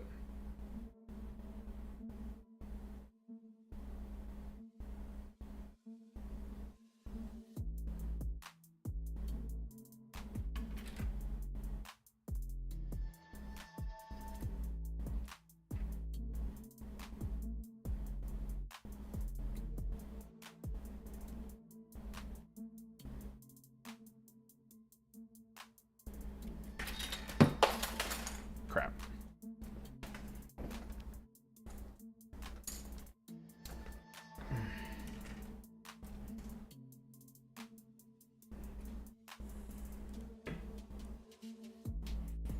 The problem is right now in this game, stands actually have like a lot of influence on the rules.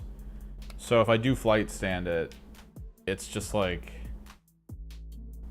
the stand then becomes like the thing that triggers the movement and whether or not I can go past places. They do need to give the Defiler a stand. I do think they need to maybe release, they'll probably release a new Defiler body model and it'll have a stand. Either that or they'll just release the current one again and then just give it a stand. That's most likely what'll happen. Because we are at that point now where I think rules-wise everyone realizes you do kind of just need stands. Because the stands play a lot of roles in what people can see, how much of them they can see. It's kind of important. So the fact that there's still vehicles like the Defiler that just doesn't have a stand is a bit annoying.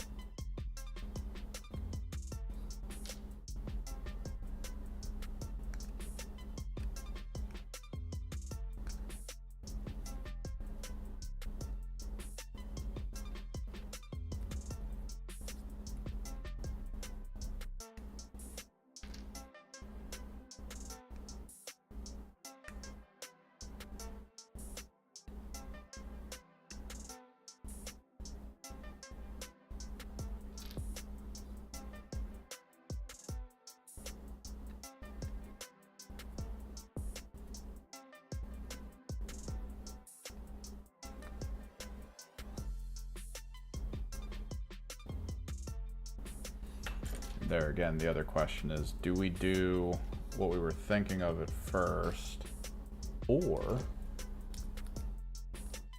do we try to like Scarab Beetle it up like a giant version of the Venom Crawler?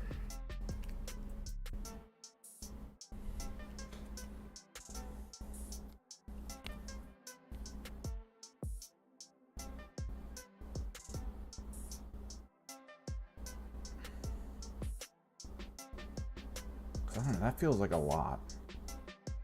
This feels like too much.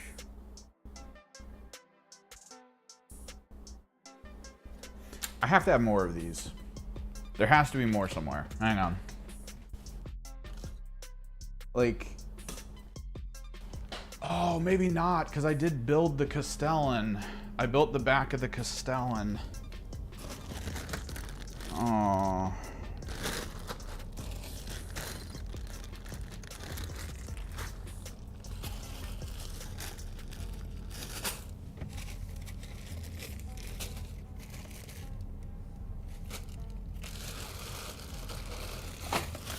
I was keeping them in one of these magic boxes. That's the cards.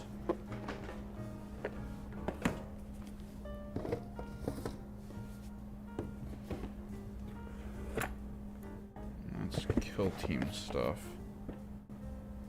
I must have used them all. 'Cause I'm trying to think. The despoiler model only has the one. The Questoris only comes with the singular type of shoulder pad, and so yeah, it's just a matter of me not having the right stuff.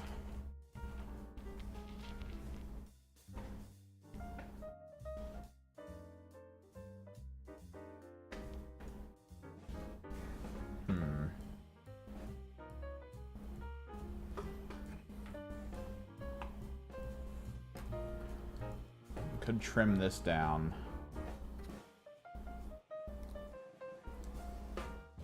Make it look like a reactor on its back. It would give it a bit of a difference in general feel.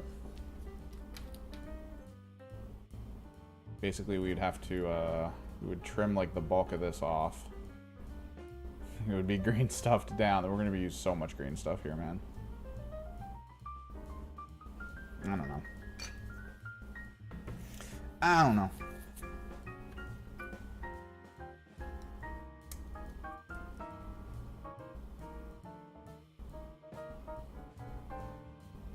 I feel like this might actually be better.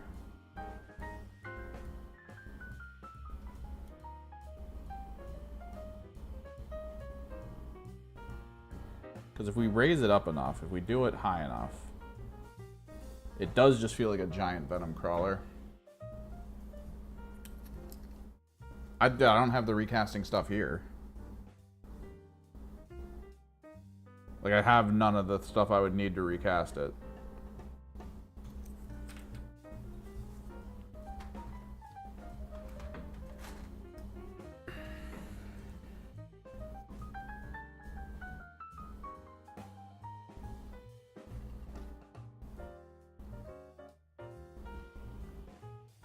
Probably leave it open now. Ooh.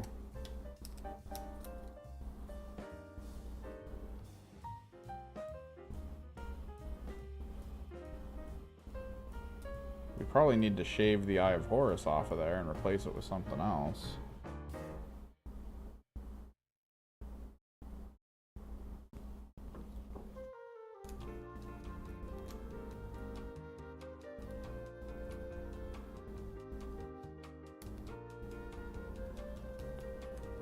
Aspid.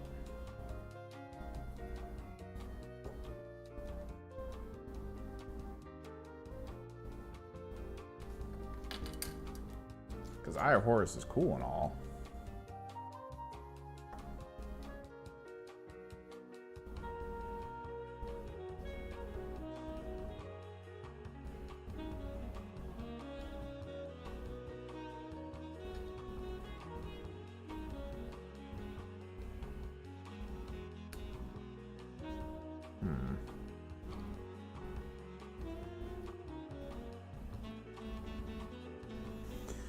We do have some Thousand Suns iconography, which we could dip into. I didn't want to get crazy with it, but there is some stuff that could work here.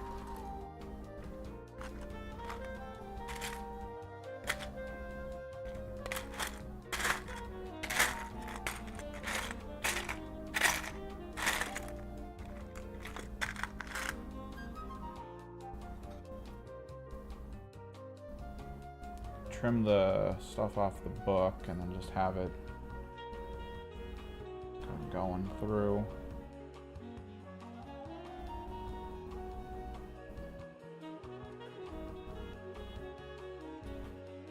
Set these aside. Options. For now.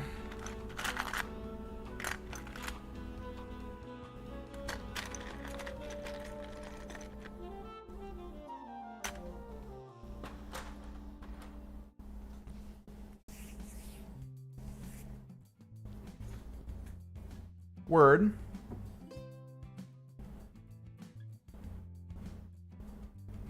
Just playing Dark Angels. Got that DA activation going.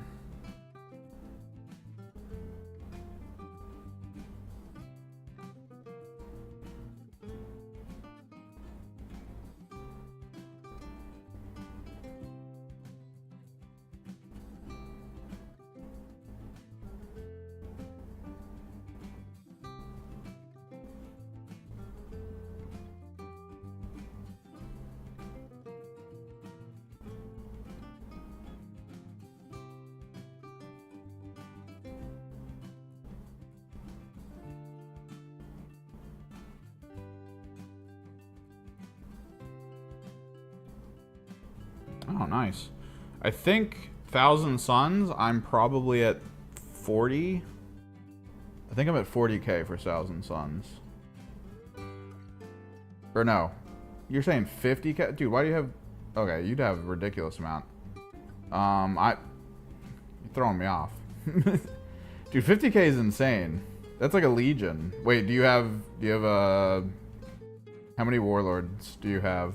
Friggin' warlord, knight, or, titans. Because points-wise, I would have like probably 6 or 7k of Thousand Suns, which is like almost everything in the book. Like you can't really get anything else. I think you just cap at 6 and you're done. But to have 50k of Dark Angels, I mean, you'd have to have a ton of extra units. You're just building for like a Legion battle or something.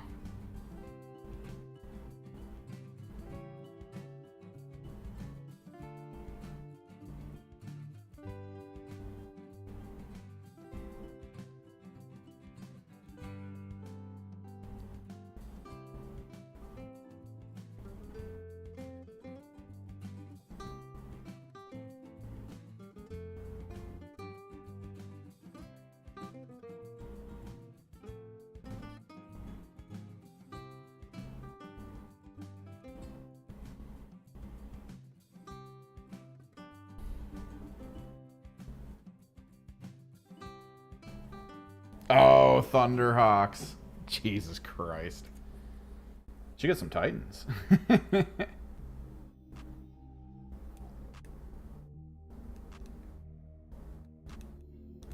don't even know if you could put friggin' 50k on like a board. That's like when Games Workshop did their like massive battle, like the ridiculously high points value battle, and the map was just the floor. Like they rolled out a really big mat that was going to be the mission, and it was just the whole floor. People were walking around on that floor, moving around Warlord Titans that were like the size of children. It was great.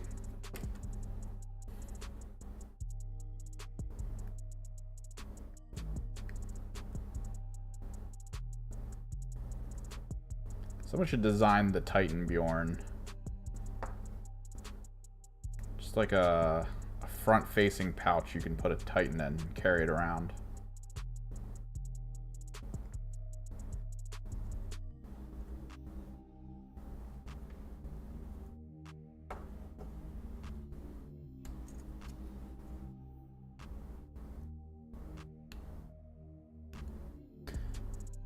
I think if my channel ever blows up, one of the first things I'll do with the funding would be get a Titan of some kind and go crazy with the build on it. Like, I'm talking I would get it and the video wouldn't come out for a year. Because I would be doing basically what we're doing here to almost every panel on the Titan. I'd probably buy boxes of like Zangors and stuff and like Thousand Sun Demons and like Lords of Change and things, just so I could get all the extra bits I would need to green stuff to like the armor plating. Like, I've seen one in person. I know the shoulder pad, like the shoulder cover armor, is so stupidly huge that you would want to probably like commission someone to do a oil painting on the shoulder of like some cool stuff. But what I would do is I would, with green stuff and a bunch of other things, do a relief painting.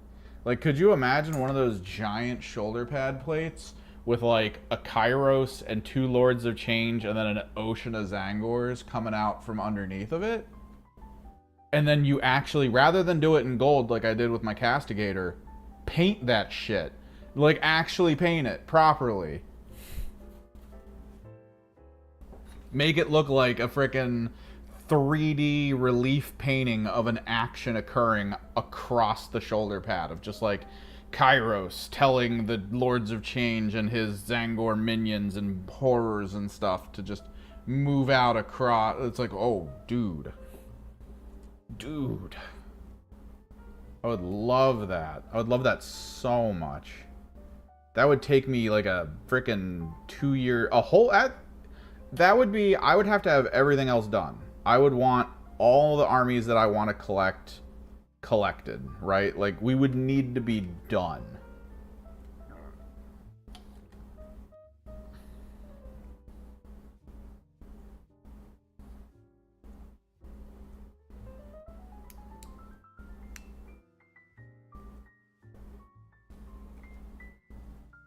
Because I would actually spend an entire year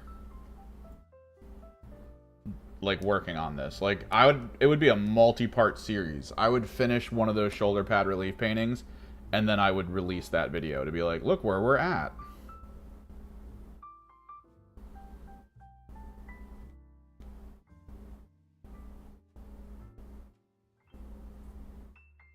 Like almost every component of that vehicle would be like a 2-hour video.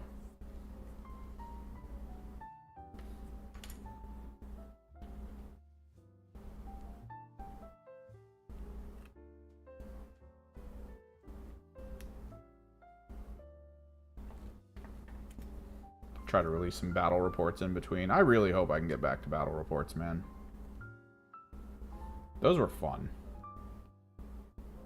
Spearhead is the size proper for my setup to work as a battle report. Frickin' Underworlds is actually kind of fun. And is worth playing.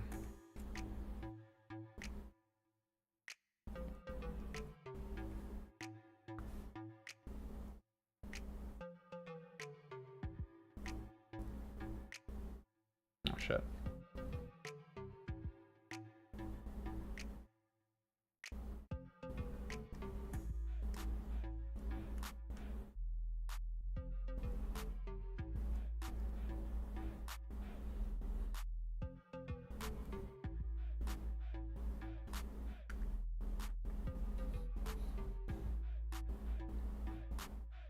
So the idea with these things is we either snub this off so that this is gone, because this only ever reads as Melt-A-Gun, right?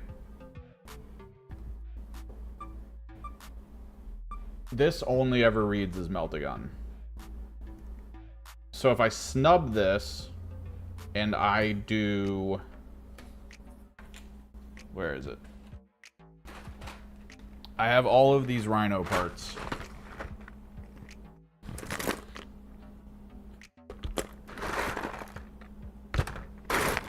Like the excess parts that you get for, like, there's this whole, okay, here we go. Got one, got two. The question is whether or not you do 4 of those total, or maybe you do 2 large, 2 small. Like, I don't know what these gargoyles' heads are for on the Rhino. Like, they look cool. They've been around for many years. Like, the weird Chaos gargoyle heads have been a staple of owning a Chaos Rhino since 3rd edition. There isn't a single thing on the Rhino that looks good with them. And they were so weirdly shaped that you couldn't even really, like, look at this. Like, you'd get a box of like these. Let me see if I can focus. You get a box of like that, right? Like these. And it always kind of sucked because they never looked good, right? They always looked like odd, and then you couldn't put them on anything because the first thing you would think is, oh, I'll put them on the guns. Well, Rhinos only really have bolters, so these look like shit on the ends of bolters. So nope, not doing that. Oh, I'll put them on the exhausts. We'll do them on exhausts. There's no exhausts that are facing forward or out, so you would basically have like 4 of these facing straight up in the air, which looks really weird. Looks like they're trying to baby birds trying to eat kind of situation.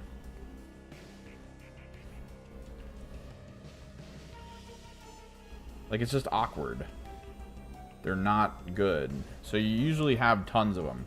And the old Predators, you could probably make a point of like, oh, this will work over here. Because it could, right? Like, the Predator I have right now, I could spend some time. I could snub the barrels off of here and replace them with the demon heads. And yeah, that could probably work.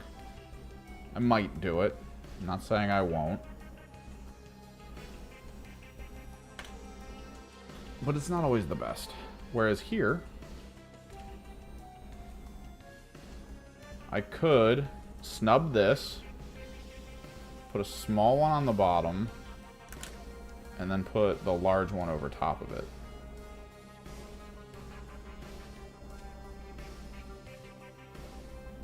Because, yeah, this always reads as Melta. This will never not be Melta to people. But, since we want it to be a las cannon,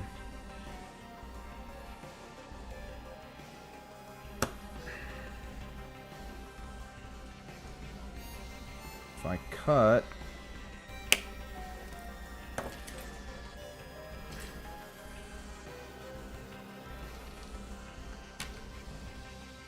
the back part of the barrel flush, oh god, where'd that go? Okay.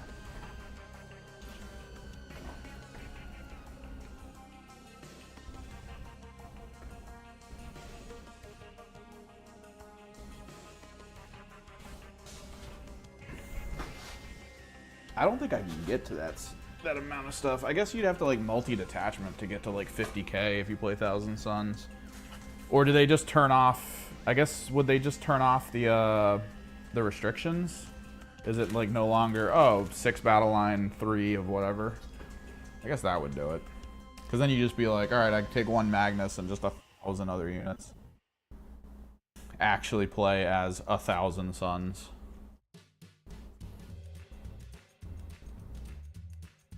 Alright, now the trick is we need to make sure this is kind of flat. Because it does need to be leveled.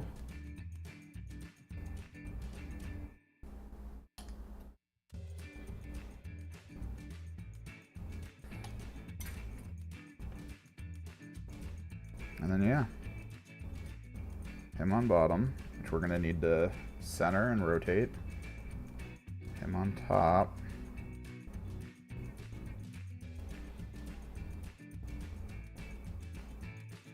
Actually, there's a good chance I can only do...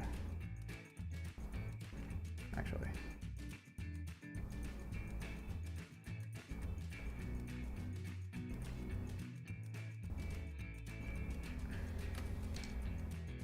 Yeah, dude, I hate these things. They're so big and weird and just not able to be put where they need to go.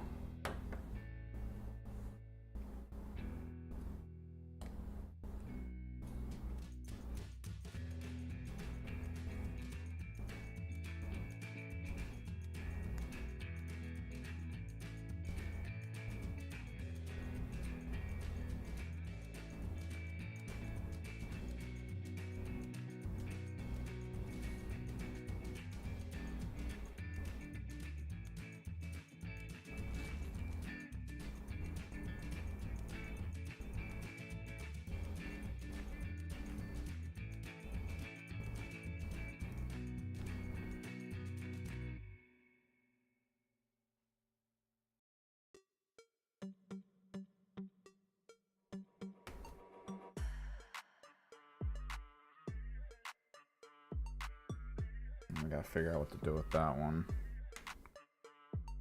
Because doing a snub demon head doesn't seem to wanna... I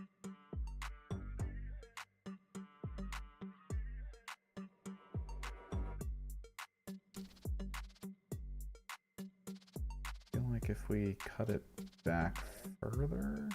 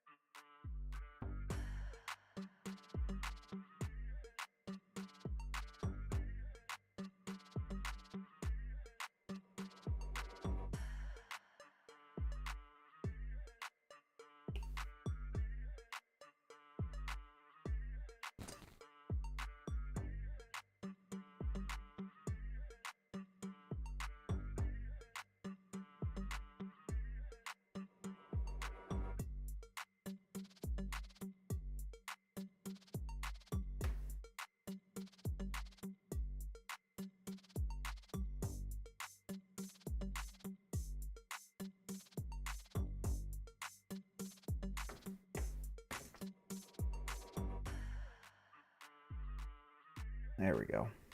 That gives it enough room to kind of exist. Do what it needs to do.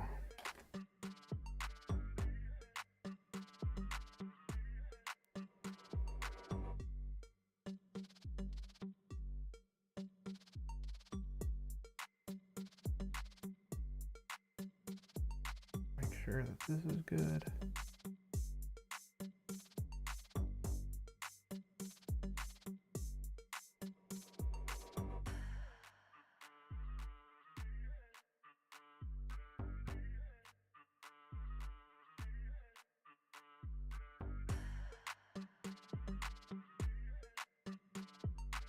Look at that.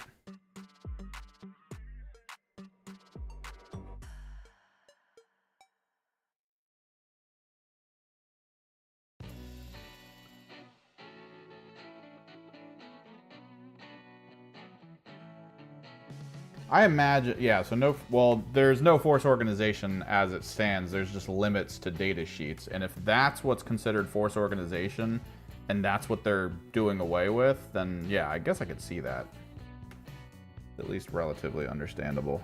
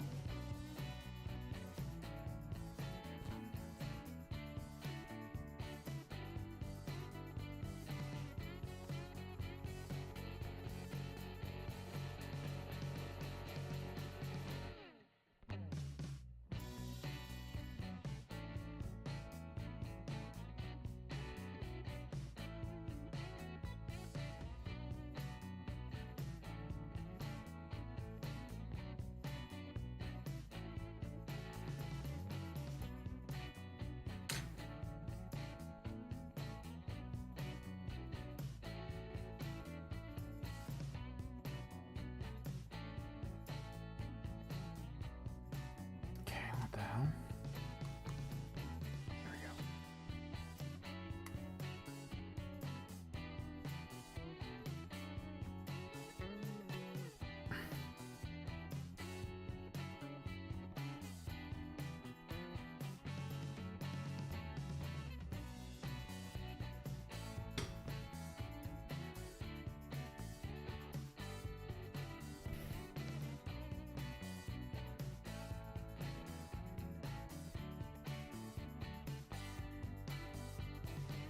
So 20 minutes per phase is kind of like,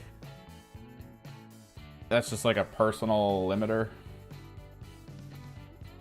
Because I know tournaments is usually like, you just split the hours in half and then just go. I gotta start using a clock. I'm gonna start getting used to the idea of clocks in tournaments.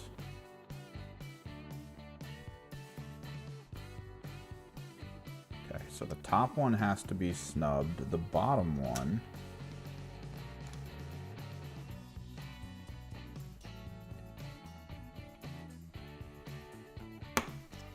has to be cut so much farther back.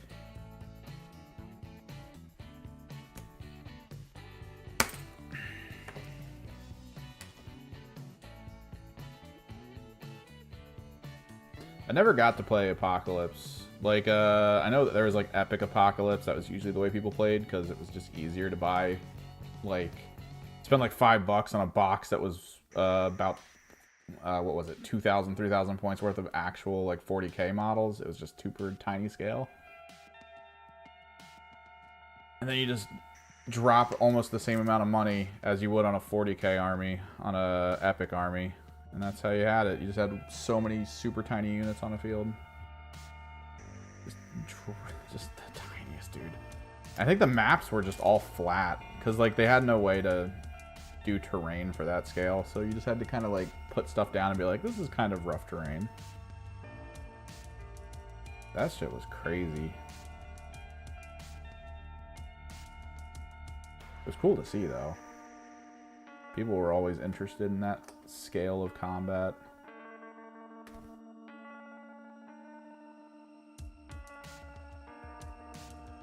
No, yeah. Like, I've watched 3K games of 40K go for like 8 hours. I'm still surprised. There are people who play locally, right? And what ends up happening with how they play... Oh no, where's the... Oh, there it is. What ends up happening with how they play, they usually decide to like do 4K games or something. 4K, 5K. There's one guy who he wants to play like 8K games in 40K. And he's like, who wants to meet up at 6 p.m. on a Friday? And like, my first thought is, are you absolutely insane? You want to play an 8K game of 40K? Cool, I'm down. You want to start that game at frickin' like 6 p.m. on a Friday? Like, were you expecting me to like sleep over, or we can finish on Saturday? Like, that's insane to me, dude. Like, why? That's just nuts.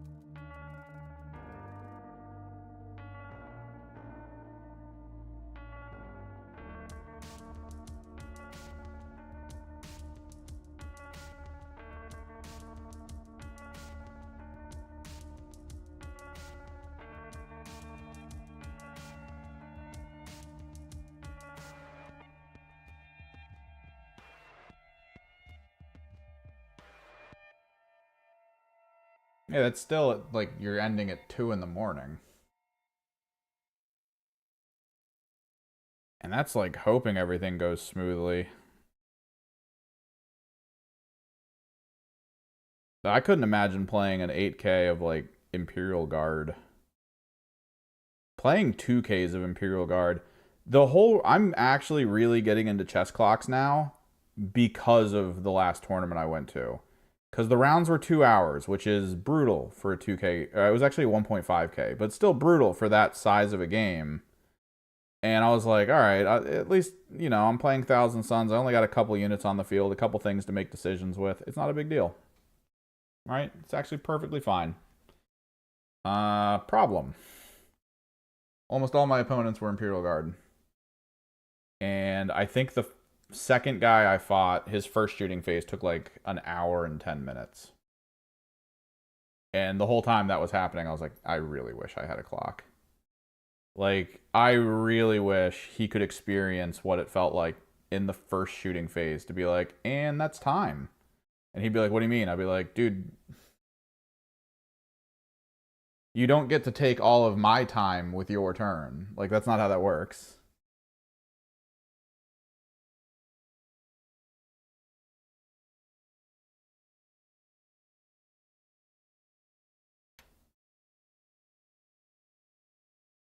Because that shit was wild.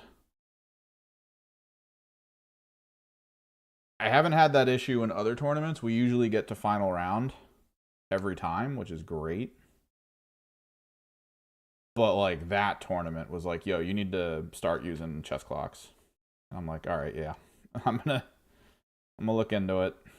I have a chess clock. I haven't put it into my repertoire of learning, so now I will.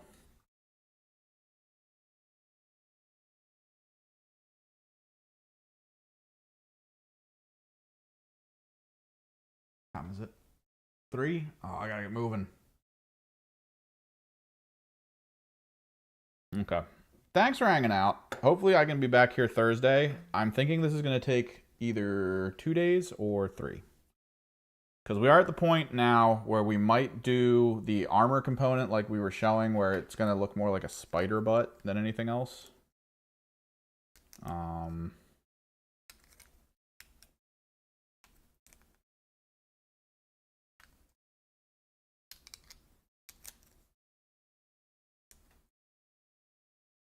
Potentially kind of like going up with a lot of green stuff underneath of it. I imagine we're gonna like do regular shoulder pads up here, like the standard ones for the knights, because these are gonna kind of go over top of it, I feel like.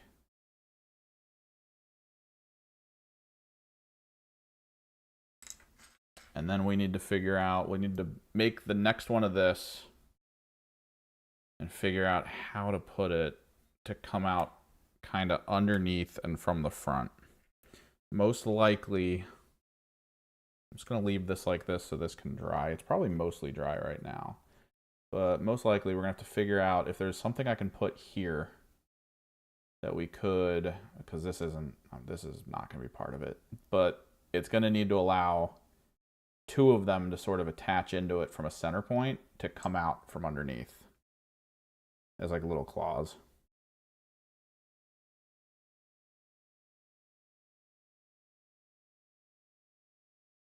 We also need to reinforce these arcs with green stuff. Like we got to put green stuff up into that crevice along here and then just merge it in.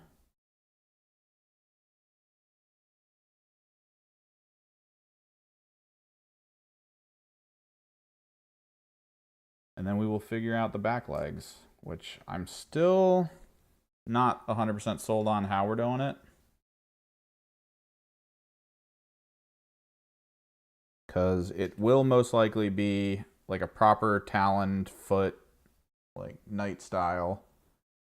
We can probably pocket something in here for it, or I need to figure something else out. Because I like the idea of putting some kind of extended thing off of this, because then I could just have it up here and out. But I don't have anything that's catching my mind, and I don't think there's easy access to anything at all. The tentacles, I only have a few of them, and I think we're gonna make them like actually come out as like a tail maybe. But it's not enough. There's not enough tentacles, I think, here to really like make this look okay. I do use these as tails on my knights, and I'm kind of out of knights. I don't really need to build anymore, so I might just make them actually be tails coming out of his back. I'm not sure.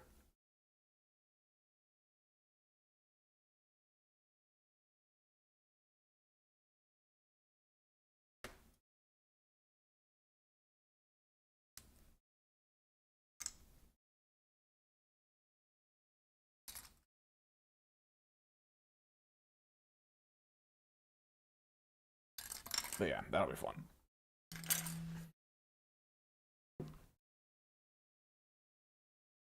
Hang on, phone call.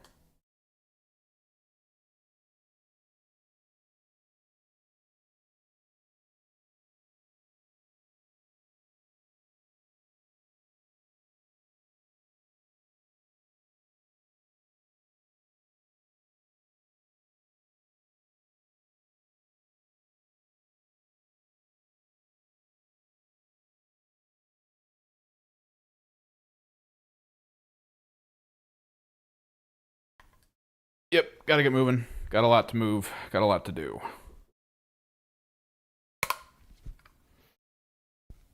But we will hopefully continue this Thursday, because I am liking where he's going. We just gotta wait for this to dry a little bit.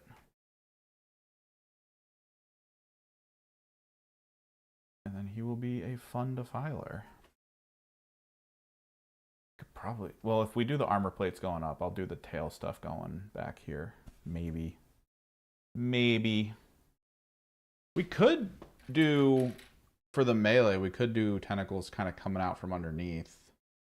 But I kind of like the idea of him having 2 little claws coming out near his head. Either way, I gotta get moving. I got so much to do. So much to do. Thanks for hanging out. Thanks for chilling. Hopefully I'll see you guys again on Thursday. Later.